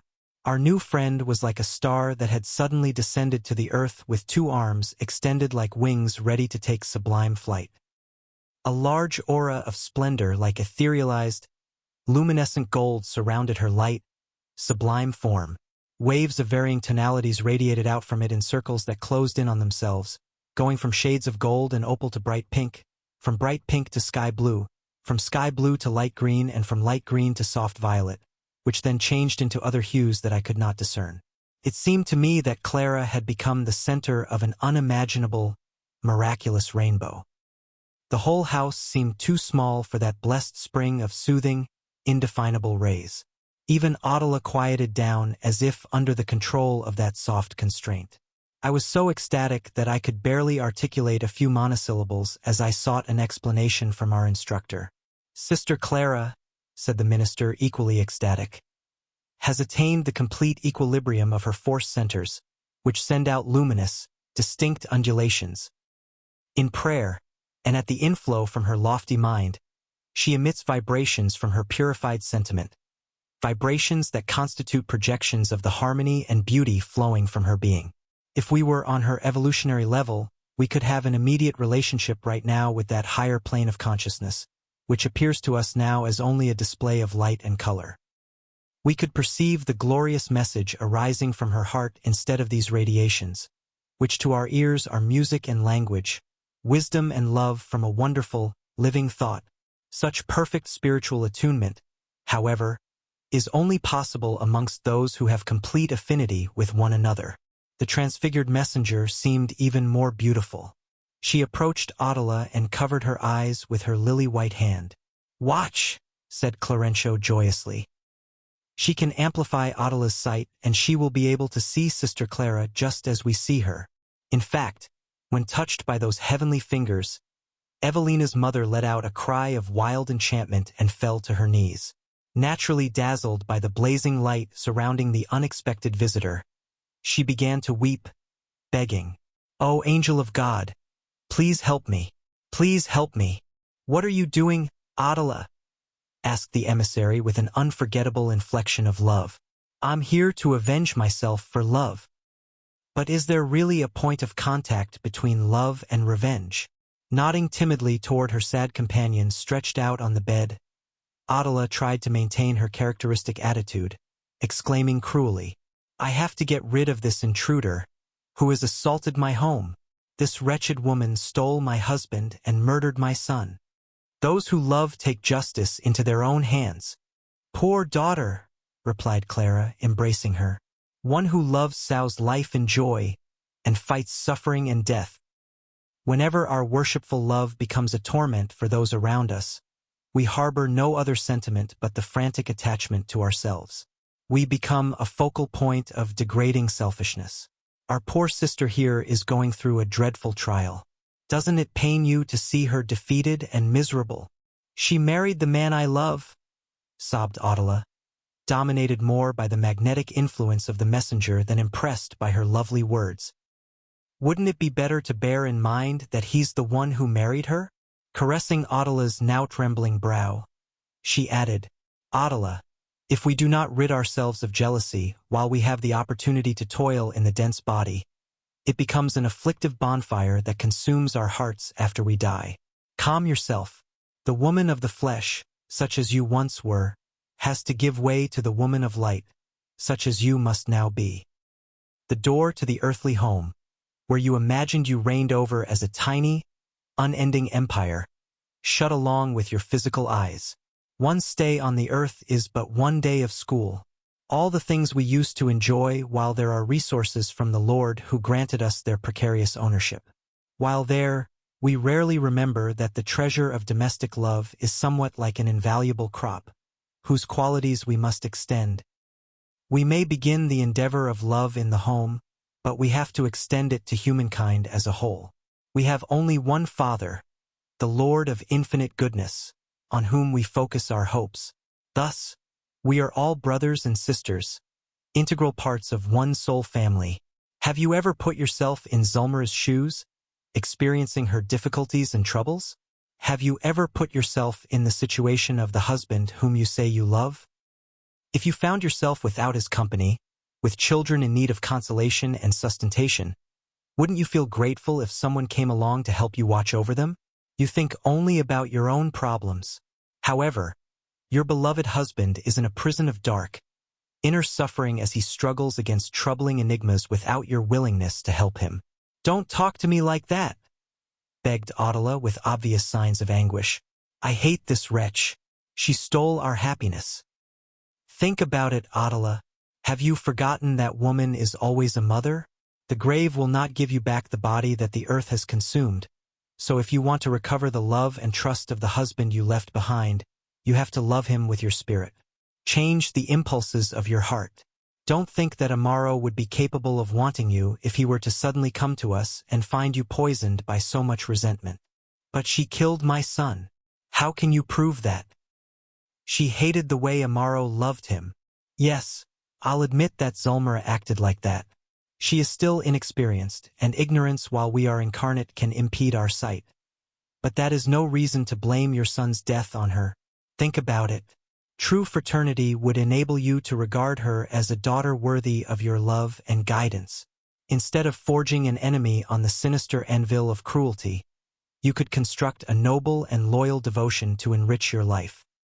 If you would take the light of your love out of the burning flames of the hell of jealousy, in which you suffer by your own will, you could be a real inspiration and blessing for your beloved husband and the daughter who prays for your assistance. Perhaps because Adela, nearly defeated, could only weep, Clara caressed her hair and added, I know that you are also suffering as a tormented mother. However, remember that our children belong to God. And if death took your son from his father's arms, it is because the divine will so ordered it. The messenger caressed Adela's brow as if subjecting her to gentle magnetic operations. After a few moments in which we could hear only the transformed Adela's sobbing, the venerable friend stated, Instead of fruitlessly devoting yourself to the vengeance that blinds your eyes and freezes your heart, why don't you work on clearing your own path so that you can see your little angel again and cuddle him in your arms? It was obvious that Clara had touched the sensitive spot of that troubled soul, because Evelina's unfortunate mother, as if she had cast off all the burdens that weighed upon her sentiments, cried out like a wild animal smitten with pain, My son! My son! Her convulsive weeping became even more anguished, more touching. The emissary of the good enfolded her with maternal love and said to her, Rejoice, dear sister. Great is your happiness. You can render assistance, and that is the greatest fortune. Nothing is keeping you from helping the companion of your human experience. He is within your reach. All it will take is a prayer of true love that shows your understanding and compassion, so that you can overcome the short distance between your suffering and the son you adore. I have been waiting 22 centuries for 1 minute like this one for my longing and anguished heart, and my own loved ones still do not listen to me. Clara's voice seemed choked with unseen tears. Dominated by the heavenly messenger's vibrations, Adela clung to her as she continued to weep convulsively, while Clara said with motherly enthusiasm, Let's go, my child. Let's seek our renewal in Jesus. Clara held her close as she led her out.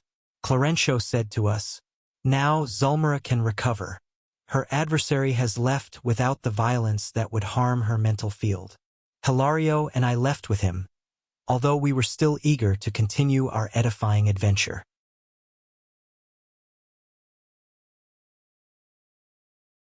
Chapter 24. Reparative Care. Adela, under Sister Clara's sponsorship, was admitted to a treatment institution for a few days, and for 7 nights in a row, we went with Clarêncio to visit Zulmira in order to assist with her recovery. Amaro's second wife was definitely getting better, quieter, calmer. However, she still did not want to do anything. She was no longer excitable but was still undernourished, apathetic, and extremely despondent. Attentive to our usual curiosity, Clarêncio informed us, "She is free now, but she needs some kind of stimulus to pull her out of her lethargy. She lacks the will to fight, to stay alive. Even so, let's have faith. Adela herself will assist with her recovery.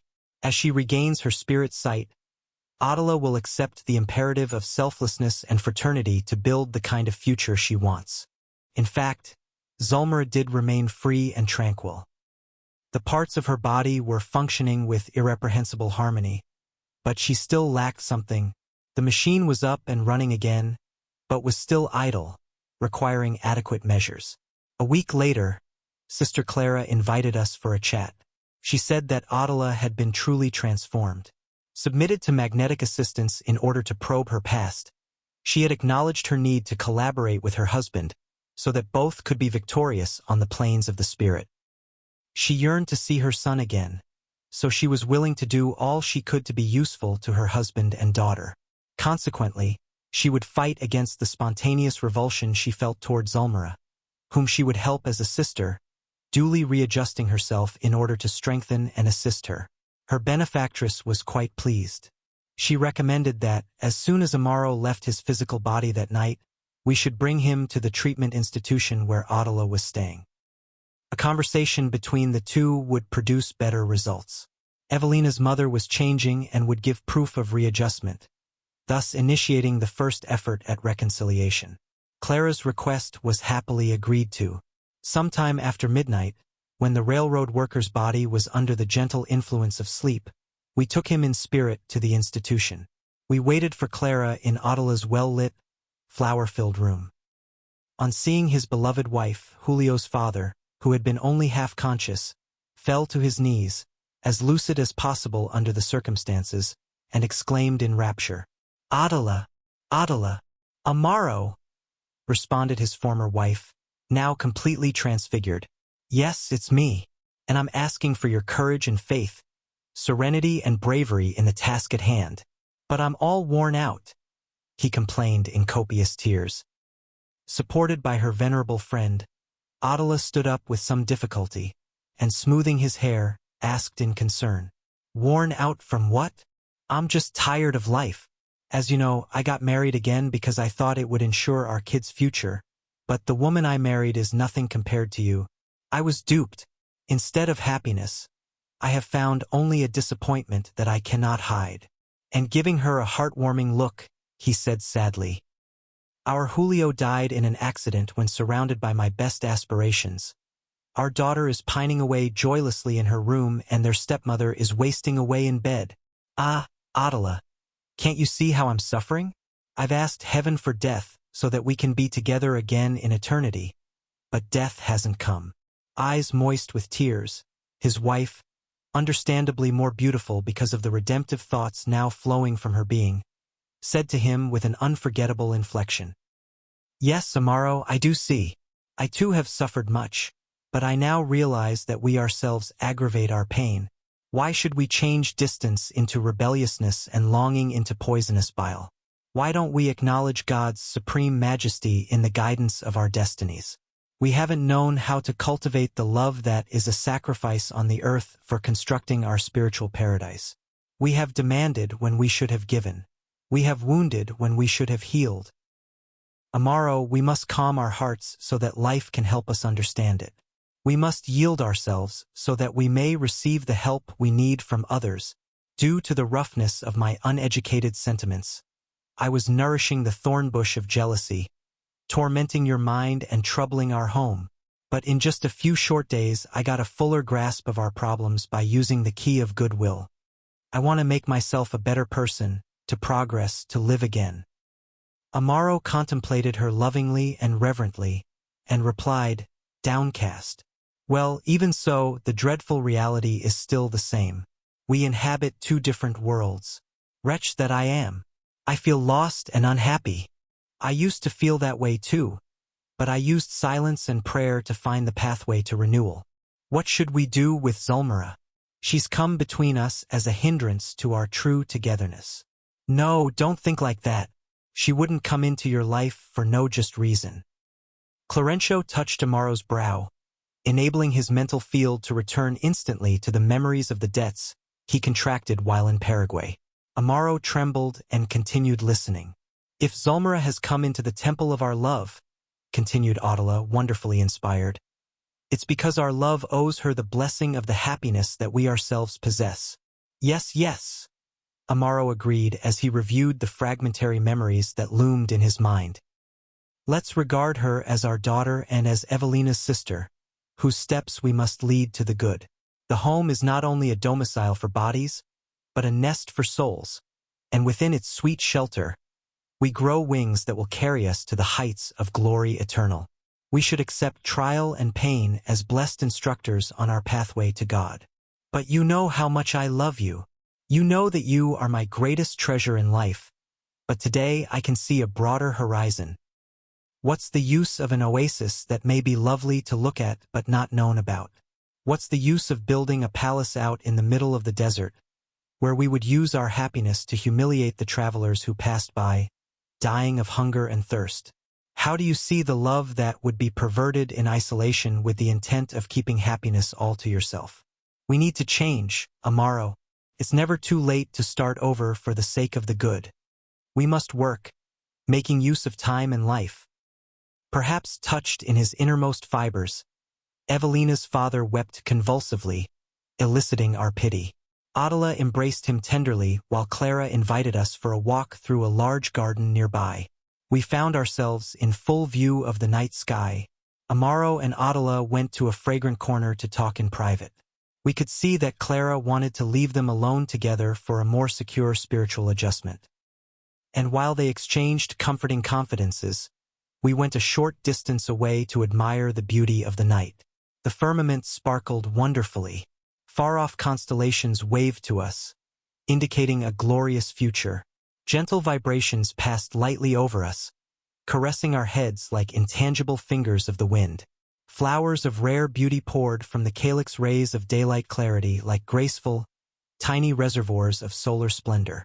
Sister Clara fascinated us with her awe-inspiring words.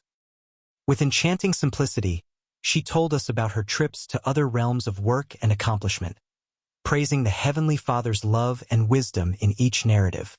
We remained enwrapped for a long time, exchanging impressions about the exalted life that constantly revealed itself to be most surprising and beautiful in every realm of creation.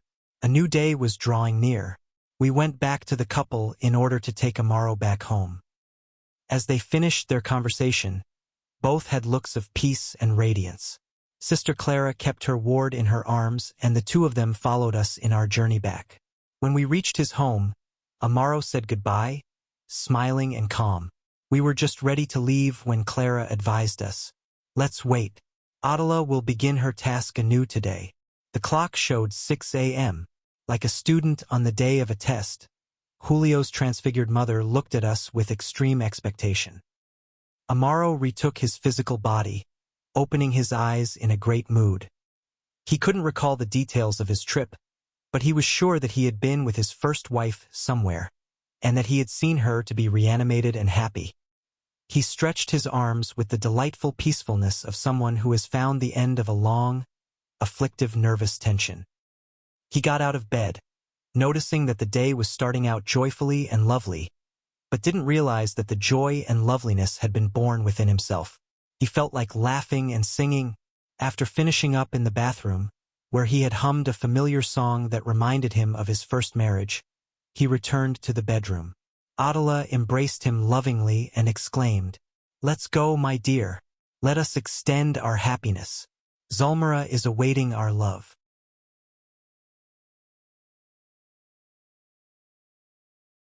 Chapter 25. Reconciliation. Amaro didn't register his discarnate wife's plea as audible words but as a silent appeal to his mental life. Thinking of Zulmira, he went into their small eating area with the uncontrollable desire to tell her about the strange contentment he was feeling. Wouldn't it be only fitting to envelop his sick wife in the wave of joy that had come over him? Adela trembled for an instant when she saw his sudden happiness at the prospects of restoring his tenderness to his second wife. I understood the effort that such an initiative demanded of her, and once more I realized that the death of the body did not exonerate the spirit of its duty to renew itself.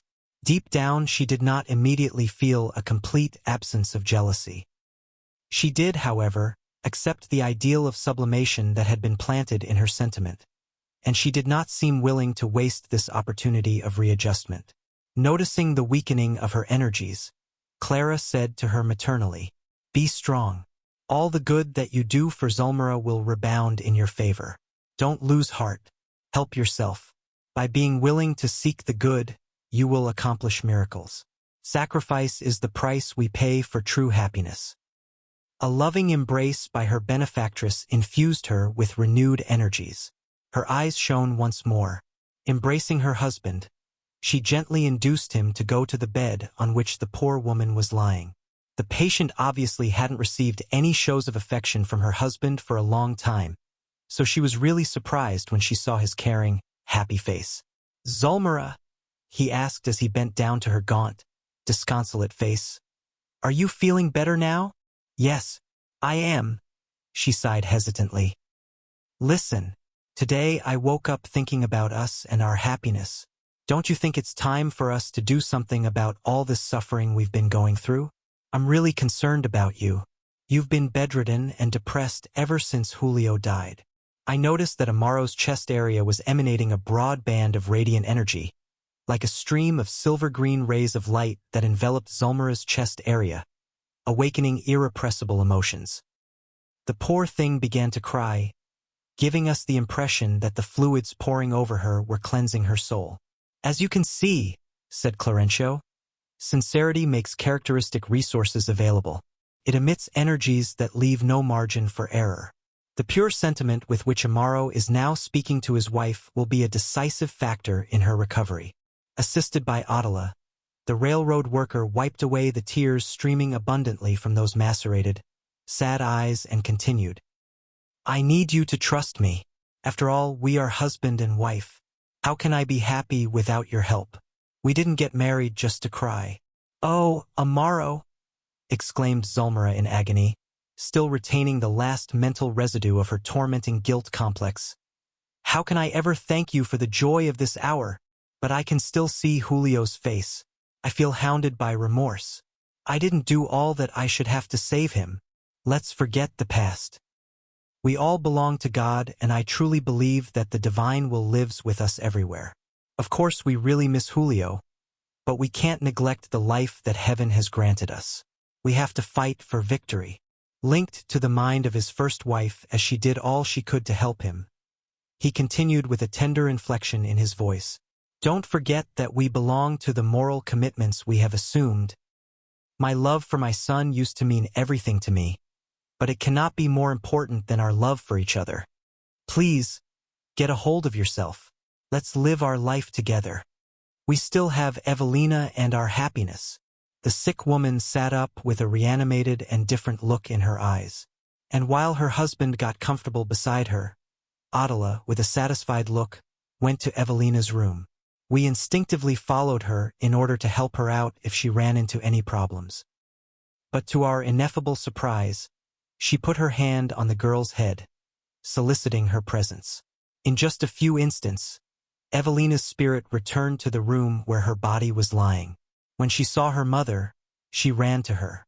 Both fell into a long, emotional embrace mixed with tears. "Finally, at long last," cried the girl. "My daughter, my child." Adela looked at her with eyes inflamed with hope and pleaded, Evelina, help us. If we don't come together under the light of understanding and toil, our house will fall. Your father and I cannot do without your help. The happy continuation of our task depends on Zulmira's health and peace. God has not brought us all together for indifference or selfishness, but for wholesome service to each other. Oh, Mom, explained the girl, ecstatic. I've been praying for you to help us. Yes, Evelina. I know that in your selflessness you have remembered to pray. Jesus has answered your prayers. I was deaf, the victim of the destructive din of my own incomprehension. But I feel that my soul has reawakened. I can see that we must do something to restore the esteem of your father and the joy of our home. I'll keep on praying. Good. Don't forget to pray, my dear. But remember that effective prayer without deeds is like a flower without fragrance. Let's pray for the Lord's help. But let's do something to contribute to his divine apostolate. Let's begin to trust your new mother again. Behave better toward her. Get close to her and work on preserving peace around the house so that she can feel sure of your affection and filial understanding. A rose on the table, a diligent sweeping of the floors, an article of clothing carefully put away, a brush in its proper place. These are all services to Jesus in the family sanctuary by which we can practice our faith. Don't just stop with good intentions. Get to work to manifest harmony. Be the angel of service in our humble home. Zulmira needs both a sister and a daughter. Use the opportunity to do the best you can. With indefinable happiness illuminating her face, Evelina embraced her mother with extreme tenderness and kissed her over and over. Then, in obedience to Clara, she retook her physical body and woke up filled with a joy that was so great that she felt as if she had come down from the heavenly realms. Adela's loving and beautiful image filled the entire mirror of her mind. She stretched out her arms, as if she could still touch her mother with her fingers of flesh, retaining a full memory of the unforgettable meeting. Intensely happy, she leapt out of bed and got dressed. After she had washed up, Adela took her in her arms and led her to Zulmira. Induced by her mother's influence, she passed through the kitchen and came to her stepmother, offering her a small tray with a light meal. Amaro and Zulmira greeted her warmly. "My God," said Zulmira, smiling. "It looks like an angel has come into our home. The day really is getting off to a good start." Evelina reached the bed, hugged the two in a single embrace and said joyously, "I had a dream about Mom. I saw her so clearly, as if she was right here with us. She said that we need to love each other and that I should be the daughter that Zulmira never had. Ah, what happiness! Mom has heard my prayers." The railroader made note of this, but kept his own memories of the night to himself so as not to injure the susceptibilities of his wife. And although she recalled the repeated nightmares when she had felt tormented by Adela's jealousy, Zulmira suppressed her own memories to adhere wholeheartedly to the optimism of that blessed moment of peace and renewal. Contemplating her stepmother with rapture, the girl exclaimed, "I want to be better, more diligent and easier to get along with. Dad, you and I are going to be happier from now on." Zulmira breathed a sigh of relief and added, "No doubt about it. Adela must be our guardian angel. This morning is too joyful for our happiness to be a mere dream or coincidence." That statement of gratitude coming spontaneously from the woman whom she had regarded as her enemy touched Adela's innermost fibers. Unable to bear the emotion, she began to weep amid acknowledgement and rejoicing. Sister Clara embraced her and said humbly, "Weep, my child. Weep with joy. Truly, when sublime love enters our heart, the light of the Lord begins to govern our steps through life."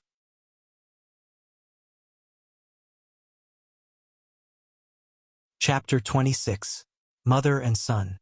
True joy had crowned the domestic trio.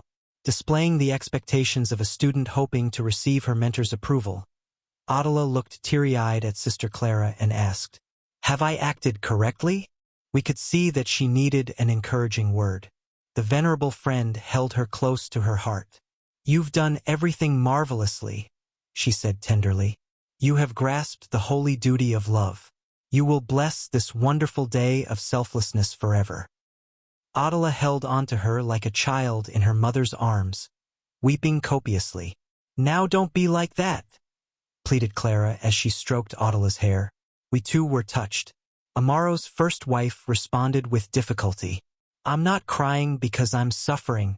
I feel light and happy. Why couldn't I have understood all this before?" "Yes," explained Clara. "You have lost a spiritual weight, enabling you to take a step upward. Our lower passions hold us to the earth, just as birdlime keeps a bird from flying away." And caressing her, she exclaimed, "Let's go. You have shown pure love, and so you will never lack pure love. From now on you will be a blessed messenger here, for you will work with the guardian angels of our destinies, who selflessly watch over us as they await us in the higher life. By yielding your love for your husband to another woman, whose collaboration he needs to redeem himself, you have won a new patrimony of love from him, and by bringing your daughter to the one whom we must regard as a sister, you have acquired the merit you needed to regain the son whose future you shall guide. This very day Julio will be at your side." Transfigured, Adela's face revealed the bliss that flowed from her inner world. The sun was inundating the earth with its life-giving rays as we took Adela to the hospital with the promise to come back for her later to make the trip to Lar de Bensao. A few hours later, when a break in our work commitments afforded us the perfect opportunity, we went to get her. Upheld in Clara's arms, Julio's mother was supremely happy.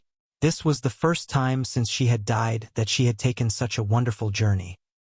She burst into exclamations of wonder before the amazing plays of light. As we neared the place where we were headed, she inhaled the wholesome air in deep breaths, dazzled by the vision of nature saturated with fragrances and adorned with flowers. She was ecstatic as she contemplated the hundreds of children who were playing merrily.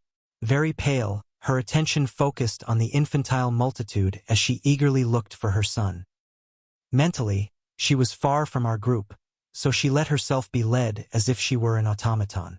We accompanied Clarêncio to Blandina's residence, where she greeted us with her usual kindness. We went in. There was no need for a lot of talk. Attracted to a large crib, Adela rushed to the infirm boy, crying in alarm, "My son! Julio! My son!" There can be no doubt that universal wisdom has put unfathomable secrets in the maternal heart. There is something miraculous and divine about the bonds that join mothers and children, something that we have never been able to understand. The sickly child was suddenly transformed. An indescribable expression of joy covered his face. "Mama! Mama!" he cried in answer. He stretched out his arms and held on to her tight. In tears, she instinctively took him from the crib and tenderly kissed him. After she had settled down somewhat, she sat down beside us with the boy on her lap. Julio had indeed changed completely. He told his mother about his sore throat and showed her his severely wounded glottis. When we had all recovered from our excitement, Blandina began the conversation. We knew that divine goodness would not leave our little patient without a mother's tenderness. Julio will have his mother's irreplaceable devotion from now on. Adela was understandably concerned about the boy's organic situation and didn't respond, but Clara said lovingly, "We hope to room Adela here in the park for a while, and of course she will be pleased to take charge of the boy." "Yes, this school for mothers has vast resources," replied Blandina. "Adela can safely provide Julio with everything he needs." "It grieves me to find him in this kind of shape," said the worried mother. "I don't know why he can have such a large sore when he doesn't have a physical body.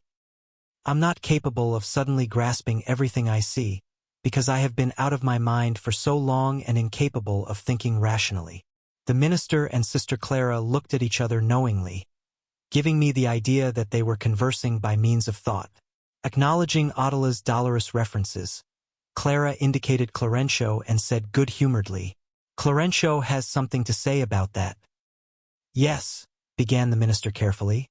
"As is natural, our sister will encounter various problems connected with her pathway of spiritual growth. We are all infinitely far from the heaven we used to imagine while on earth, and each of us has deficiencies that we will have to overcome.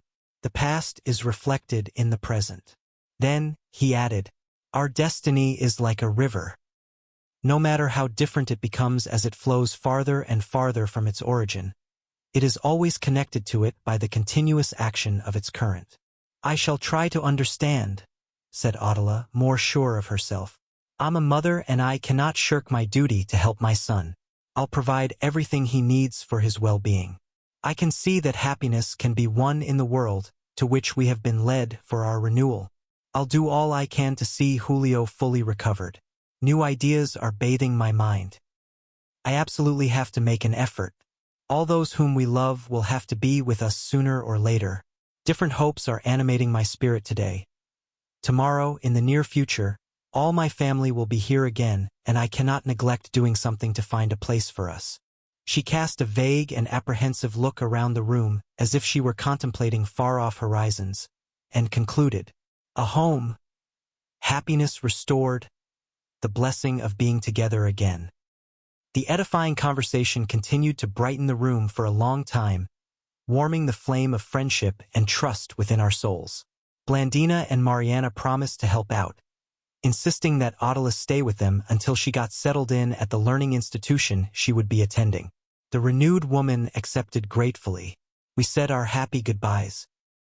After we had left Clara and were on our way back to our spirit home, I thought it would be a good time to ask the instructor about the issues that were boiling around in my mind. Why couldn't we tell Adela about Julio's past? Was it wise to leave her uninformed when we knew all about the enigmas of her family? Why couldn't we openly explain the need for the boy to reincarnate? As usual, Clarêncio listened serenely and kindly. When I finished my questions, he replied, at first sight that would seem like the appropriate road to take. However, the memories of the past must not be wholly awakened or needless anxieties would afflict the present. Truth for the soul is like bread for the body, which cannot go beyond the amount it needs for each day. Being too hasty would cause a disaster. Besides, we cannot be so vain as to foresee the measures that will be agreeable and constructive to the love of our sister. When she feels fully integrated into her role as a mother, she herself will accept responsibility for working for the boy's reincarnation. Pleading for such measure to take place in his old home, she will find the blessed service of fraternity, and at the same time she will feel more responsible for the endeavor. If we made all the decisions for her, Adela would be unable to act on her own, whereas entrusting her with the decisions required by the case, she will acquire a renewed interest in helping Zulmira, since Zulmira is to replace her as mother by providing the boy with a new body. Marveling at this new lesson, my questions were answered. Clarêncio, however, with the natural smile that normally marked his face, added calmly, life is a school and each student enrolled in it has to receive the proper lesson. We'll wait a few days. Since she herself is interested in helping the boy, Adela will come to us to arrange for the happiness of his return to Earth.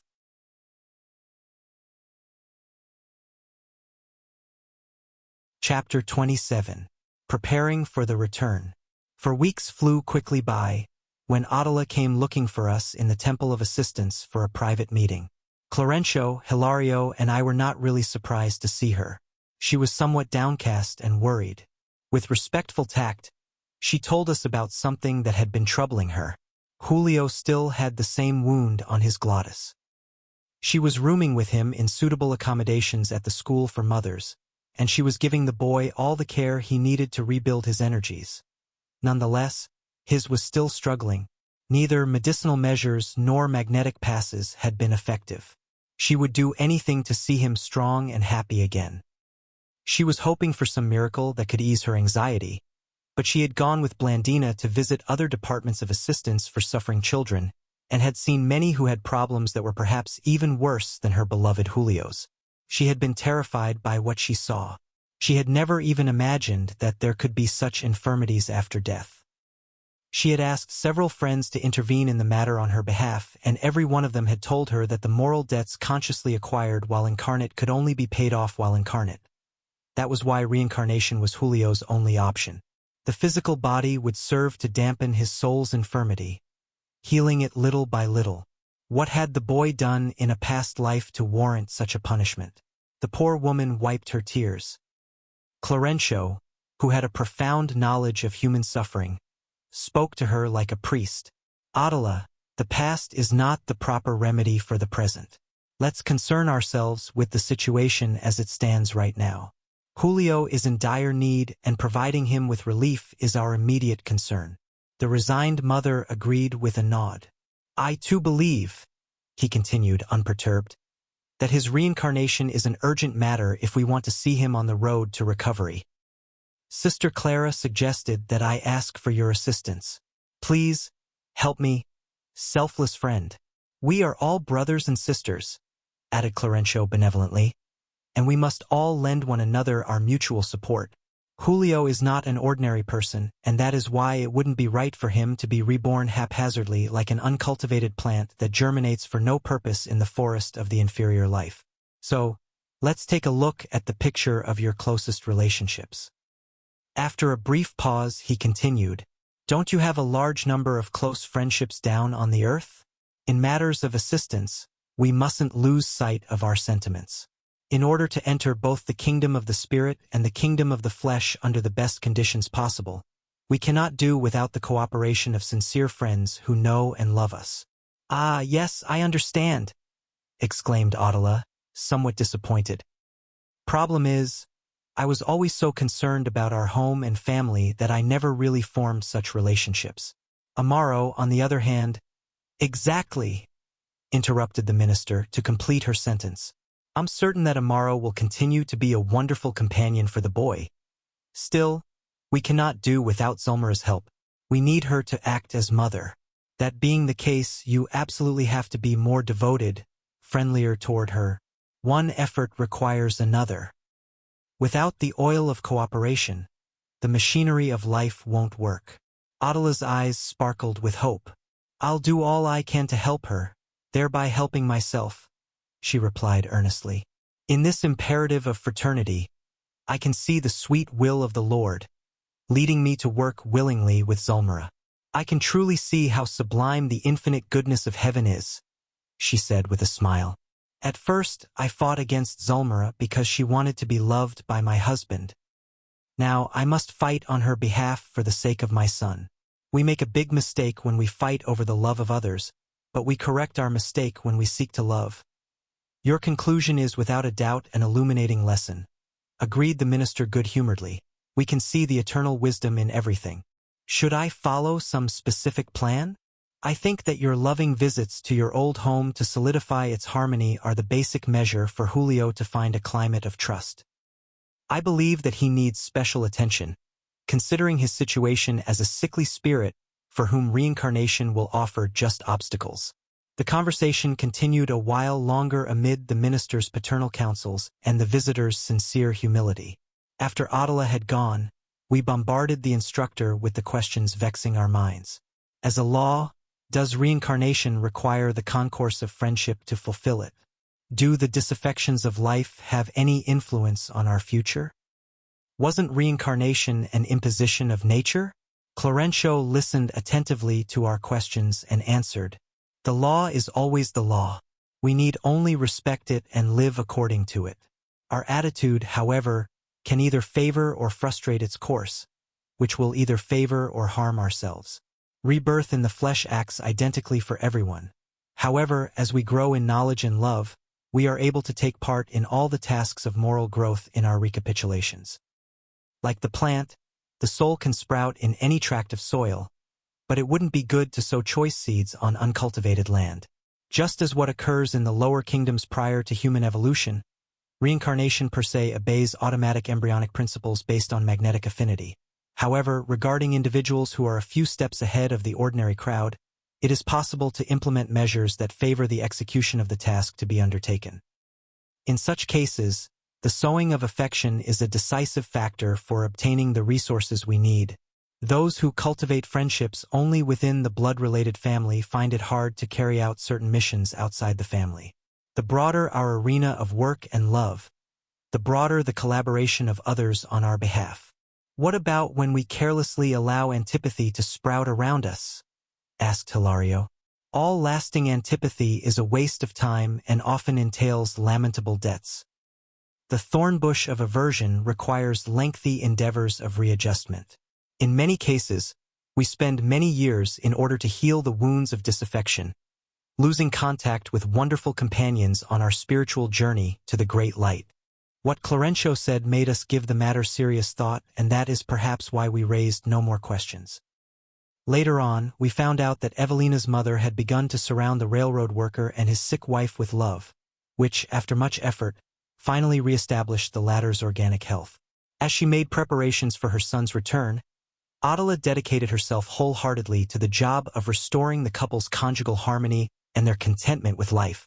Consequently, after a few weeks had passed, we received an invitation from Sister Clara to visit Lar de Bansao. The next evening, Adela would take Amaro's second wife to meet Julio as the last preliminary step of the reincarnational process. At the appointed time, we were ready. Blandina, Mariana, Clarêncio, Hilario and I talked excitedly in a room set aside for us at the School for Mothers, where we surrounded the white crib in which Julio was moaning from time to time. With Sister Clara's help, Adela had gone down to her former home in order to bring Zulmira back to us. After some time of expectancy, the three arrived, surrounded by a luminous wave of peace. Supported by her two guardians, the once obsessed Zulmira seemed happy, in spite of the look of fear and insecurity in her eyes. She responded to our greetings with the wonder that most incarnates show when they visit the higher realms of the spirit world before they die. Soon thereafter, still supported by her two companions, she approached Julio. On recognizing him, she asked in amazement, "My God, is this really Julio?" "Yes, it really is," confirmed Adela. "We beg you to help him. He needs to reincarnate Zulmira. Will you help him by becoming his mother?" Zulmira broke into tears of joy. She bent over the boy, caressing him with untranslatable tenderness, and said in a voice nearly suffocated with emotion, "I'm ready. I owe Julio the care I denied him before. I praise God for this gift. I feel that I will never again be assailed by regret for not having done for him what I should have. He shall be my son, yes. I shall hold him ever so close. Please, help me, O Lord." She hugged the child, and from then on she seemed incapable of any connection with us. Perhaps suddenly reconnected to the troubling memories of the mental fixation she had gone through, she seemed deaf and blind under the influence of unexpected introversion. At Clara's urging, the minister approached Zulmira and assisted her, recommending, "It would be best to take our sister back home now. The continued shock of being here could cause serious harm. Tomorrow we will take the boy to the domestic sanctuary from whence he came, finally entrusting him to the task of starting out once again." The suggestion was obeyed, and as Zulmira returned to her family temple, we began waiting eagerly for the following day.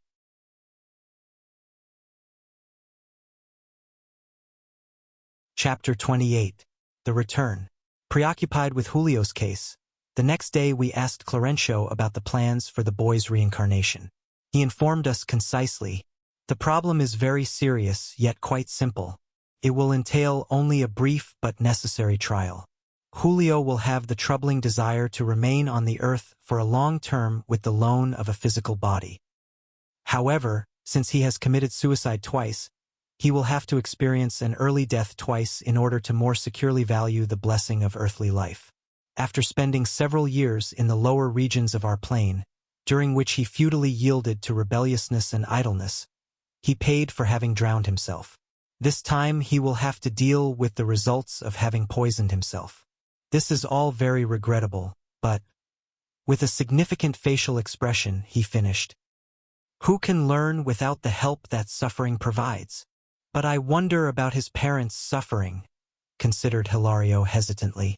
"My friends, justice is inalienable. We cannot avoid it." Due to Amaro's and Zulmira's emotional imbalance in the past, Julio slid down the dark slope of moral debt.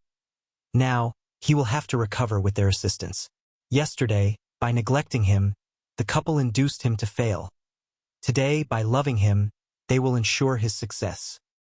The conversation faltered, perhaps because the subject matter compelled us to think long and hard about it. Reflecting on the absolute harmony of the law, Hilario and I had no more questions. We waited for nightfall, when we would form a group of friends that would restore the ailing child to his former home. It was almost dawn when we arrived at the railroader's residence. It was enveloped in darkness. Adela carried the restless, moaning child in her arms, while the minister, Sister Clara, Blandina, Mariana, Hilario and I silently surrounded them. We entered the humble room. As if he had been given an invisible sedative, the boy quieted down. Clarêncio explained, "The child is experiencing great relief due to his contact with the fluids of his home. The rebalancing of his soul in such familiar surroundings will be a solid foundation for the success of his reincarnation."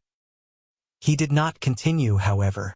Sister Clara motioned to him with a wave and he went into the couple's bedroom alone, undoubtedly to check on whether the time was right to entrust Julio to his future mother. A few minutes later, he invited us to enter. We witnessed the unfolding of a moving scene. Zulmira, in her spirit body, extended her kindly hands to us. She was beautiful, radiant with joy. As she received Julio and held him tight, she looked like a sublimated Madonna haloed by victorious motherhood. Adela was weeping. Clarêncio lifted his eyes on high and prayed in a moving voice, "Bless us, O Lord, souls entwined in the hope of your infinite love and in the joy that comes from obedience to your will. We are here, accompanying a friend who has returned for recapitulation. Give him strength to submit in resignation to the cross that will be his salvation. O Father, uphold us as we travel the great redemptive road, on which problems and pain must act as our guides. Strengthen our courage and serenity, and moderate our hearts so that we may serve you in any circumstance. Most of all, O Lord, we ask you to help our sister who has invested sacred feminine aspirations in the maternal apostolate. Sanctify her longings and strengthen her energies, so that she may honor herself with you in the divine endeavor of creation. Saturated with paternal love that reaches our spirit down to the secret fount of tears." The minister's prayer left us enwrapped. Zulmira, however, touched us even more deeply. Attracted by the magnetic power of the prayer, she approached Clarêncio with the boy and knelt down. Such humble naivete reminded me of the gospel narrative about the widow of Naim with her dead son at Christ's feet, and I could not hold back the tears that flowed from my heart. Equally touched by that spontaneous gesture of trust and faith, the minister, transfigured, caressed her head. Something sublime must have happened within the soul of that selfless missionary, of whom I had become so fond. A starry outpouring descended from the higher realms, inflaming his brow, and beams of sapphire blue light shot out from the hand with which he caressed the kneeling sister. We were enveloped by a few marvelous moments of expectation. Then, Clarêncio helped Zulmira up and led her to the bed with the child. From then on, Zulmira seemed fully concentrated on the boy, who entwined himself with her like a mollusk accommodating itself to its shell. Julio was finally able to sleep in peace. Held on the maternal lap, he seemed to immerse himself into it. On other occasions, I had witnessed the preparatory steps of reincarnation, which required the active concourse of technicians specializing in the process, along with benefactors from the higher life. But this time, the phenomenon was very simple. As it juxtaposed itself on the delicate tissues of the mother's perispirit, the boy's own subtle body gradually shrank before our eyes. Sister Clara and her companions kissed the future mother, who was trying to retake her dense body with the comforted and waning child. We left, overcome with the pure joy born from a duty well fulfilled. Adela assumed responsibility for helping Zulmira, and Clarêncio promised to keep a close eye on the natural processes of the incipient pregnancy. When we were alone once again, the questions arose imperiously. The minister, with his usual admirable patience, began to explain. Julio's reincarnation won't require any special attention from our sphere. It is an experimental descent into the arena of dense matter and is of interest only to himself and his family members. However, if his life were meant to influence society as a whole, and if he were the holder of indisputable merit with responsibilities toward others, the matter would be quite different. Forces of a higher order would be fatalistically mobilized to interfere with his chromosomes to ensure that the embryo would be suitable for its mission. What if the reincarnating spirit were a man of broad intellectual powers? Asked Hilario. We would have to pay special attention to the brain structure so that he would be ensured of having an instrument capable of enabling him to fulfill his duties involving the materialization of thought. What if he were to be a doctor? A great surgeon, for example? I asked in turn. He would receive special assistance in the development of his nervous system to ensure that he had complete control over his emotions. Since we had no more specific questions, Clarêncio continued. However, embryonic principles function automatically in thousands of rebirths every day. The law of cause and effect does its work without any need for management on our part. In reincarnation, all that is needed is the parent's magnetism, combined with the strong desire of the one who is returning to the arena of physical forms. When we return to the physical body, we are invariably animated by a firm purpose. Whether it be the desire to relieve the pain that torments us, the longing for spiritual victories that facilitate our entry to the higher life, the vow to recapitulate unfulfilled responsibilities, or the ideal to accomplish great endeavors of love amongst those with whom we have an affinity. Generally speaking, most souls that reincarnate satisfy the restless desire to start out again. Those who haven't taken seriously enough the endeavor that life has entrusted to them quickly yield to the imperative to repeat the experience, and their re-entry into the physical struggle appears as a redemptive blessing. Millions of destinies are restructured like that, like a huge forest being replanted. A seed grows, stimulated by the magnetism of the soil. A corporeal existence germinates anew, stimulated by the magnetism of the flesh. The minister paused briefly, so Hilario asked respectfully. So, the maternal womb, our mentor finished his thought, is an anemic vessel of strong magnetic power or a living mold meant for the casting and recasting of forms under the creative breath of divine goodness, which, in every part, offers us resources for our evolution toward wisdom and love. This vessel attracts the soul that is eager for rebirth and that is attuned to it, reproducing its dense body in time and space, just as the soil engulfs the seed to enable it to germinate in keeping with the principles that enclose it. Motherhood is a sacred spiritual service, in which the soul spends centuries perfecting the qualities of the sentiments. The lesson was indeed invaluable, but we had to stop because time was calling us to other duties.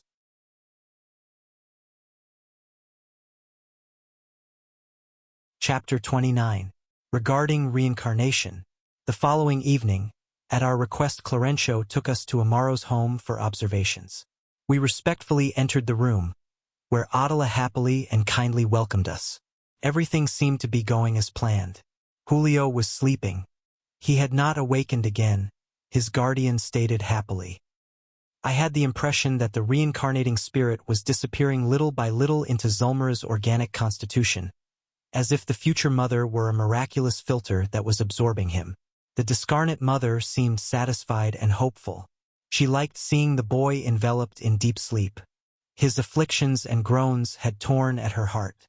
That is why rebirth was a blessing for her stress-filled maternal responsibilities. We noticed that Julio's subtle body had undergone an enormous, startling change. It had shrunk considerably. It seemed to me that both he and Zulmira, soul with soul, were immersing into each other. The young woman had acquired physical fullness and spiritual vivacity, whereas the boy was losing his outward appearance. Julio had peacefully gone to sleep, whereas Zulmira displayed a remarkable awakening to life. She too had changed appreciably. Like persons happy for having received new responsibilities where they work, she seemed happier about and more aware of her own obligations. The fluidic transfusion was obvious. The maternal organism was like an alembic used for refining the reincarnating spirit's energies in order to restore them to him as his new envelope developed. Noticing our wonder, Clarêncio explained with his usual kindness. Reincarnation, like discarnation, is one of the most telling biological shocks.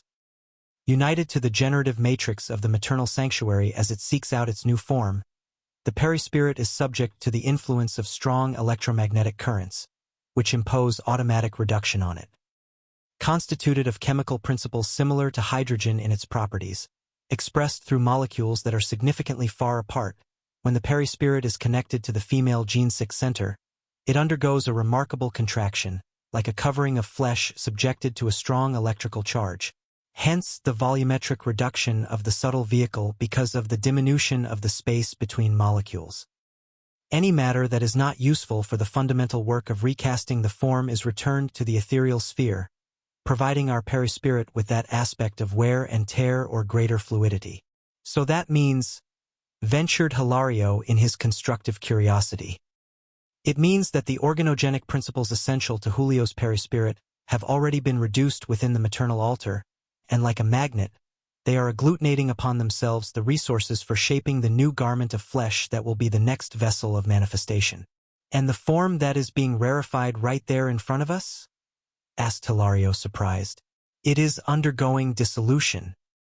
And with the wonderful serenity that characterized his spirit, Clarêncio continued his explanation. The physical body also seems to sleep during discarnation, when, in reality, it has begun to give back to nature the chemical units that compose it. The difference between the two processes is that the discarnating soul, even when in deplorable conditions of suffering and inferiority, is advancing to relative liberation, whereas the reincarnating soul is undergoing the process of returning to the webs of dense matter, in spite of being guided by noble objectives of evolution. It is for that reason that, led to organic reconstitution, we relive our entire biological past during the early stages of the fetal organization, albeit quickly. During the reconstruction of the form that will be used while incarnate, each person automatically relives his or her entire past, stopping at the highest configuration that he or she has acquired for his or her endeavor, according to his or her degree of evolution. The simple manner in which Clarêncio explained such complex issues induced us to sublimated thoughts concerning the magnitude of the universal laws. Right there, facing an ordinary case of reincarnation assisted only by our prayers in the worship of fraternity, we received elucidations about the overall plan of existence. Perhaps inspired by the same bandwidth of thoughts that preoccupied my own mind, Hilario asked, "Do all these principles also apply to circumstances involving animals?" "Of course, why wouldn't they?" replied our instructor patiently. "We are all on the grand march of growth toward immortality. Along the infinite lines of instinct, intelligence, reason, and sublimation, we are all connected to the law of rebirth as an inalienable condition of progress. We tackle multiple experiences and we recapitulate them as many times as needed on our grand journey to God. Pupae of intelligence in the obscurest sectors of nature evolve toward the realm of fragmentary intelligences inhabited by animals of a higher order, which, in turn, evolve toward the realm of human consciousness, just as human beings, little by little, evolve toward the glorious spheres of the angels. The instructor returned his attention to the bed on which mother and son were lying intimately associated, and stated, "Let's concern ourselves with the job at hand. Let's study the case so that our obligation of solidarity may be well fulfilled." This comment reoriented us. Hilario, who, like myself, was interested in taking advantage of the lesson unfolding before us, asked for an explanation that would be as simple as possible regarding Zulmira's and Julio's physiochemical communion at that moment. Clarêncio responded after reflecting a few moments. "Let's take, for instance, a ripe peach that has been covered with earth in order to be reborn. As it decomposes, it restores to nature's reservoirs all the elements of its pulp and the other layers that clothe its vital principles. Within the soil, it is reduced to the small seed that will be transformed in space and time into a new peach tree. The lesson could not have been more logical, more precise. So that's why," added Hilario studiously, "discarnate children need a longer or shorter period of time to demonstrate mental growth, just as happens during normal existence. That's the case with most of them, although there are exceptions to the rule. In many circumstances, there is no such imposition.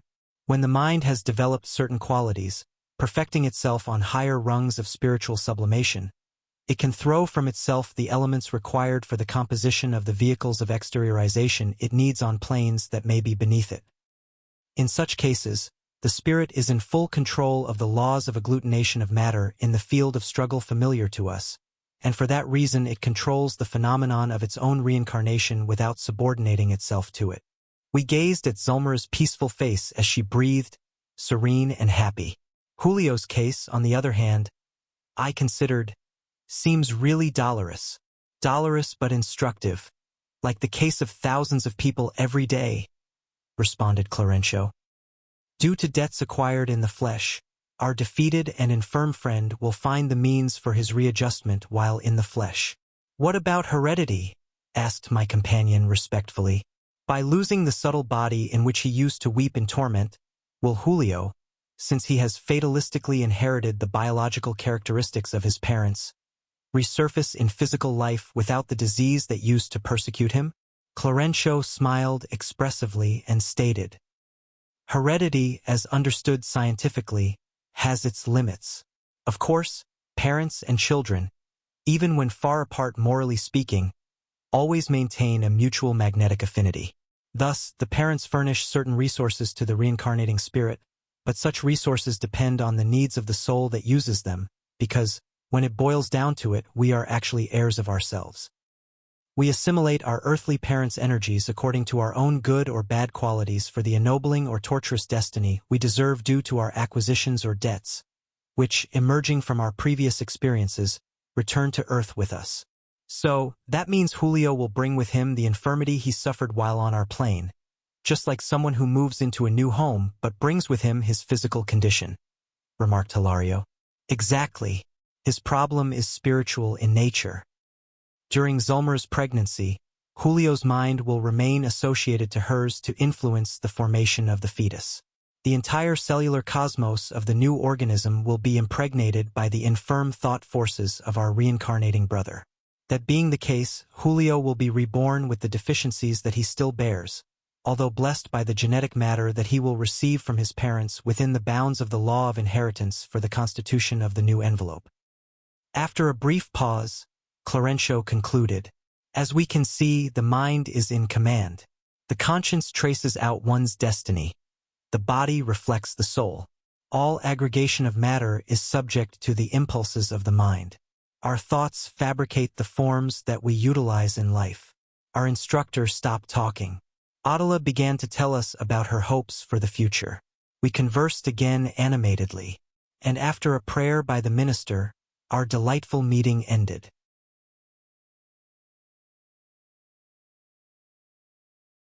Chapter 30. The Struggle to be Reborn. 1 month had gone quickly by concerning the events we have been narrating, when Adela came looking for us, pleading for help.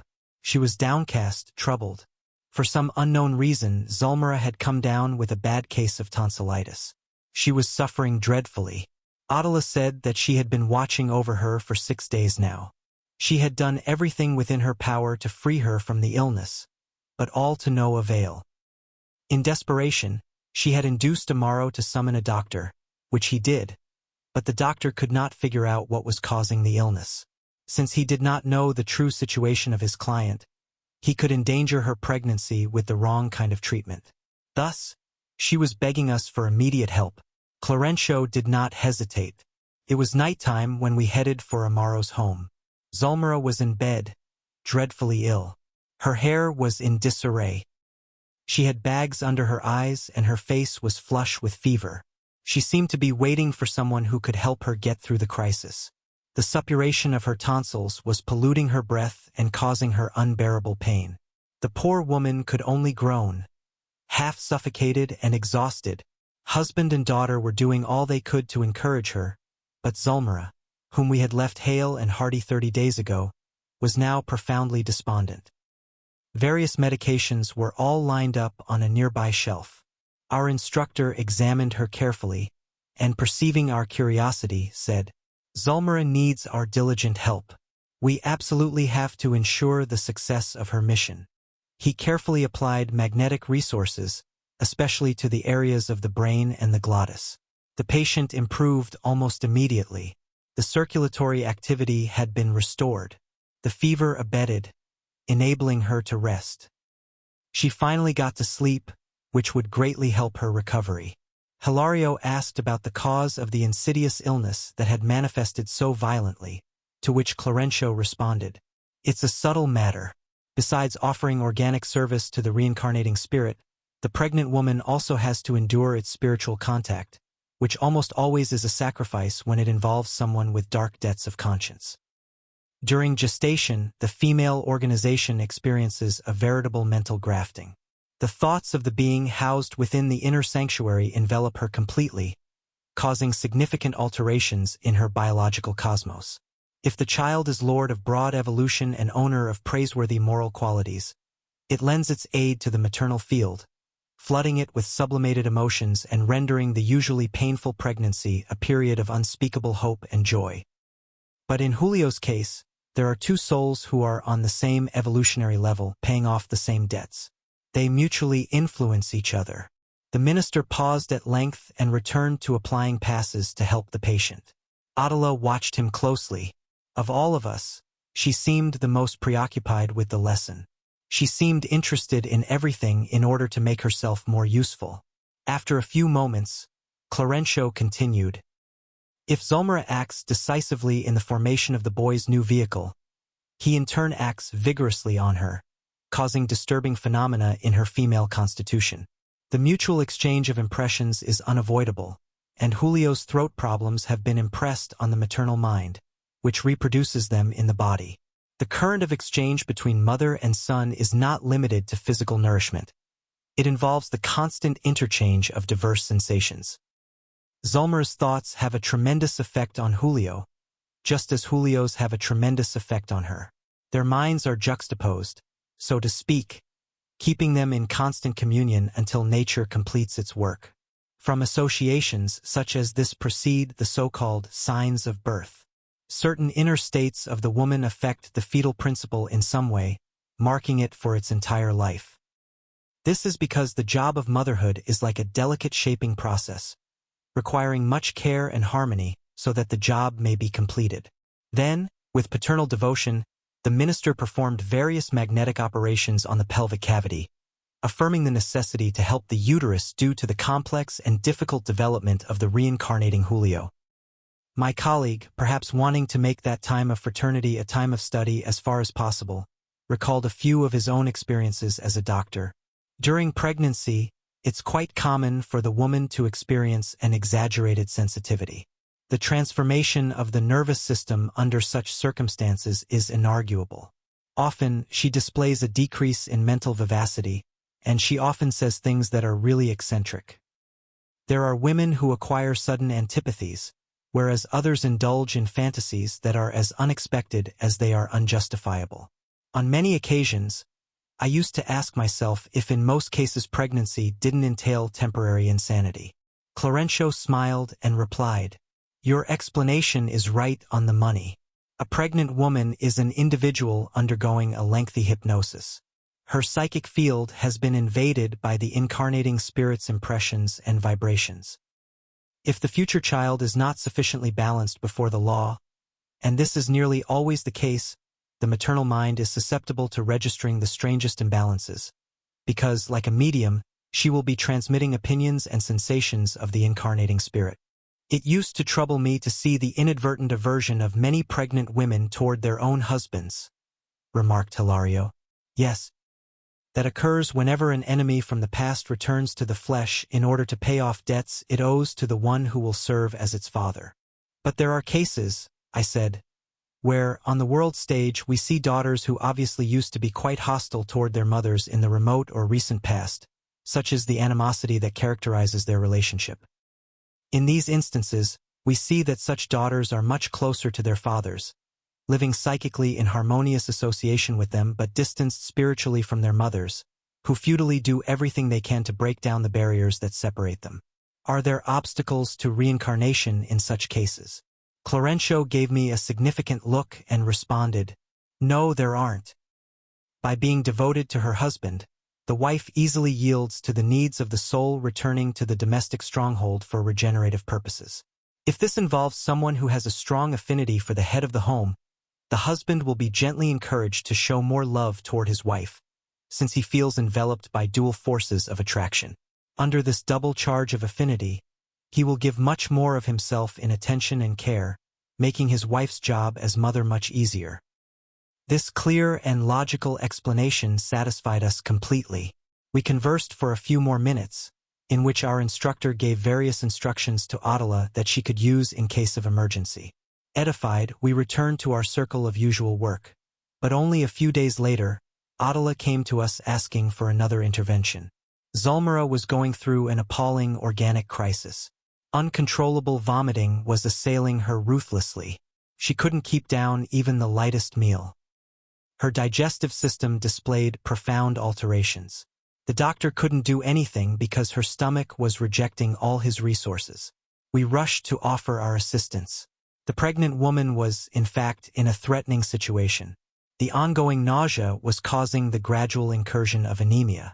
Clarêncio, however, applied extensive magnetic passes, promising that the measure would lead to the necessary improvement. Various duties were demanding our presence elsewhere. Even so, after we had said goodbye, Hilario asked the reason for such a phenomenon, which, during all his medical experience on Earth, had never been explained.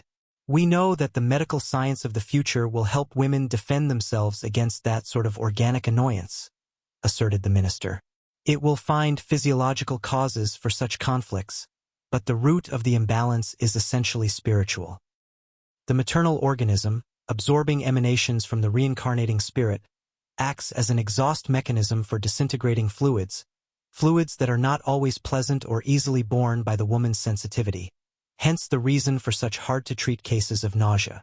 This information provided us with invaluable material to think about. The weeks passed. We insisted on visiting Amaro's home from time to time, whether asked to or not, until one morning, Adela came to us acting like a jubilant child, announcing that the boy had returned to the terrestrial light. The small family had decided to give him, once more, the name Julio. We joined in her profound joy, and with the solidarity of true friends, we went to welcome him.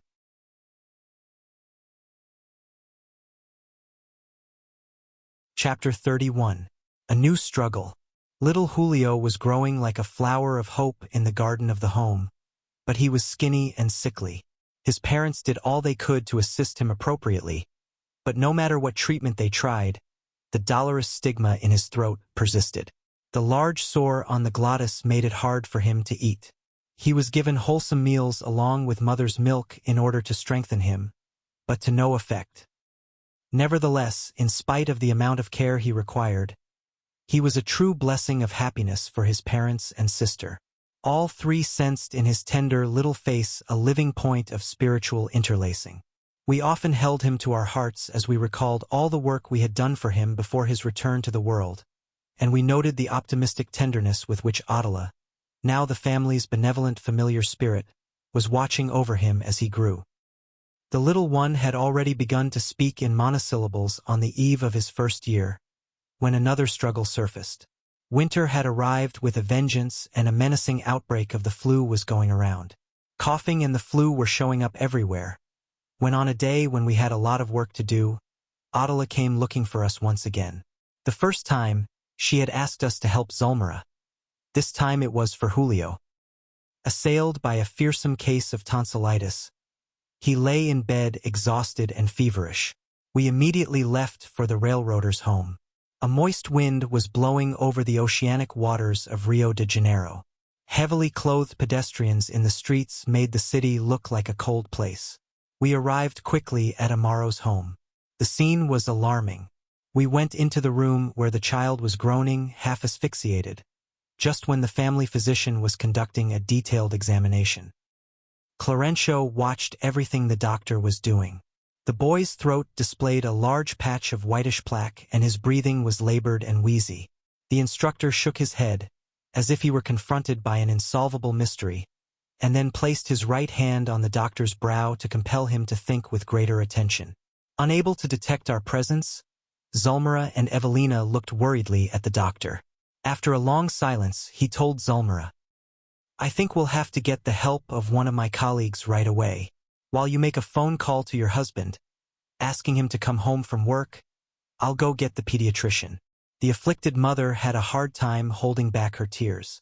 Lost in thought, the doctor went out on the street, and as Evelina ran to the phone to tell her father what was going on, Zulmira, thinking she was alone in the room, embraced the patient and, weeping freely, prayed, "Dear God, with much love I received the child you sent me. Please, don't take him from me now. Her tears pierced my soul. Due to my emotional state of mind, I could not ask any questions, but Clarêncio, unperturbed as always, stated compassionately, "It's an obvious case of diphtheria. The congenital deficiency of the glottis has enabled the bacilli to take hold. Immediate help is critical." The instructor had begun mobilizing powerful resources when the downcast Amaro came into the room. Amaro was trying to encourage Zulmira when the doctor and pediatrician entered the humble residence. Both doctors subjected the boy to a lengthy examination, exchanging impressions in a hushed voice. Apprehensive, after suspecting it was a case of the croup, the specialist stated that a laboratory analysis was needed and decided to take a sample. As he left, he promised the results within a few hours. He informed the anguished father that he suspected it was the croup. However, he reserved the final diagnosis for later. If his hypothesis were confirmed, he would send a trustworthy nurse to administer the proper serum. Keeping close watch on the patient, the minister told Hilario and me to go with the pediatrician to offer him all the help we could. We followed him without hesitating. The drizzle-soaked twilight fell rapidly. In just a few minutes, we went through the front door of a large hospital, where our friend was to conduct the tests. When we entered the cramped room, we were met with a truly stupefying surprise. Mario Silva, in his white lab coat, was talking to Antonina, who was holding a pale, wheezing Lisbella on her lap. The young woman, whom we had not seen again, had brought the girl to the specialist for a consultation. Assisted by Silva, who had obviously been attracted to the visitor through affinity, mother and daughter had access to the private office, where the doctor diagnosed a case of pneumonia. Antonina was advised to go home immediately so the girl could be treated. Penicillin had to be administered right away. Displaying immense tenderness for the child, Mario stood ready to help her. He would call a taxi and would attend to the case personally. His boss looked at the clock and acquiesced, stating, "Okay, you can go, but I need your help in a distant neighborhood at 10 p.m. The young man promised to return on time, and a taxi took the trio to the house we had visited before. In light of this unexpected development, we felt that we needed to consult Clarêncio. When we arrived back at the room, where little Julio continued to worsen, we told Clarêncio what had happened. He listened with interest and stated, concerned, "There's no time to lose. Let's head for Antonina's house. The law is bringing our friends back together again, and Mario needs to be strengthened to practice forgiveness. The waves of hatred he is emitting can hasten the inevitable work of death in this case." We headed there right away. After having begun treating the bedridden girl, Silva eyed Antonina, wondering where he had seen that tormented, Madonna-like profile before. He had the distinct feeling that he knew her from somewhere. Pleasantly surprised, he felt like he was in his own house. The affinity was not only obvious in his own heart, because Antonina and the children surrounded him with attention. Inwardly fascinated, the healthcare worker said out loud that he was feeling a peace that he had not known for a long time. Antonina was overjoyed and smiling. When he found out that Geraldo and Enrique loved sports, he struck up an animated conversation about soccer and won their friendship. As she made coffee, Antonina joined in the conversation from time to time in order to bring the kids in line when their speech started to become unconstructive. Only from this friendly conversation did we find out that Antonina had been widowed. Her husband, according to news received from a distant city, had died in an accident, the victim of his own carelessness. Silva had looked pleased when he heard this. He began to show an uncontrollable interest in the life of that welcoming home, which actually seemed to be his. At 8 p.m. sharp, Antonina unaffectedly asked him, "Mr. Silva, this evening we are going to have our home gospel study. Would you care to join us?" Incomprehensibly happy, Mario agreed. That evening's meeting was held beside Lisbella's bed. She did not want to miss out on the benefit of the prayers. A glass of pure water was placed on the nightstand. With New Testament in hand and her companions all ready, Antonina asked Enrique to open with prayer. The boy recited the Lord's Prayer, and then asked Jesus to heal his sick little sister. Clarêncio approached the glass of crystalline water and magnetized it for the patient, who seemed remarkably comforted by the prayer she had heard. Then he approached Silva, who received radiations from him. "Who's going to open the book this time?" asked Geraldo with a gleam in his eye as he looked at the unsuspecting guest. "Of course, our friend will do the honors," replied his mother, indicating the healthcare worker. Not knowing how to express the happiness in his heart, Mario took the little book. Clarêncio touched his chest area and hands to influence him to open it to the right passage. Trembling somewhat at taking part in a spiritual exercise that was completely new to him, and completely unaware of the assistance he was receiving, Mario opened to a particular passage as if at random, and then handed the book to Antonina, who read in a hesitant voice Matthew 5 verse 25. "Make peace with your adversary while you are on the road with him, so that he does not hand you over to the judge and the judge hand you over to the official to have you put in prison." Antonina, who seemed more reserved that evening, asked the kids what they thought the passage meant. They eagerly told about some of their experiences at school, affirming that they always felt peace whenever they forgave other kids for hurting them. Geraldo said that his teacher always smiled in satisfaction whenever he saw Geraldo's goodwill, and Enrique said that he had learned from the home gospel study that it was more pleasant to make an effort to live in harmony with everybody. The conversation seemed in danger of losing steam, but our instructor placed his hand on Antonina's forehead to inspire her to say something appropriate. "Geraldo," she asked with shiny eyes, "who would you say an enemy would be?" "Well, Mom, you have taught us that having an enemy on our pathway is like having a bad sore on our body." "That's exactly right," responded the widow with enchanting spontaneity. "Without the fraternal understanding that makes sure that we are always kind to others, and without the forgiveness that forgets all the bad things that are done to us, life would be really hard to take. Also, when Jesus gave us today's lesson, he must have thought that right is not always on our side. We may get offended at times, but truth is we offend others in turn. We need to forgive others so that others will forgive us. When we embrace the ideal of the good, we have to do all we possibly can to make things right with everyone who we have problems with, by being of service to them so that they view us in a different way again. Peaceable accord is worth more to us than the most valuable demand, because life doesn't end in this world, and it is possible that if we seek justice for ourselves, we may be hardening the blindness of selfishness in our heart, and thus may end up dying with afflictive problems. The heart that holds on to rancor is a sickly heart, indeed. Feeding hatred or spite means bringing unnamable moral suffering on ourselves. Silva was pale. Those remarks smote him to the core of his being. He looked so troubled that Antonina, noticing it, said with a smile, "You surely don't have any enemies. An industrious healthcare giver is obviously a brother to all." Yes. No, I don't have any enemies," stammered Silva. But on his mental screen, on which he was unable to control the eclosion of his memories, Amaro and Zulmira appeared as enemies that, in the depths of his soul, he couldn't forgive. "I hate them both. Yes, I hate them," he thought to himself. "I could never make peace with such enemies." Still, Antonina's sincerity enchanted him. That young widow and her 3 kids, seemingly overcoming all the obstacles put in their way, were a real example of how the spirit could be strengthened through sacrifice. He had never seen such ardent, pure faith before, the kind of faith needed for great moral constructions. Above all else, cords of strong affinity were drawing him to this woman, with whom he had felt attuned the moment he laid eyes on her. But no matter how much he combed his memories, he couldn't remember where, how, or when he had known her. Nevertheless, he did feel an indefinable sense of well-being because of what she had said.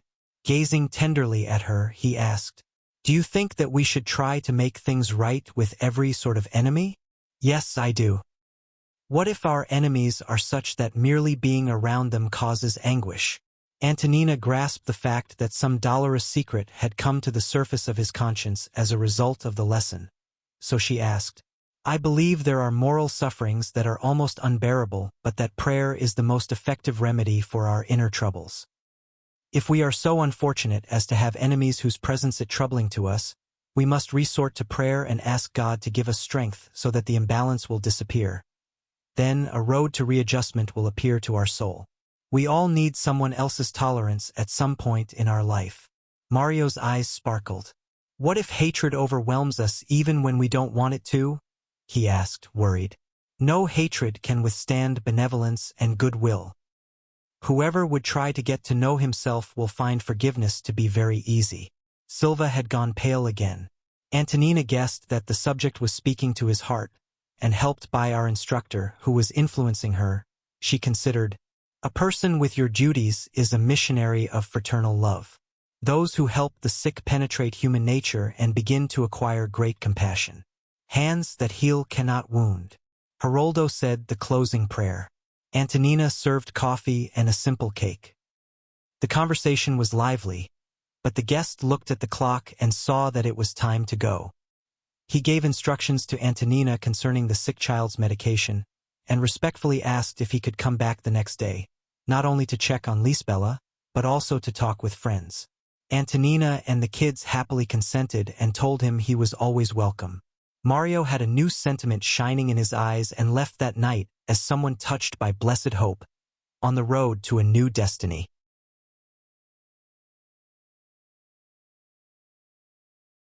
Chapter 32. Recapitulation. When he got back to the hospital, Mario Silva did not meet with his boss because he had left on urgent business. However, he received instructions from a nurse. He read them closely. There was a child who had a bad case of the croup and needed assistance right away. In possession of the address and armed with everything he would need for treating the boy, Silva took a bus to Amaro's house. Welcomed courteously by Amaro, he could not hide the perplexity that suddenly assailed him. He nervously stuttered a few monosyllables in response to the greeting. His surprise showed in the extreme paleness of his face. So, he thought in distress, this was the place? If he had known, he would have asked for some else to go instead. He hadn't planned on meeting these enemies again. He loathed the man that had stolen his bride, and he couldn't look at Zulmira without feeling an inexplicable aversion.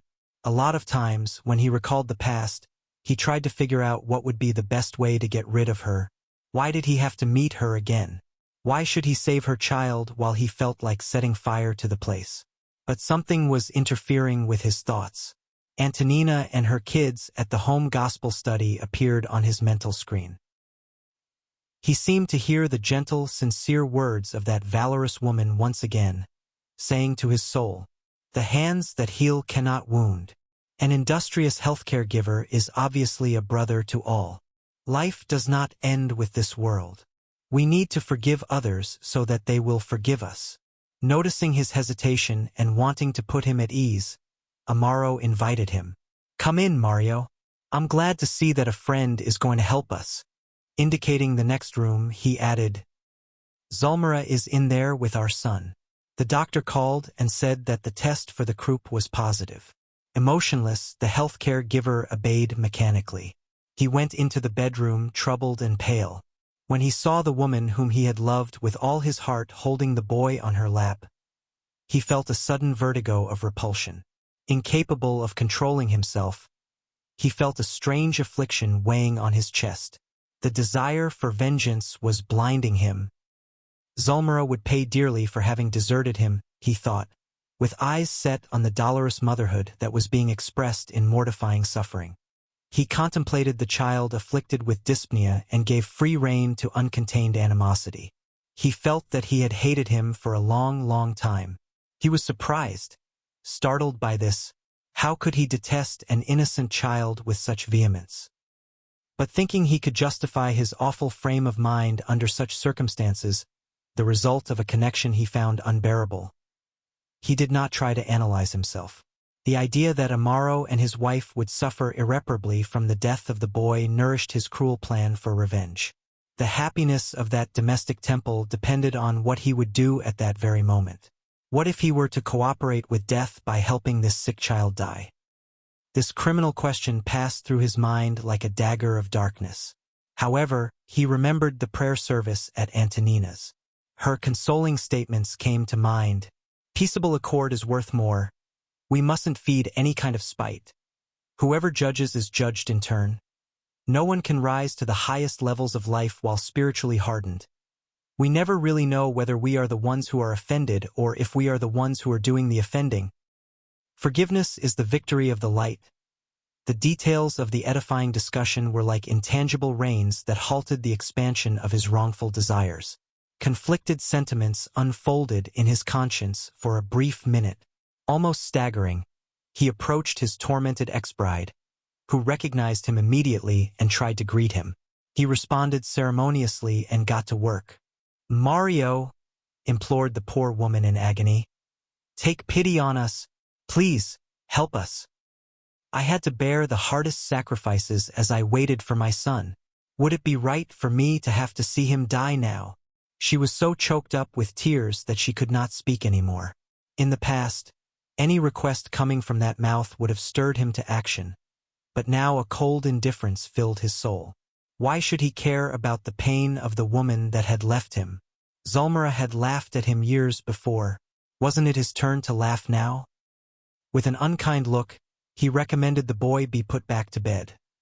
Then, he checked the child's sensitivity.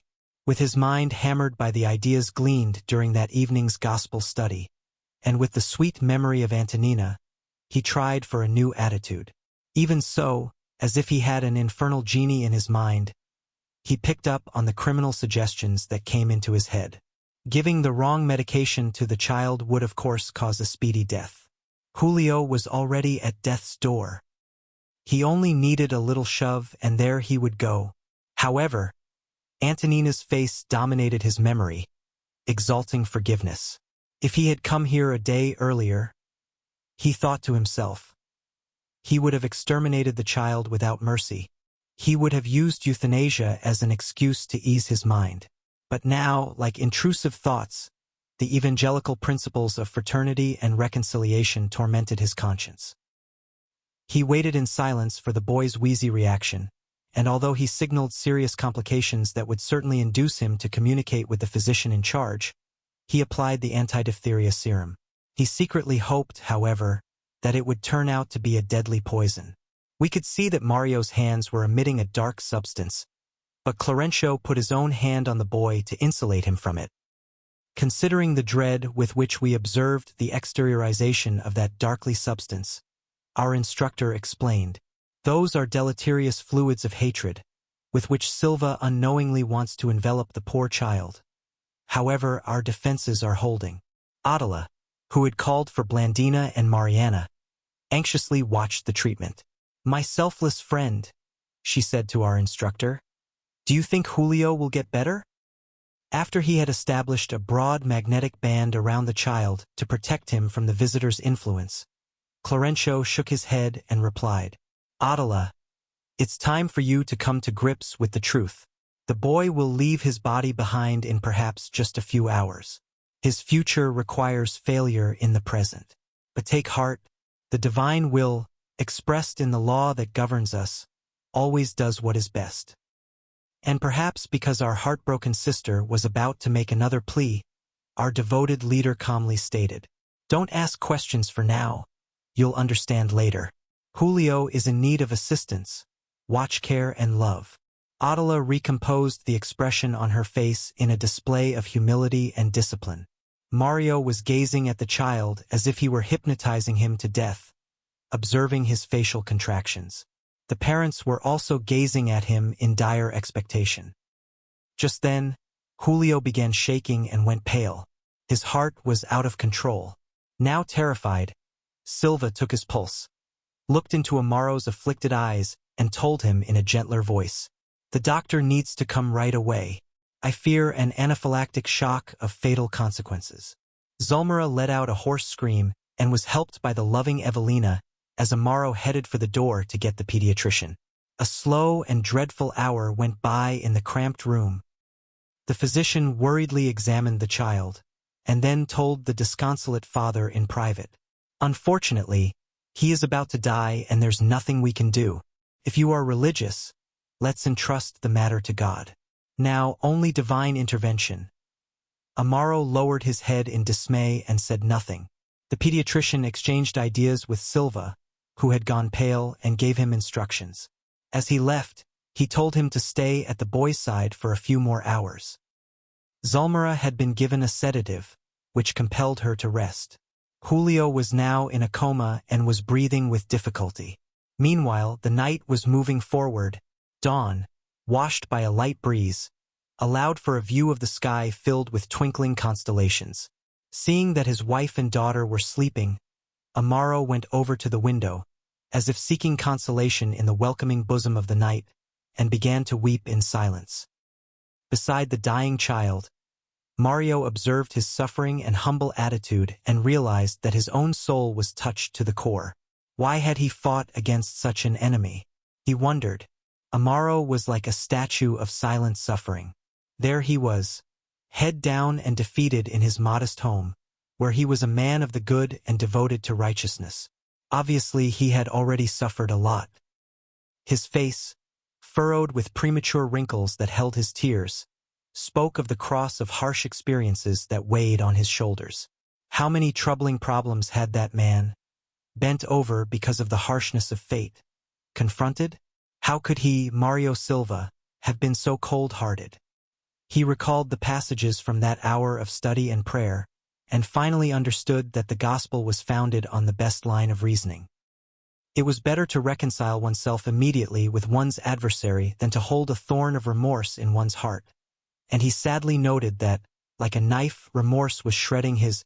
No doubt, Amaro and his wife should have manifested distrust upon seeing him again and should have refused his help. However, they had welcomed him fraternally with open arms.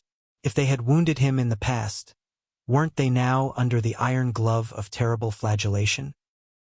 He thanked God that he had not injected the now dying child with poison. But still, hadn't he contributed to hasten his death? He felt like approaching the heartbroken father to try to comfort him, but he was ashamed of himself. The two stayed where they were, mute and impassive, for almost 2 hours. The dawn was beginning to reflect itself in the sky in broad, red streaks, when the railroad worker abandoned his thoughts and approached his almost dead son. With a moving gesture of faith, he took an old wooden crucifix off the wall and put it on the nightstand beside the dying child. Then, he sat down on the bed and took the boy on his lap with special tenderness. Assisted spiritually by Adela, who was embracing him, he gazed at the image of Christ crucified and prayed out loud, "Divine Jesus, have mercy on our weakness. My spirit is too fragile to deal with death. Give us strength and understanding. Our children are yours, but how it pains us to have to give them back when your will demands their return." Tears interrupted his voice, but displaying his urgent need to pray, he continued, "If it is your will for our son to leave us, O Lord, receive him into your arms of love and light, but grant us the courage we need to bravely bear our cross of longing and pain. Give us resignation, faith, hope. Help us understand your purposes, and may your will be done now and forever." Streams of saffron light flowed from his chest to envelop the child, who little by little fell into the deep sleep. Julio disengaged himself from his physical body, finding shelter in Adela's arms like an orphan seeking the warm nest of caresses. Touched in the innermost fibers of his being, and realizing that death had extended its large wings there, Silva felt a violent commotion constraining his soul. Convulsive weeping shook his chest, while an unspoken voice, which seemed to arise from the recesses of his being, shouted in his conscience, "Murderer! Murderer!" Disoriented and unhinged, he ran out into the street, weeping in torment in the cold darkness.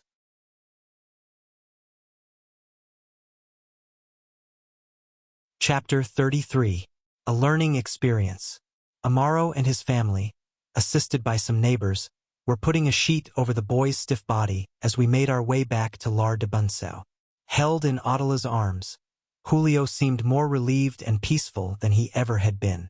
As our sisters exchanged thoughts about the future, I asked our instructor about the serenity that now gladdened the boy. "Julio has readjusted himself so that he can continue his evolutionary struggle," replied Clarêncio. His short rebirth did not only entail expiatory significance, necessary for the spirit that abandons the learning experience, but it was also a healing remedy for him. The stay in the physical realm acted as a resource that eliminated the wound in the delicate tissues of his soul. In many cases, the flesh functions like a filter that retains the impurities of the perispirit, freeing it from certain ills. That means that from now on, Julio will be able to manifest himself outwardly in a healthy body, having acquired the merit to receive a duly planned reincarnation entailing elevated objectives of service. After a few months with us, he will have developed sufficiently to return to the earth in the praiseworthy condition of self-harmony. He'll go back in such a short time? I asked, amazed. We hope so. He needs to concentrate on perfecting the nobler qualities for life eternal, and only the return to the school of the flesh can help him do that. Moreover, he needs to live with Amaro, Zulmira and Silva in a fraternal manner in keeping with the pure love that Christ taught us. This information, I replied, sheds new light on our study of life. We can see that complex, lengthy diseases have a specific function. Birth defects, Down syndrome, paralysis. That's right. Sometimes the soul's incursion into the realms of disequilibrium is so great that it must undergo a long journey to return to normality. And smiling, he added, the time of restorative hell corresponds to the time of the premeditated wrong. During many phases of our evolution, we are drawn to the webs of the flesh, which always reflects our intrinsic individuality, just as the clay is placed in the heat of the kiln or just as impure metal is cast into the red-hot furnace. Purification requires effort, sacrifice, patience. Before our wondrous eyes the horizon was painted with variegated colors, announcing the sun that seemed to be born from a sea of light and gold. Far away, the stars were growing dim, while nearby, light clouds hurried along, driven by the breeze. Clarêncio contemplated the sky and considered, when our spirit learns a little bit about the glory of the universe, it awakens the most sublime hopes. It dreams about entering the divine spheres and longs to meet again sanctified loves waiting for it in distant vanguards. Thus, it willingly accepts the hard work of readjustment. What are a few decades of selflessness on the earth when compared with the magnificence of centuries of bliss on worlds of wisdom and ennobling endeavor? Ah, if people only knew, I exclaimed, remembering the rebelliousness that so often harms us in the world. They will someday, objected Clarêncio optimistically. All beings progress and evolve toward God. Earth's humans will grow into this great understanding and will happily praise the assistance of pain. Over the years, the acorn becomes a hoary oak, rich in beauty and usefulness, and over the millennia, the spirit becomes a supreme genius, crowned with love and wisdom. After a minute of silent adoration of nature, the instructor continued. Getting back to Julio's case, we mustn't forget that, between birth and death, thousands of intelligences are working on their own recovery. To the degree that we clarify our consciences and strengthen our notion of responsibility, we start to realize that our spiritual worthiness entails non-transferable service. We owe to ourselves everything that happens to us in terms of good or evil. It's interesting to observe, said Hilario thoughtfully, how life, for the re-establishment of peace, requires the coming together of those who have been at war with each other. In the past, Julio slid down the slippery slope of suicide under the influence of Amaro and Zulmira after having quarreled with Silva. And now, completed Clarêncio, with the help of Zulmira and Amaro, he has rehabilitated himself so that he can reharmonize himself with Mario. It was only natural. But where was Julio before he returned to the world? I asked. After having gotten rid of his own body, satisfying a mere personal whim, he suffered the sad consequences of his deliberate act for many years in the circles closest to the earth. He had to endure the torments of having poisoned himself, an act that was repeated over and over again in his mental field. Premature death, when it entails rebelliousness against the infinitely compassionate laws that govern us, compels the spirit to endure a lengthy purgation on the spiritual landscape. We cannot cheat time, and a planned-out existence is dependent on a preset amount of time, which we must fulfill by doing what we are supposed to be doing. When that amount of time isn't used adequately, we shoulder awful imbalances in our physical and spiritual makeup. Does such a spirit suffer by itself? Not always. If it doesn't find itself in tormenting loneliness, it does find itself wherever its thoughts keep it imprisoned. In response to our insatiable curiosity, he added, Julio's thoughts were nourished in the psychic atmosphere of Zulmira, Amaro, and Silva, who acted as basic points for hatred. Jesus taught that people's treasures will be where their hearts are, and in fact, with our minds we are drawn to persons, places, and objects that are connected to our sentiments. But was Julio in contact with them in the spirit world or in the experiences of the physical? He simply took part in their lives, and life, in whatever sector of struggle, is invariable. Nevertheless, by detesting Amaro the most, he waited most intensely on him. During his stay in the spirit world, Amaro experienced Julio's relentless persecution, listening to his accusations and complaints in the purgatorial regions. And upon reincarnating in his current situation, he was closely followed by Julio, who afflicted his mind and demanded the necessary assistance to form a new physical body. Due to Amaro's thoughtlessness when he was Armando, Julio took the route of the suicide. Consequently, the law allowed his union with his friend Medinami, from whom Julio demanded renewal of a lost opportunity. Clarêncio looked at us in a special way and added, The spiritual thread of the commitment always runs between creditor and debtor. So, Amaro would have had a somewhat troubled childhood. I pondered with the objective of study. Yes, as happens with most young people of both sexes in the daily struggle, he awakened too early to the ideal of parenthood. During dreams while outside his dense body, he would find himself with his enemy, who asked for his return to the world, and eager for reconciliation. He thought about marriage with extreme restlessness, desirous of paying the debt he knew he owed. He was still very young when he met Adela, who had been waiting for him, in keeping with the agreement both had made in the spirit world. However, Julio's vibrations were so uncomfortable that Adela could not receive him right away and received Evelina first instead, since the couple's connection with her was based on sweet affinities. Only after Evelina's birth was Adela ready to incorporate the suffering suicide. This point in our conversation, I remarked respectfully, makes me remember the inner conflicts of many young people. They sometimes jump into marriage completely inept for its huge responsibilities as if they were driven by unseen thrusters, without any consideration whatsoever for the imperatives of prudence. As if they were assailed by sudden madness, they disregard all advice from family and friends, only to awaken later with serious problems if not under a cloud of immense disillusionment. Can now see, at the base of youthful dreams, there are nearly always anguishing debts that cannot be avoided. Yes, many love-related passions correspond to true obsessions or psychoses, which only reality can treat successfully. In many cases, behind the desire for marriage vibrates the past due to requests by discarnate friends or enemies, to whom we owe assistance so that they too can reincarnate. Love can be the manifestation of dark labyrinths from the past. As I thought about the struggles of the soul, thrown into life's experiences with so many enigmas to solve, I remembered an old question that often came to mind. What about guardian angels? I asked. Due to the surprise on Clarêncio's face, I clarified myself respectfully. Forgive me, but I am still just a beginning student of the spirit life. Are there guardian angels in our sphere? Clarêncio gazed at me in wonder and replied, Guardian spirits are found in all spheres.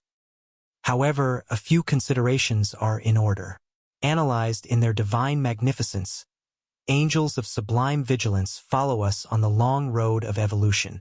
They watch over us in accordance with the laws that govern us, but we mustn't forget that we all move about in multidimensional circles. The chain of the Spirit's ascent goes from the depths of the abyss to supreme heavenly glory. A brief pause brought a fatherly smile to his lips, and then he continued. We need to remember that we are shaping our imperishable individuality in space and time at the cost of continuous, difficult experiences. The notion of a divinized and perfect being constantly at our side, available at our beck and call to answer our questions does not square with justice. What earthly government would put one of its wisest and most specialized ministers, who was in charge of ensuring everyone's well-being, in the ongoing service of just one person who was almost always a stubborn cultivator of complex enigmas and thus in need of life's harshest lessons. Why would an archangel be obligated to descend from the light eternal to follow, step after step, a person who was deliberately selfish or lazy? Everything requires us to be logical and reasonable. So you mean to say that guardian angels do not live with us? I'm not saying that, he asserted. And he graciously added, even though it is millions of miles away, the sun is always helping the worm in its hole, even though the worm is not where the sun is. The two sisters at our side were enwrapped in their contemplation of the sky as they talked about Julio's future, mentally distanced from our conversation. Clarêncio's lesson imposed serious reflection, and perhaps that is why silence had come over the group. But realizing the subject needed more clarification, he continued, an angel, according to the correct definition of the word, is a messenger. Now, there are messengers of all sorts of conditions and of all kinds of origins. Consequently, antiquity always believed in the existence of good and bad angels. Since the oldest religious ideas, a guardian angel is an expression that defines a heavenly spirit who watches over an individual in God's name, or is a person who is entirely devoted to another, helping and defending him or her. Whatever the sphere may be, the familiar spirits of our lives and struggles live with us. From the most brutish beings to the most sublimated, there is a chain of love, whose links we may symbolize in souls who care for each other or who are attuned to each other within the infinite gradation of progress. The spirit family is a constellation of intelligences, whose members are on earth and in heaven. The member who is able to see a little more helps the sight of the still struggling member to get rid of his or her blindness. All of us, no matter how low on the evolutionary scale, have someone nearby who loves us and drives us to go higher. We can see this most clearly in the circles of the densest matter.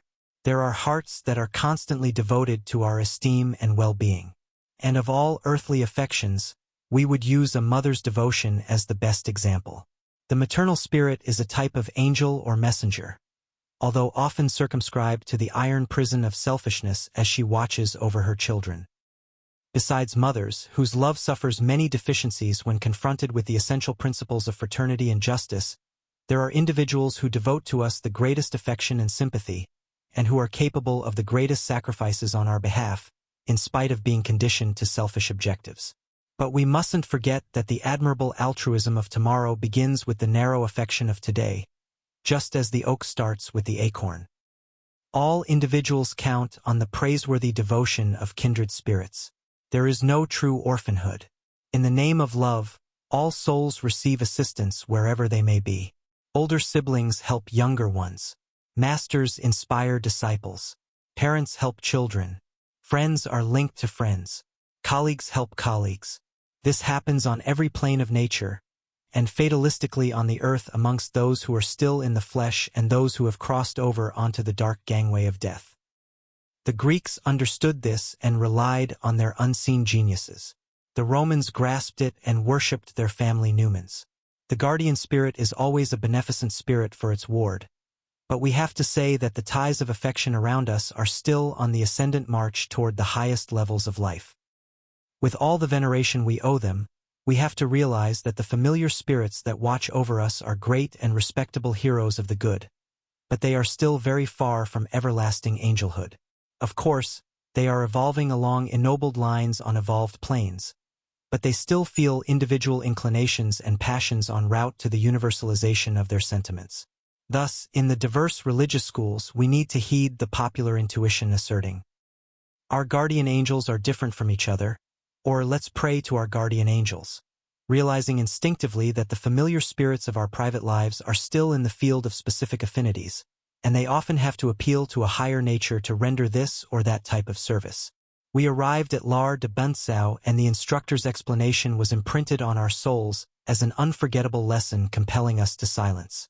Blandina, however, asked Clarêncio, kind friend, can we be sure that Julio was supposed to discarnate now? Absolutely. The law has functioned precisely. There is no room for any doubt. What about those streams of dark thought from Mario that seemed to poison him? If we hadn't been with him, he would have hastened the boy's death. Even so, the law would have been fulfilled. However, Mario's dark thoughts turned against him.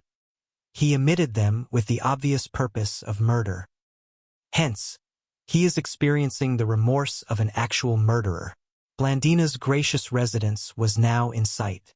Clarêncio embraced her and concluded, "We can be sure, my daughter, that wherever and whenever, we will receive from life according to our own deeds."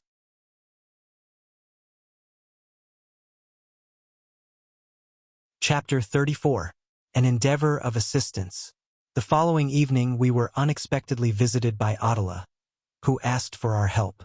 Now that our concerned friend was aware of the dark drama that had played out in the recent past to better understand the troubles of the present, she understood the needs of Amaro and Julio, whom she loved as husband and son of her heart. She was asking us to help her with Zulmira, who was once again bedridden.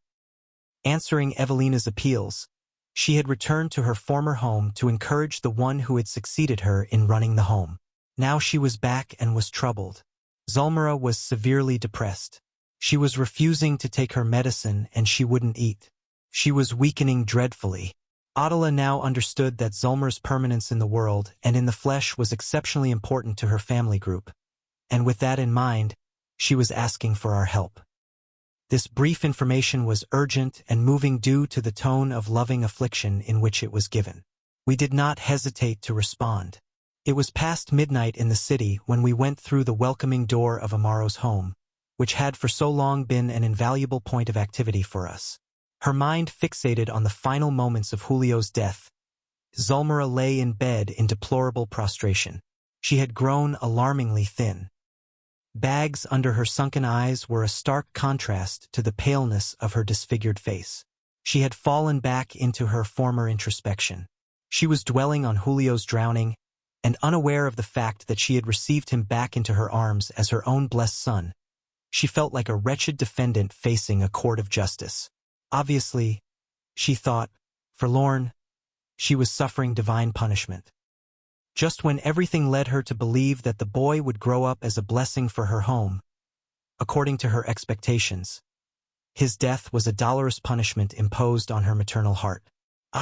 She must have been sentenced by the judges of heavenly wisdom. No one on earth knew about her remorse for having been a careless, cruel guardian, but she had obviously been recognized as such by the thousand-eyed tribunals of incorruptible law. She hadn't helped Adela's son as she should have, but had intentionally abandoned him. Now, she had inexplicably lost the son who was to have fulfilled her hopes for a bright future. Was it really worth it to get up and face what, for her, represented the pain of living? She could see she was beaten. The guilt complex had retaken her mind and had smitten her heart. There were several types of medication on the nightstand. Our instructor noted them, examined the patient and said, "The pharmacy doesn't have the medicine that Zulmira needs. It has to come from within her. We need to renew her hopes and her love for life. Her mind is out of control again. She has lost all interest in the daily struggle and her refusal to eat has led to progressive inanition." "But if she could see the boy again," asked Hilario, "wouldn't that be the best way to restore her to happiness?" "That's what we are hoping," agreed the minister. "But at this stage, Julio needs at least 1 full week of complete rest. Until then, we absolutely have to spare his energies." Clarêncio got to work, applying magnetic resources with our humble help. Zulmira's nervous tension, however, had reached its apogee. We could only calm her down somewhat, but not enough to induce her to reparatory sleep, as we would have liked. Adela felt more capable of taking care of her, when we were confronted by an unforeseen phenomenon. Mario Silva, outside his dense body, entered the room like a flash of lightning. His haggard eyes had a wild look in them as he contemplated the patient for a few moments, and then left. We looked questioningly at the minister, who explained, "Everyone knows that the criminal always returns to the scene of the crime. Remorse is a power that shackles us to the past." And because we wanted to go after the unexpected visitor, the instructor replied, "Let's just wait a bit. Mario will be back." In fact, a few minutes later Silva did return. With the same demented expression, he stared at the patient, but this time he got down on his knees, exclaiming, "Forgive me. Please, forgive me. I'm a murderer. A murderer." Instinctively, we were about to help him, but touched by the waves of our magnetic influence, the healthcare worker vanished. "Poor friend," said the minister, saddened. "He's suffering a lot. Let's help him out." In a flash we were at Mario's house. He was having a nightmare, confined to bed as the result of powerful sedatives. We were surprised to see a discarnate nun praying nearby. She stopped praying in order to greet us warmly. "I just knew," she said kindly and confidently, "that our Lord would send us the help we needed. I have been watching over him for a few hours now. Our friend's situation," and she nodded toward Mario lying in bed, "is obviously abnormal, and I fear that he may be attracting diabolical spirits." Clarêncio assumed the look of a mere visitor in the eyes of the nun, who obviously felt encouraged by our presence. "Are you a nurse?" asked our instructor politely. "Not exactly, but I do work at the same hospital as Silva." She gazed at the half-asleep Mario and added compassionately, "He's truly devoted to helping sick children, and we owe a lot to his diligence and caring." And speaking like a true Roman Catholic, she continued, "Many blessed souls have come down from heaven to show how grateful they are to him. This has happened so many times that, along with a few other physicians and assistants, he has merited the best attention of our sisterhood." Displaying his usual tact, Clarêncio asked, "How did you know that our friend here was so distraught?" "We didn't receive any direct notification, but when he didn't come to work today, that was enough to tell us that something serious had happened. Our superior gave me the job of finding out what it was. My hands are tied because I had no idea there were so many spirits of the darkness in the vicinity." The nun's words were so full of spontaneous goodness and had evidence of such a charming, naive, and pure faith that curiosity needled me inside. The temptation to study the fascinating issue of that charitable effort of assistance urged me to get involved in the matter, but one look from Clarêncio was enough for Hilario and me to keep respectfully quiet. "It's truly moving when one thinks about the sublimity of your mission after leaving your earthly body," said the minister kindly, perhaps trying to elicit a little direct elucidation capable of satisfying our curiosity. "Yes, it is. We work under the supervision of Mother Paula, who has explained to us that nursing in public hospitals is a form of benign purgatory until we merit new blessings from God. But sister, I can see right now that your heart is partaking of the Lord's peace." She lowered her eyes humbly and replied, "I don't think so. I'm just a poor nun working to redeem my sins." Mario lay moaning on the bed. The minister seemed to become unconcerned about any personal conversation and began to caress the patient's forehead, as if to inform us that the patient alone should be the focus of our interest. The nun approached our instructor respectfully and said, "Brother, Mother Paula says that the ears of God live in the hearts of great souls. I'm certain that you heard my prayers. I see you as being emissaries from the heavenly court. So, I feel it's my duty to entrust our patient to you." Clarêncio thanked her and explained that we were only going to be there long enough to administer the help that Mario needed. The nun said that she had to inform the hospital about Mario's condition and promised she would return shortly. She rushed out. Now that we were alone, Clarêncio explained, although still attentive to Mario, "Our sister belongs to a spirit group of Catholic servants devoted to evangelical charity. There are several such institutions, where countless spirits are gradually prepared for higher understanding." "Under the supervision of authorities still connected to the Catholic Church?" asked Hilario in amazement. "Why not? All religious denominations are of great worth in the spirit world. Like what happens with the human personality, belief systems have a clear, luminous region and another that is still in the dark. In our souls, the lucid region is nourished by our highest sentiments, whereas in the shadow world of our inferior experiences dwell inclinations and impulses that still chain us to animality. In religions, the field of sublimation is populated by benevolent and liberal spirits that are aware of our destination toward the good, whereas in the dark ranks of ignorance swarm souls weighted down with hatred and selfishness." And smiling, the minister added, We are still evolving and each one of us lives at his or her proper level. But like us, did she grasp the truth we had been confronted with after death? I asked, intrigued. Each intelligence, he replied, enigmatically, only receives the amount of truth that it can handle. On the bed, Silva was showing unmistakable signs of enormous anguish. I was aware of the fact that my job of assisting him was urgent, but the spiritual charm of the nun, who was remarkably bound to earthly customs, aroused my curiosity so much that I could not help but ask. But that nun knows that she has left the world behind. She knows she has discarnated, yet she sees herself as she used to be. Yes, she does. Does she know that life extends to other spheres, other realms and other worlds? Will she finally realize that heaven and hell begin within ourselves? Clarêncio shook his head and replied, no, she doesn't seem like someone who has broken out of the circle of her own ideas in order to discover the surprises that the universe holds in store. Mentally, she is still bound to the concepts she chose while on Earth as being the most suitable to her happiness. And no one around here bothers her for living so far from the true knowledge of the path? The instructor gave me a look of paternal charity and replied, above all, our sister deserves our greatest veneration for the good she is doing. As for the way to interpret life, we mustn't forget that God is our Father. With the same tolerance with which He has been waiting for us to have a higher understanding, He will wait for her to have it too. Each spirit has a different pathway to travel, just as each world has the course peculiar to it. And gazing at me with particular attention, he observed, the main lesson here, André, is that of the sower who inevitably produces. As a healthcare worker, Mario Silva, despite his ruinous impulsivity, has been invaluable and humane, and has become a creditor of another's love. As we have seen, he isn't a man devoted to religious endeavors. He is angry and aggressive. Lately, he has been feeling like a criminal.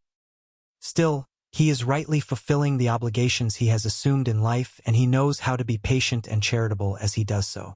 Consequently, he has won the sympathy of many and is fraternally watched over by a grateful nun. This lesson was truly moving.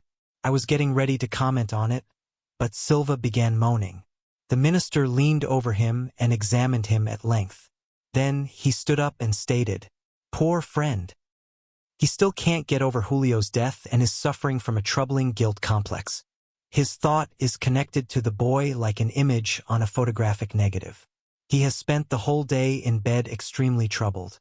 I can see that he did not go to Antonina's home as he had planned. He feels defeated and ashamed of himself. However, Antonina is the only one who has the medicine he needs." After a brief pause, we asked if it wouldn't be possible for us to help him more effectively by means of passes, to which Clarêncio responded confidently. That type of help would strengthen his energies, but it wouldn't solve the problem. Silva needs a change of attitude in order to get better. He needs fresh thoughts, and for now, Antonina is the only person capable of getting him back on his feet. I instinctively recalled the drama that had occurred at the time of the war with Paraguay and thought I was hearing the former Leonardo Perez's story all over again. Noting my thoughts, the minister responded, "Everything in life has its reason for being. In the past, Silva, as Estevez, got involved with Antonina, who was Lola Ibaruri, so that they could indulge in sinful pleasure by neglecting the finest obligations of life. In the present, they will be brought back together to make amends. Those who thoughtlessly associate with each other in the eyes of the law wind up espousing huge debts that have to be paid off. No one can fool the principles that govern existence." I wanted to ask more questions, but Clarêncio kindly put his finger to my lips and suggested, "Enough curiosity, André. When we begin to discuss the law, our conversation takes on the flavor of eternity, whereas the imposition of being of service conditions us to the present minute." Indicating the troubled healthcare worker, he said, "We'll return tomorrow afternoon to take him to Antonina's. With her help, he will be able to get back on his feet. There's nothing more we can do for him right now." A few instants later, the nun came back with another sister, who greeted us with attentive reserve. Both had been given the job of helping their sick co-worker. The sisterhood would be responsible for all duties of watchcare and spiritual nursing for as long as Silva was in such a state.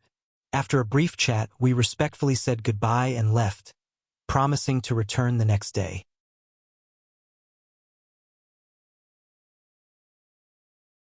Chapter 35. Moral Reconstruction. According to plan, we returned the next day, stopping first at Zulmira's home because her organic situation was more perilous. The poor woman was even paler, more despondent. The doctor had given her a number of costly drugs, but the poor thing was languishing in profound exhaustion. Concerned, Amaro and Evelina were working tirelessly. Nevertheless, Zulmira was letting herself die. In light of our obvious apprehension, the minister would only say, "Let's wait." In a team effort like this one, the improvement of one member almost always leads to the improvement of another. It seems to me that Silva's recuperation will influence Zulmira in her fight against death. He gave her a brief treatment with magnetic passes. Then we hurried to Mario's home and found him to be as overexcited as he was the day before, although he was being selflessly assisted by the nuns, who continued praying for him. The Descarnate sisters welcomed us lovingly and told us that the patient still felt hopeless. Clarêncio, however, optimistically assured them that Mario would be coming with us and would return to health. He approached the patient, touched his forehead and uttered a silent prayer. As if he had received a transfusion of fluidic energies, Silva quieted down as if by magic. He was definitely calmer, although still downcast. His facial expression, revealing his inner turmoil, had been replaced by a dolorous serenity. Clarêncio applied a few passes and said, "Silva really needs to hear what Antonina has to say, but he is hesitant. He is inwardly ashamed of himself. He thinks he is responsible for Julio's death and fears contact with the spiritual nobility of our sister, in spite of feeling drawn to her.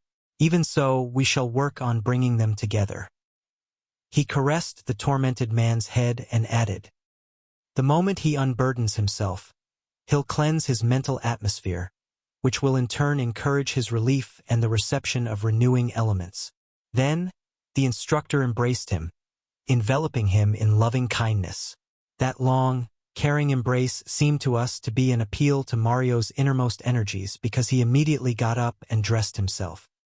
Unable to explain the sudden decision that was moving him, he went out on the street, followed closely by us, and took a taxi to the home of the kindly family that had lovingly welcomed him 2 days ago. Antonina and her children joyfully opened their arms to him. Enchanted, little Lisbella hung onto his neck after giving him a tender kiss. She was still bedridden but feeling much better and happy. As if she had known Mario for a long time, Antonina looked at him apprehensively.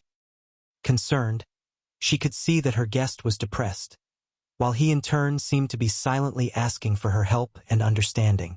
Perceiving his inner anguish, the young widow invited him for a private talk in another room, where she and her kids held their home prayer service.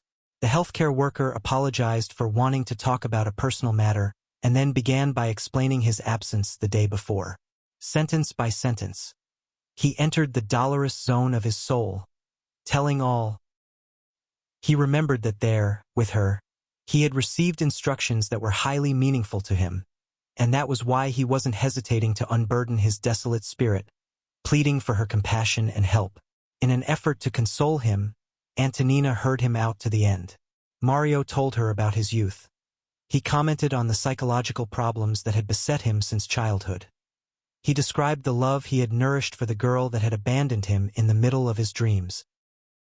He told her about the trials that had punished his youthful pride.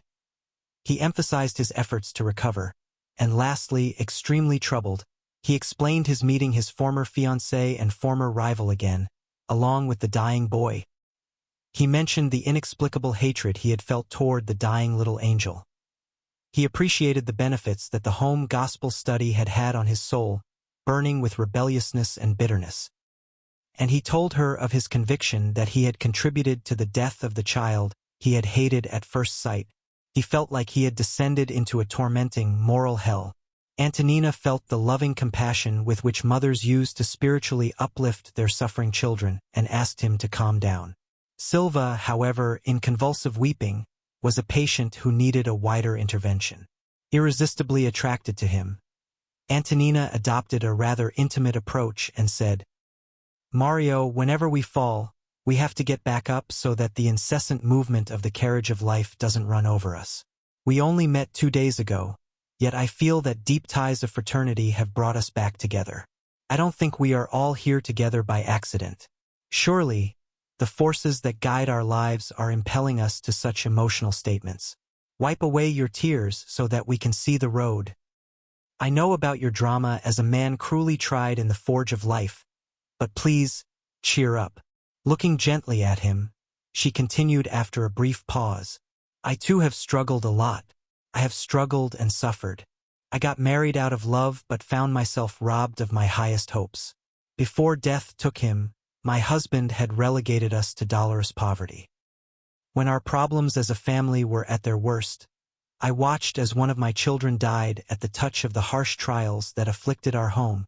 Thanks be to God, however, I know that we would experience only ignorance and misery if not for the help of pain. Suffering is a sort of invisible fire that shapes our character. So don't be so downcast.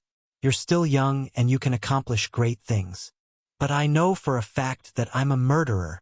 Mario sobbed, heartbroken. "Who says?" "We have to remember that, mindful of your profession, you attended to a boy who had been completely handed over to the domain of the croup. By the time you arrived, little Julio had already been suffocating under the wings of death. But this bad feeling? What about the remorse? I feel defeated, afflicted. I'm afraid of myself." Antonina gazed at her guest with her typical self-assuredness and replied, "Mario, do you believe in the reincarnation of the soul?" Because Mario gave her a strange look, she continued without waiting for a response. "We are all travelers on the great road of eternity.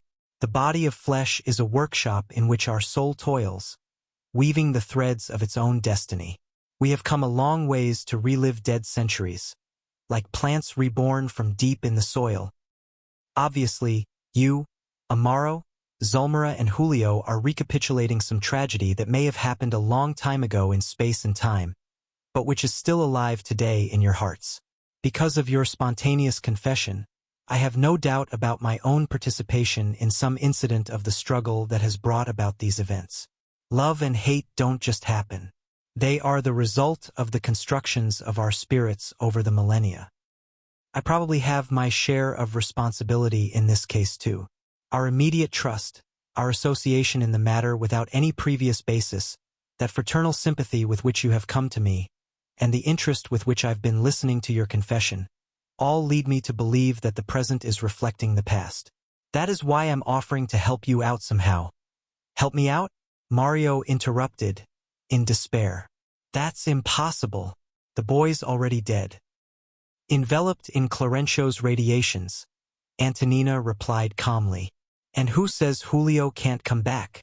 Who says we can't do something on his behalf? What can we do?" "What?" "Listen to me, Mario. Selfishness is not expressed only in our joyful moments.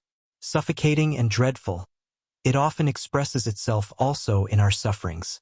This happens when, in our grief, we think only of ourselves.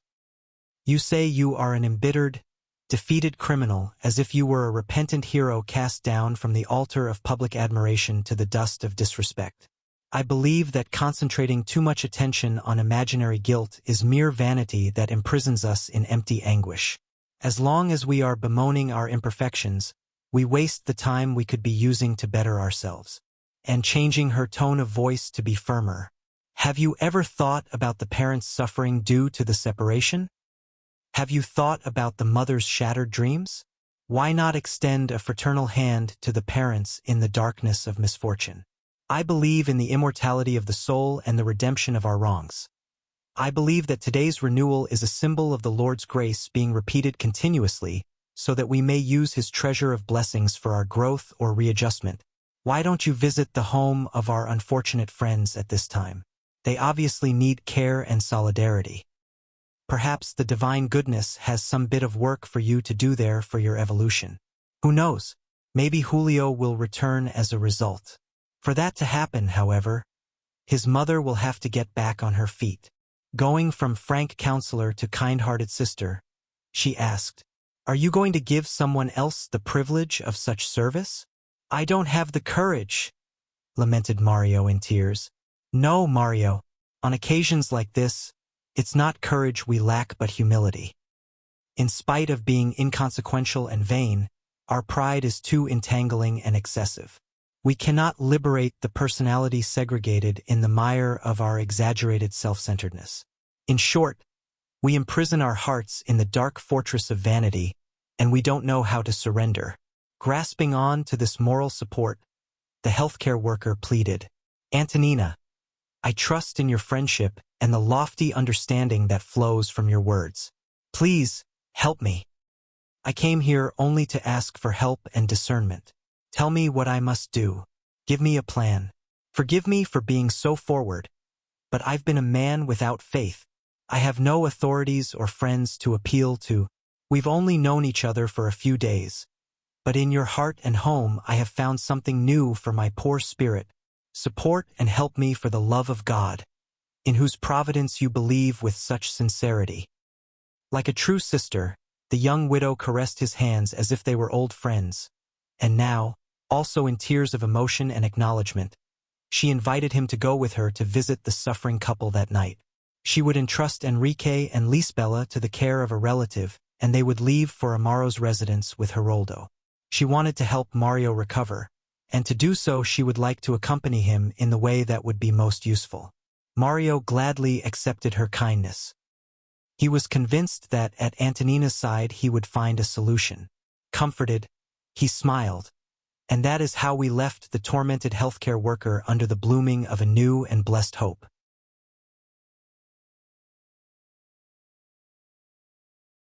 Chapter 36. Renewed Hearts. 3 days had passed since Julio's liberation. Once again we were at Zulmira's side in the early hours of the night and found her completely spent. The progressive weakening had put her organism in a perilous situation.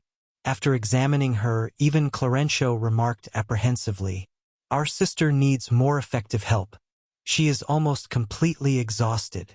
The patient was receiving his magnetic assistance when Mario, Antonina, and Geroldo entered the adjoining room. We left our instructor with Zulmira and went into the room where the family meeting would occur. Amaro and Evelina did the honors.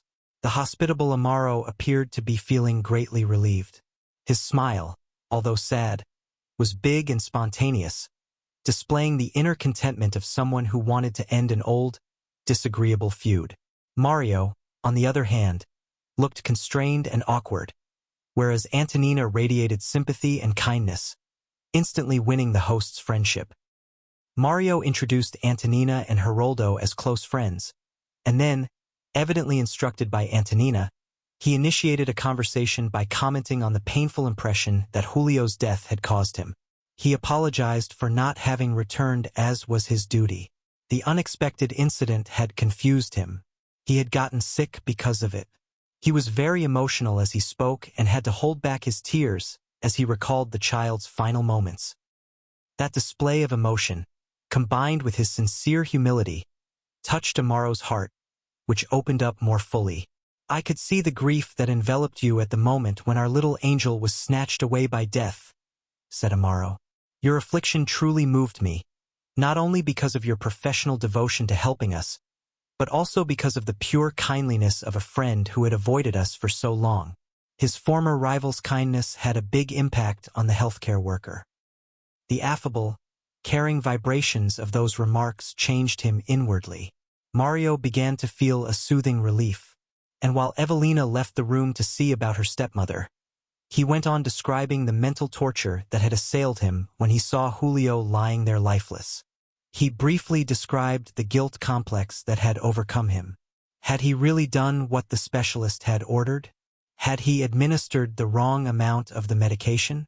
When he paused, Amaro broke in, emphasizing kindly, "There was no reason for such concern.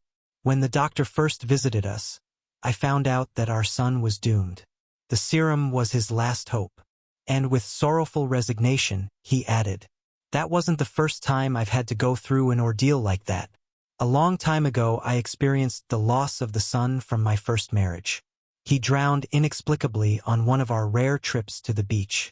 I must confess that I almost went crazy.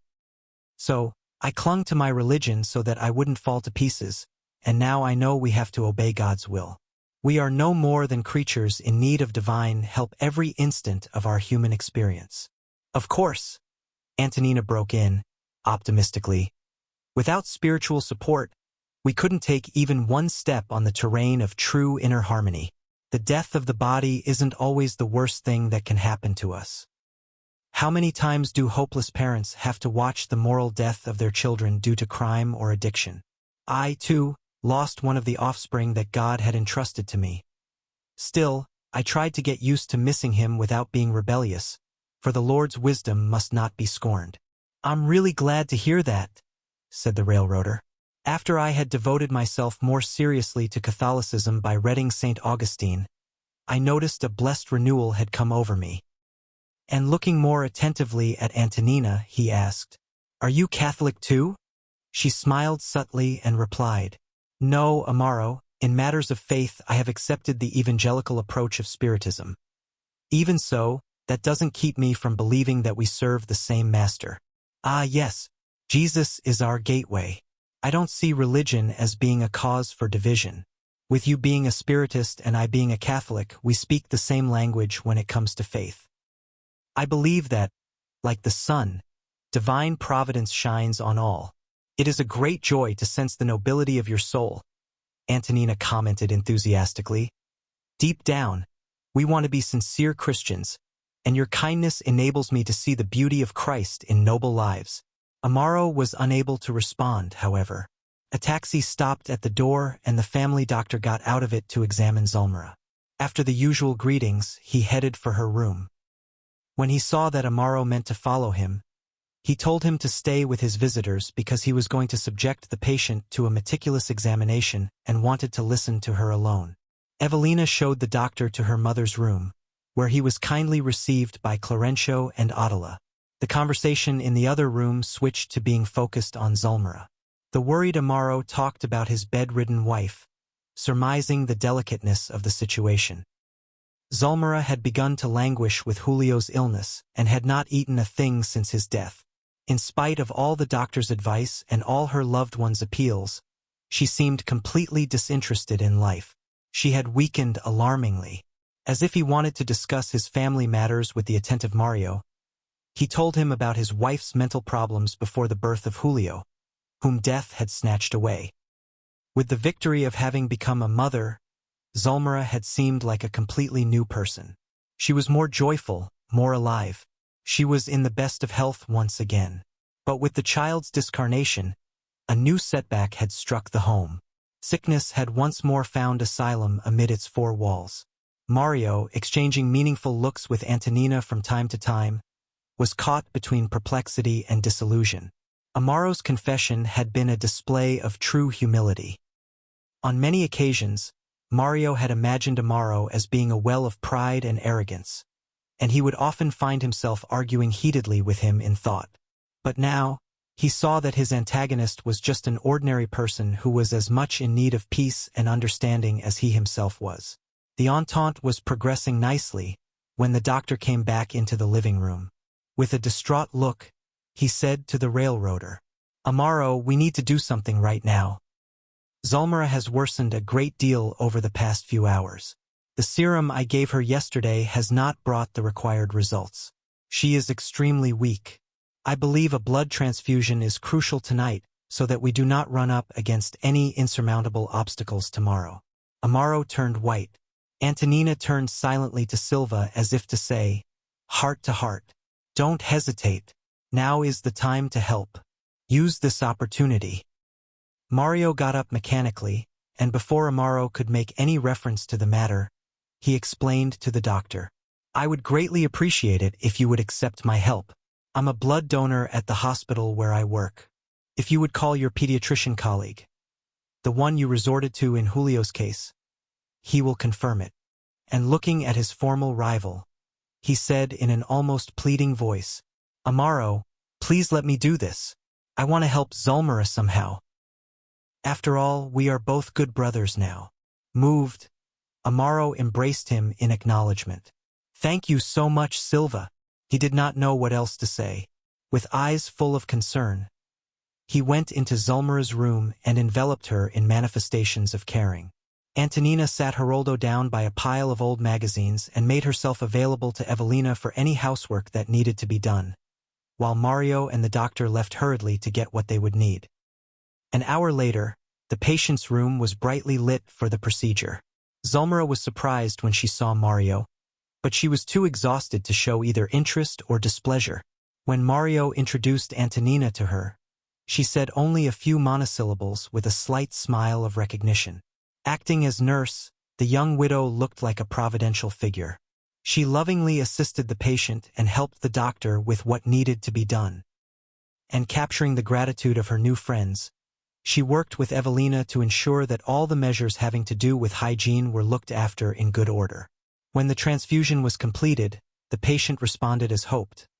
Silva, however, either because he himself had become weakened or because the amount of blood had been too much, collapsed in utter exhaustion.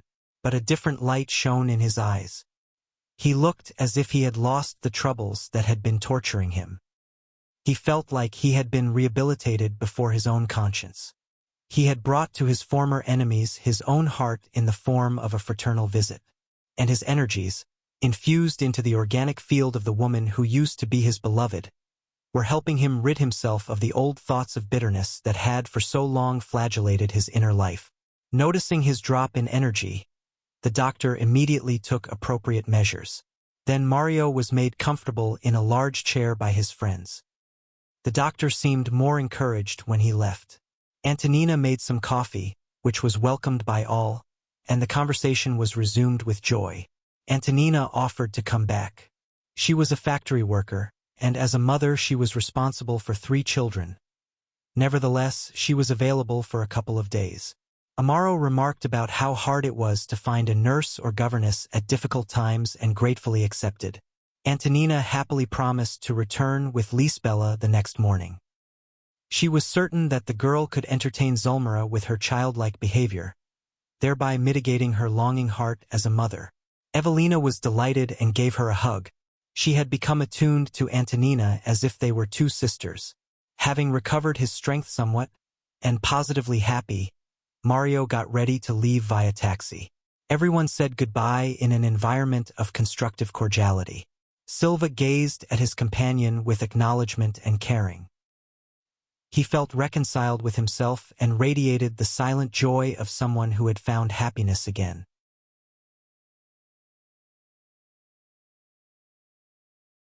Chapter 37. Readjustment. After our friends had left, Clarêncio surrounded Zulmira with special care by giving her comforting passes. The blood transfusion had done wonders. Little by little, her force centers were settling down. Ever since Julio's discarnation, the poor thing had not enjoyed as profound of a rest as she did now. Our instructor asked Adela to prepare little Julio to meet his mother again. Zulmira would be taken to him to renew her energies. While our sister was off fulfilling this mission, Clarêncio said optimistically, "A comforting dream is a blessing of health and joy for our incarnate brothers and sisters." We were about to respond, but the patient, as if under deep hypnosis, got up in her spirit body and stared at us in amazement. The look in her surprisingly lucid eyes spoke of her maternal anxiety. Clarêncio stroked her hair as if she were his daughter, urging her to remain calm and trusting. He was surrounding her in tender conversation when we left. Borne up in our arms, Zulmira volatilized without realizing it. I noticed that the magnificent spectacle of nature had not gotten her attention. Her mental screen was occupied only by Julio's image. Lar de Binsau looked marvelous. Flowers of rare beauty decorated the road and immersed it in a gentle fragrance. Here and there, sweet melodies filled the air.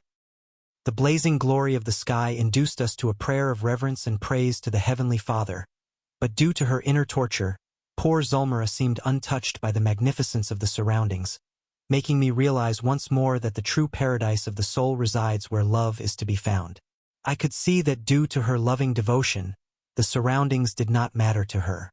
In light of that tormented love, asking her anything would have been futile. I think that if instead of the glorious light of Lar de Bensau we had seen only darkness, for that suffering mother's spirit the scene would still have been like paradise if she could hold her unforgettable little one in her arms. Who can rightly define the impenetrable secrets that God has placed in hearts that love?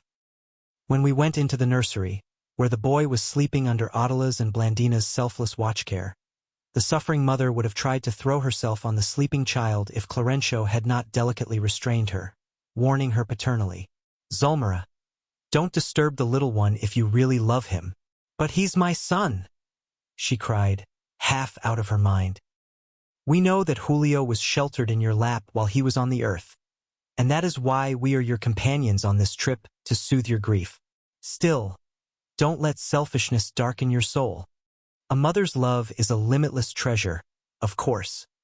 However, we mustn't forget that we are all children of God, our eternal Father. Calm down. Ask the Lord for the necessary resources so that your devotion may be a positive measure for your needy little one." Touched by these words, Zulmira broke down in tears. Lovingly supported by Adela, who was trying to lift her spirits, she recognized her and suddenly remembered the struggle they had gone through when the child had drowned. Remorse struck her again, and she pleaded, "Adela, please, forgive me. Forgive me. I can now see the hell I put you through when I neglected your son. I'm paying for my deplorable carelessness with tears. Please, help me, dear sister. Be for my Julio the guardian that I was not for yours." Adela stroked Zulmira's hair compassionately and replied, "Now settle down. Affliction is a fire that consumes us. Let's pay life with the tribute of our resignation to suffering so that we may be truly worthy of heavenly assistance." And kissing her on the eyes, she added, "Wipe away the tears that lash you needlessly. Serenity is our road to spiritual reconstruction. Don't dwell on the past. Let's live in the present and do the best we can." "But now as I suffer the hardships of my trial," stressed Zulmira in a bitter tone of voice, "I constantly recall your little angel." Adela held her close and led her closer to the sleeping boy. Nodding toward him, she explained happily, "Listen to me, Zulmira. My little one is your little one. This Julio here and now was my Julio of yesterday. Heavy debts from the past have forced him to accept the difficulties of the moment. In our present learning experience, his life was cut short twice so that he could more fully appreciate the blessing of the earthly school." Before Zulmira's look of confusion, she added convincingly, "The body of flesh is a garment that our Julio has used in two different ways via our intermediary." And smiling, "So you can see that we are two mothers sharing one and the same love." We could see that the amazed Zulmira wanted to respond, but the shock of the revelation seemed to have paralyzed her vocal cords. In the depths of her soul something had obviously altered her emotive field. She dried her tears and her eyes shone with more clarity. She looked like a living statue of inexpressible hope. She willingly let Adela lead her to a nearby bed so that she could get the rest she needed. "Yes, now," she said to herself, surprised, "I'm beginning to understand." The Julio that had been prematurely expelled from the physical experience by drowning had returned to the world to make another attempt, which had also ended in just a short time. But why? Why?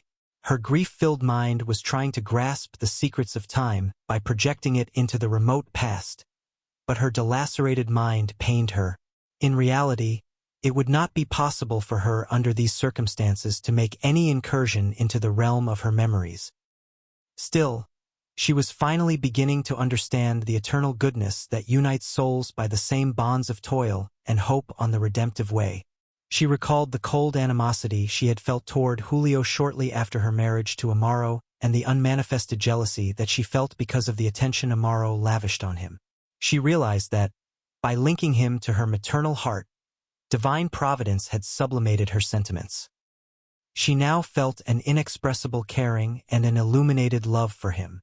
Her spirit thus transformed, she no longer saw Adela as a rival, but as a benefactor, who had obviously witnessed her transfiguration.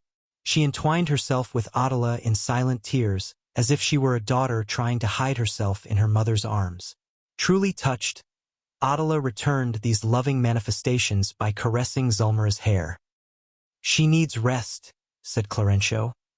Any further remembrance at this point would only increase her mental conflict. Attila let go, leaving Zulmira alone to get some rest, and followed us.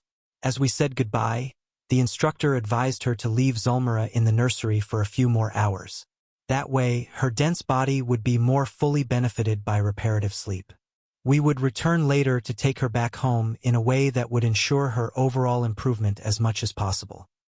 We left, but would return shortly. When our instructor deemed it appropriate, we returned to Lar de Bunsau to restore our friend to her far-off nest. It was 9 a.m. when the patient, under our watch care, woke up in her physical body. As Zulmira retook the denser cerebral apparatus, she could not describe the memory of her trip except as having been a wonderful dream. She had the distinct impression that she had seen Julio somewhere, and this had certainly restored her peace of mind and trust. She felt lighter, almost blissful. Attending to her call, Evelina noticed the improvement and gave thanks to God. She brought Antonina and Lisbela into the room. The widow had arrived earlier with her daughter with a big desire to be of help. The happy patient greeted them. She vaguely remembered last night and thanked Antonina for the care she had given her. She accepted a nourishing breakfast and felt so much better that she did not hesitate to tell Antonina about the feeling of renewal that had come over her. She was absolutely sure that she had seen Julio and had held him in her arms, but where and how, she couldn't say. And yet, the happiness she was feeling was proof of the fact that she had reaped real benefits last night. Fortunately, the blood transfusion was a complete success, exclaimed Evelina, delighted. Yes, replied Antonina in agreement. That measure was a great help, but I'm sure that Zulmira really did meet Julio again in the spirit realm, and that gave her renewed strength for the struggle. This faithful assertion was received by the patient with sincere joy. Do you really think so? She asked with glistening eyes. Sure. Why not? There is no death as we understand it. Our dearly departed loved ones extend their arms to us from the beyond. I too have a son in the greater life, and he has been an invaluable support. Zulmira displayed uncommon interest in the conversation. There are times in our lives when we are punished by our hunger for faith, and Antonina was a radiant fount of optimism and moral support. Evelina and Lisbela went to another part of the house to do some cleaning, and the two friends began conversing more intimately. Antonina's help was truly providential, because when we left, we saw that Zulmira, with soul restored by new hopes, showed the secure tranquility of blessed convalescence on her face.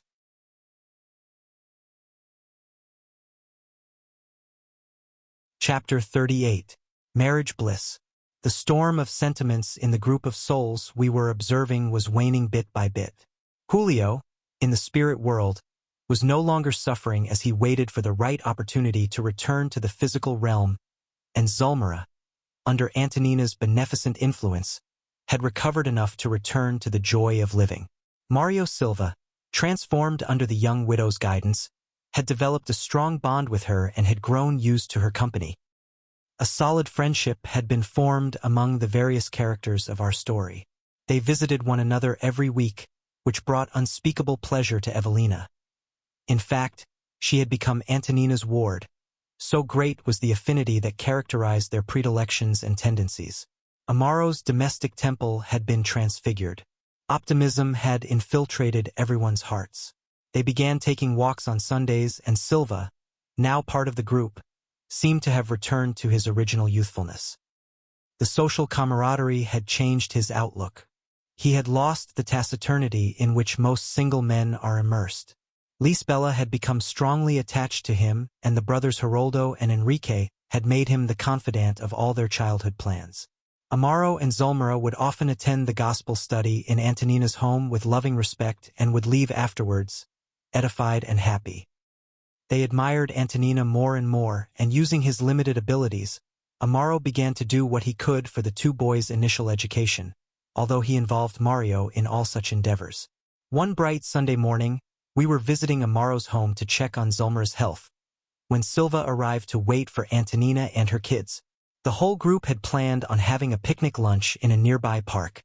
The minister looked pleased and commented, "Thanks be to Jesus, our young healthcare worker has really improved.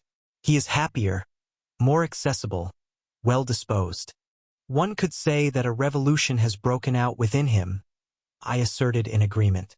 "Love is like that, a power that changes one's destiny." Perhaps because Hilario smiled mischievously, Clarêncio continued. "When we were involved in helping Leonardo Pires, I was able to consult the plan traced out for Antonina's reincarnation, and I know that she has promised to collaborate maternally so that he can receive a new physical body. As Lola Ibaruri, she was the cause behind the poisoning that exterminated his inner peace, a wrong that she now hopes to right. She will welcome as the son of her heart the one who was her companion in irresponsibility in the past, leading him to a higher order of instruction." This comment really moved us. Amazed, Hilario responded, "That way, Silva?" But Clarêncio cut him short. Silva and Leonardo are entwined in complex, mutual debts. For a long time now they have cultivated the thornbush of reciprocal aversion. Now caught in the web of blood kinship, we hope they can be re-educated. No one can avoid the law.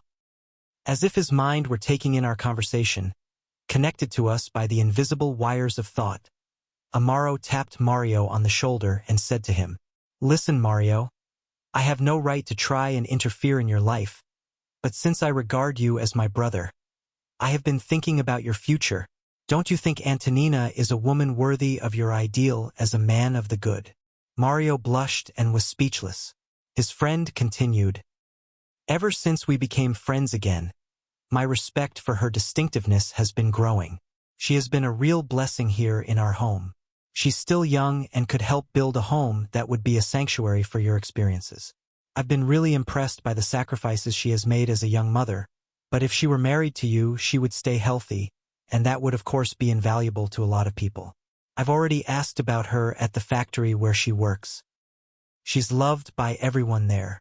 She has been a nurse for several co-workers and always a selfless sister. Her supervisors praise her irreprehensible conduct. That is quite remarkable for a widow who is only 32 years old. Besides, I've noticed that her kids are united to your heart, as if they belong to you. Doesn't it pain you to see her face her battles all by herself?" Mario had recovered somewhat from his shock and replied humbly, "I know what you mean. I have thought about the possibility, but I'm not a young kid anymore. Well, that's why the present moment requires a plan. A home is one of the most valuable investments for the future. Even so, I think that the heart beating in my chest is like a dying bird. Frankly, I feel incapable of feeling any passion. Now that's just plain silly," Amaro joked. "Happiness is nearly impracticable in the impulsive loves that bubble up from the sentiments like illusory champagne." And smiling, he emphasized, "The 90 degrees in the shade passion between lovers is often just a wildfire that leaves only ashes behind. The more experience I get, the more I realize that matrimony is, above all else, a union between souls. I'm speaking with the wisdom of someone who has been married twice. Passion, dear fellow, is responsible for all the dollhouses that offer the saddest spectacles wherever you go. True friendship is the real guarantee of a blissful marriage. Without the foundations of fraternal communion and mutual respect, marriage soon becomes a heavy chain in the prison of social appearances." Mario listened to these thoughts amid ecstasy and wonder. Yes, he thought, ever since he had met Antonina that first time, he had felt her to be the ideal woman capable of understanding his soul.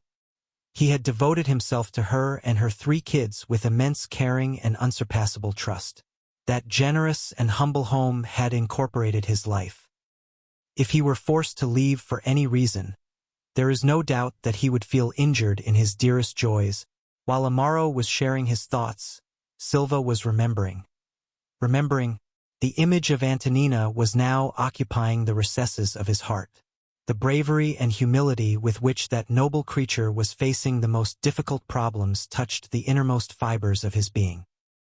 Her continuous yet joyful sacrifices on behalf of her children, her natural detachment from the futilities that usually blind the female sentiment, the human solidarity with which she was able to carry on relations with her neighbor, and especially the crystal-clear character that she exhibited in every situation of everyday life, seemed, in that instant, somewhat different in his imagination. Lost in thought, he seemed to be contemplating the rosebushes outside, indifferent to the external world. Several minutes went by like that as he relived and thought about the past. Then, as if he had awakened from a long mental escape, he looked his friend in the eye and agreed. "Amaro, you're absolutely right. I cannot disobey what life is ordering me to do." They were unable to continue, however. The widow and her kids had arrived. Zulmira and Evelina welcomed them joyfully. We left our friends in the sweet tumult of domestic intimacy and returned to our temple of service. Hundreds of questions were assailing our minds, but Clarêncio limited himself to saying, "Time is like a wave. It ebbs and flows. We must reap what we sow." A few days later, some of Antonina's spirit friends brought the good news of the engagement. Mario and the young widow hoped to get married a few days from now. We visited the future couple several times before the wedding, which we all waited for happily. Acknowledging the gestures of friendship and love that they happily received constantly from the future bride and groom, Amaro and Zulmira offered their home for the ceremony, which, on the appointed day, was performed as a civil act amid the most accentuated simplicity. A large number of spirits from our realm rushed to the railroader's home, including the discarnate nuns that held the healthcare worker in particular esteem. Adorned with roses, Zulmira's home was buzzing with friends. Happiness transpired on everyone's faces. That evening, nearly all the guests got together again at Antonina's house. The newlyweds wanted to pray in the company of effective bonds, thanking the Lord for the happiness of that unforgettable day. The humble abode was filled with loving and illuminated spirits inspiring everyone with enthusiasm, hope, joy, and peace. Whoever saw that small home in all its expression of higher spirituality would say they were beholding a nest full of joy and light. In the small, crowded room, an old uncle of the bride stood up and offered the prayer. Clarêncio approached him and stroked the head that the years had whitened, and his wizened lips, in the blessed heat of the inspiration with which our instructor enveloped his soul, prayed movingly to Jesus, asking him to help everyone in their obedience to his divine will. Tears of serenity filled our eyes. When the prayer ended, Geraldo, Enrique, and Lisbela, dressed in white, passed out liqueurs and sweets. Filled with emotion, we surrounded the newlyweds to say our goodbyes. As we embraced them, we saw Evelina, in the glow of her springtime youth, accept the loving company of a young man who seemed to have his heart set on her. The minister smiled and explained, "That is Lucas, Antonina's brother. He is a future typesetter in São Paulo. His fine spiritual upbringing will soon be connected with Evelina to carry out the endeavors awaiting her in the world." Cutting short the possibility of our asking too many questions, he added, "All is love on the pathway of life.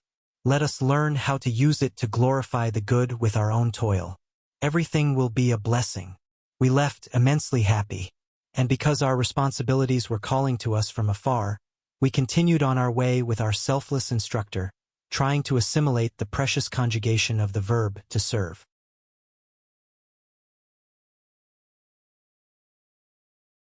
Chapter 39. Thoughts. About 1 month after the Silva's wedding, we were asked one night by Attila to go get Zulmira and Antonina for a private meeting at Lar de Bensau. Both of them looked enraptured outside their physical bodies. Happily holding hands, they contemplated heaven and earth, touched with sublime hope. A small group of friends were waiting for us at Blandina's home amid captivating displays of affection and appreciation. Sister Clara was one of the distinguished guests. Upon contact with that environment of genuine fraternity, the two women yielded to the ecstasy of peace and joy. Their inner exaltation was portrayed so purely on their faces that it was as if they had entered heaven itself.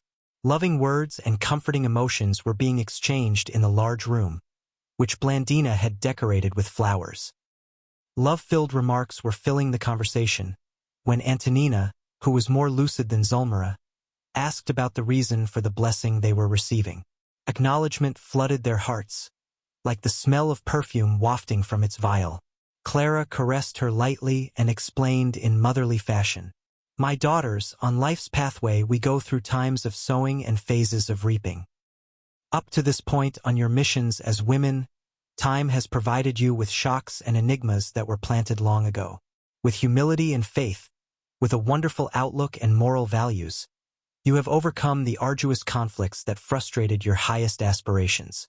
Those were dark days of the past reflected in the present, but now your path will be much more peaceful. The patience to which you have been devoted has prevented the formation of clouds of rebelliousness, and the sky is once again bright and cheerful. It is as if the day has been reborn, resplendent with light. The field of existence is in need of more work, and it is the time for sowing. The conversation in the room stopped suddenly. Everyone wanted to hear what Clara was saying. Their silence meant that she was regarded as the incarnation of wisdom. After a brief pause, she continued, "Now that the opportunity favors renewal, we need to know how to reconstruct our destiny. We mustn't neglect it. Life is reduced to a sorry heap of darkness if it isn't filled with toil. Let us run from the old marketplace of lamentation, where inactivity sells its bitter fruits. But to ascend the ladder of our evolution, we have to bathe our spirit each day in the living spring of love, love that is rewarded with the joy of giving. The Heavenly Father is omnipresent through the love that saturates the universe.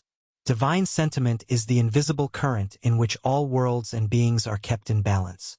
From the throne of magnificence flows the eternal fountainhead that sustains the angel in the heights and feeds the worm deep in the earth. Woman is a goblet that the all-wise one has filled most intensely with the miraculous water of love, so that life may be exalted. My sisters, let us be faithful to our mandate. On many occasions, if we are stuck in the mud of selfishness or the birdlime of hatred, we pollute the sacred liquid and turn it into a destructive poison. Let us be cautious. The price of true peace lies in sacrificing our very lives. There can be no sublimation without renunciation in the castle of the soul, just as there can be no purification of the metal in the furnace without the fire of refinement. Clara looked at Antonina in a particular way and added, "Daughter, our Zulmira needs no further incursion into the past to comprehend the holy duty of sheltering little Julio within the maternal sanctuary." We grasped the fact that Clara had perceived the need for Zulmira's mental rest after the end of her long ordeal of preserving her own health and was trying to spare her any mnemonic exertion. "Our friend here," she continued, indicating Zulmira with a look, "is aware of the fact that motherhood awaits her again in a short time. But what about you?" With the radiant kindness that normally marked her face, she emphasized, "Do you remember your former experiences, and are you aware of the motives that inspired you to remarry?"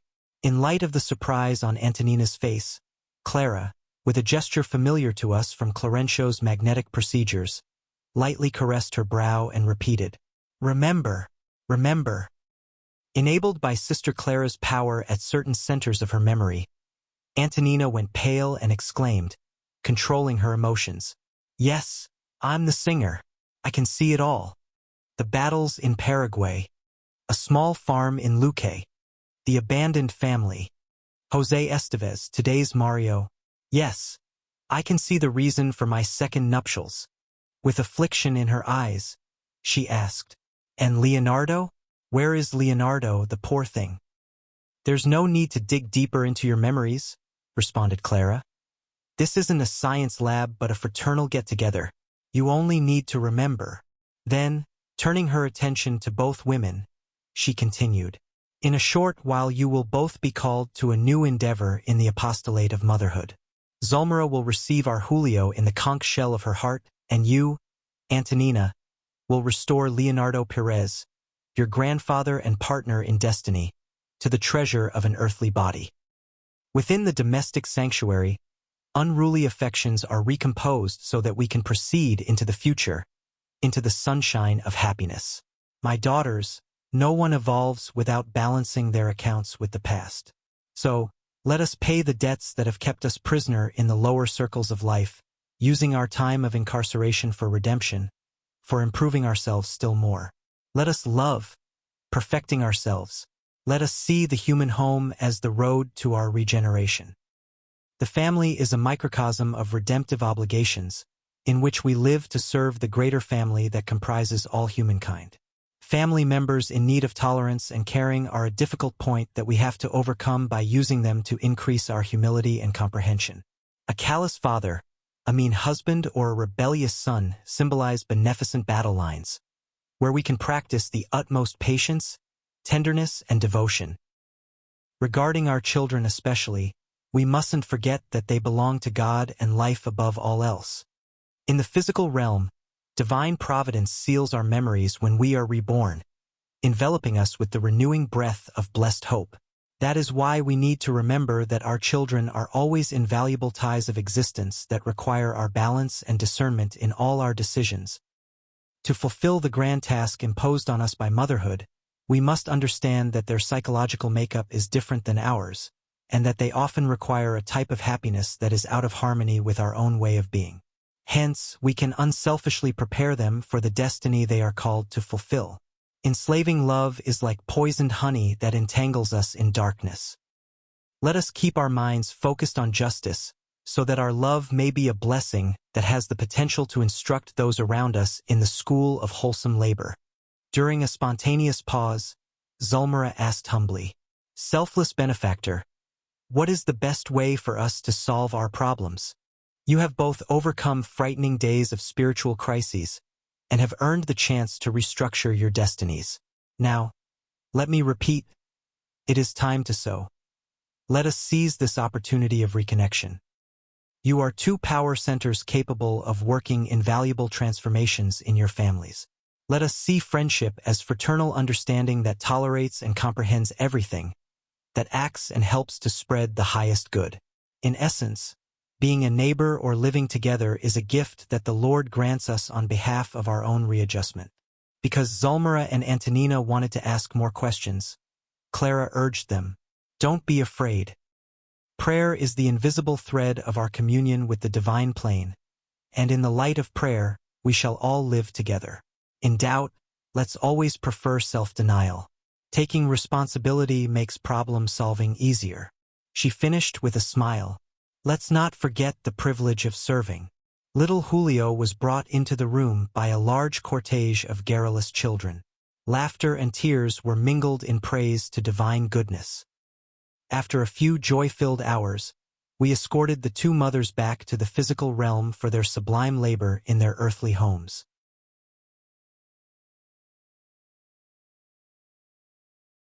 Chapter 40. In Prayer. 1 year after Antonina's wedding, we all went to Amaro's home, where we had so often met together amid prayer and expectation. Life had gone on as always. Julio and Leonardo had been reborn in peace, almost at the same time, bringing lofty plans of service into the world. Newly arrived on earth, they smiled innocently at us on their mothers' laps. Aware of their obligations, Amaro and Zulmira, Silva and Antonina continued close to one another, interlaced in fraternal understanding. The humble home was magnificently decorated with flowers and was overflowing with smiling friends. Lucas and Evelina were getting married. On the two planes, everything was hope, joy, peace, and love amongst incarnates and discarnates. The newlyweds gazed at each other in bliss and Adela, as the home's priestess came and went, putting things in order and providing guidance for the event. It was getting dark when, to everyone's delight, the judge read the marriage contract and pronounced the classic, "I declare you married in the name of the law." The two kissed each other with unsurpassable love, and we were surprised to see that Adela, in silent prayer, had become transfigured and crowned with light. Her eyes looked more lucid as in rapture she contemplated her daughter. But yielding to a secret impulse, instead of approaching Evelina, she went toward Zulmira, enlacing her in tears. There was such natural love and spontaneous acknowledgement in the gesture that we were seized by intense emotions. Two maternal souls in the same vibration of peace were transfused, drawn together in inner victory by a job well done. Enveloped in the wave of tenderness in which she found herself immersed, Zulmira began to weep, overcome with inexpressible happiness, as if some unarticulated melody from heaven had entirely invaded her heart. Right then and there, Amaro, a man touched with living faith, asked Antonina to say a prayer of thanksgiving to Jesus. Antonina did not hesitate. Closing her eyes, she seemed to be reaching out to us in spirit like an antenna attracting a sound wave. Clarêncio approached her, and touching her forehead, he began to concentrate. Gently influenced by the minister, our friend prayed in a heartfelt voice, "Dear Jesus, bless this time of celebration. We offer it to you as a token of our love and gratitude. Please help our friends who are getting married today. Turn their hopes into sweet reality. Teach us, O Lord, to receive into the home the primer of light that you have given to us in the world, the benevolent school of our hearts for life immortal. On this field of struggle, enable us to understand the generous sowing of renewal and fraternity, in which all of us must learn and serve. May we finally become more like one another's brothers and sisters as we cultivate peace through our efforts for the good. You, who consecrated the happiness of the home at the wedding in Cana, transform the living water of our sentiments into ineffable gifts of work and joy. Reflect your love in the simplicity of our lives, just as the sun is reflected in the drop of humble water. Let us, O Master, to your heart, which we long for, eternal and supreme, for our destines, and that your goodness may command our lives is our ardent desire, now and forever. So be it. Antonina had finished her prayer. A sweet, emotional exultation hovered over everyone. Deeply touched, Adela gathered Amaro and Zulmira in her arms, as if they were children of her soul. I looked at Silva's wife, from whom the minister had stepped aside, and I recalled the night when I visited her home for the first time. I have never forgotten the excursion on which we were appointed to accompany her on her visit to her little Julio, when we were completely unaware of the importance of her participation in the upcoming drama we were about to share in. I asked the instructor if he had known about our friend's situation at the time of our first contact. Yes, he responded kindly. But I didn't let you two know beforehand her significance in the living novel we would be following, because all of us, my friend, need to realize that toil is our lesson. Let us use our minds in the work we are here to carry out, and we will receive the key to every enigma. The lesson was extremely important, but I couldn't continue the conversation, since Sister Clara, embracing Adela, invited us to return. Amid hugs of farewell, Lucas and Evelina got into the car that would take them to their new life in São Paulo. The celebration had ended. I asked our instructor respectfully, "Is our story going to end like this, with a laughter-filled wedding as in a film with a happy ending?" Clarêncio wore the smile of his usual wisdom and replied, "No, André, the story hasn't ended. What ended was a crisis that gave us a reason to learn so many lessons. Because of the remarkable effort with which our friends dedicated themselves to their readjustment, they can now have a few years of relative peace, in which they can replant the field of their destinies. Later on, however, suffering and trial, infirmity and death will return to test their achievements. Struggle perfects our lives until they become harmonized, struggle-free, with the designs of the Lord." The minister could not continue. Our group of dozens of fellow spirits had started back. The firmament was ablaze with fiery flames, and could not have been more beautiful. Upon arriving back at Lar de Bensau, however, we noticed that Adela was weeping. That valorous womanly soul had won the battle over herself, but she did not seem very happy about her victory. Clara had secured a shining work position for her in a higher sphere, but our heroine seemed painfully troubled.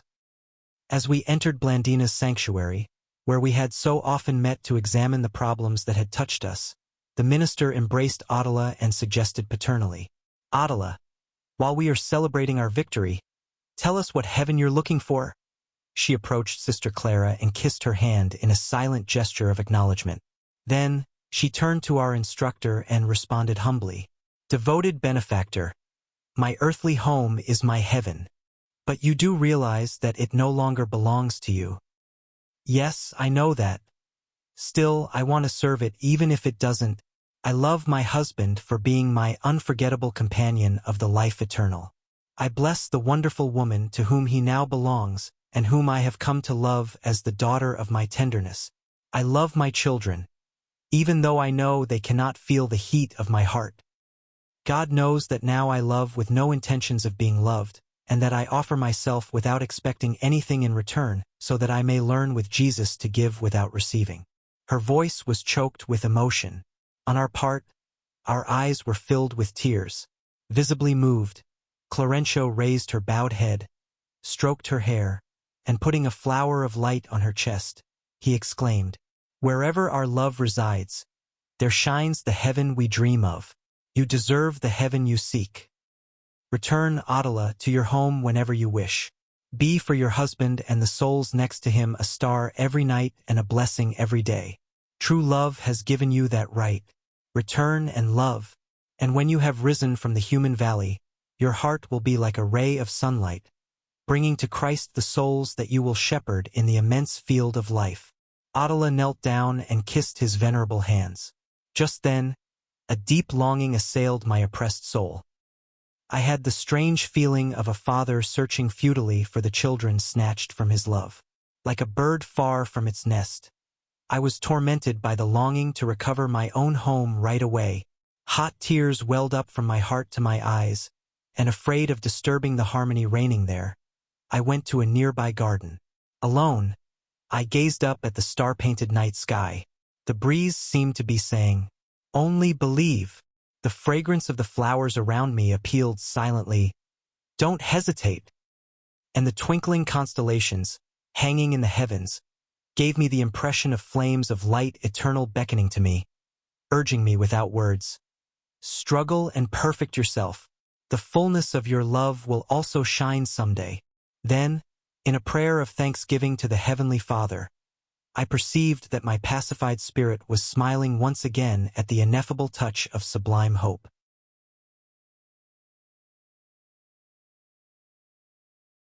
The end.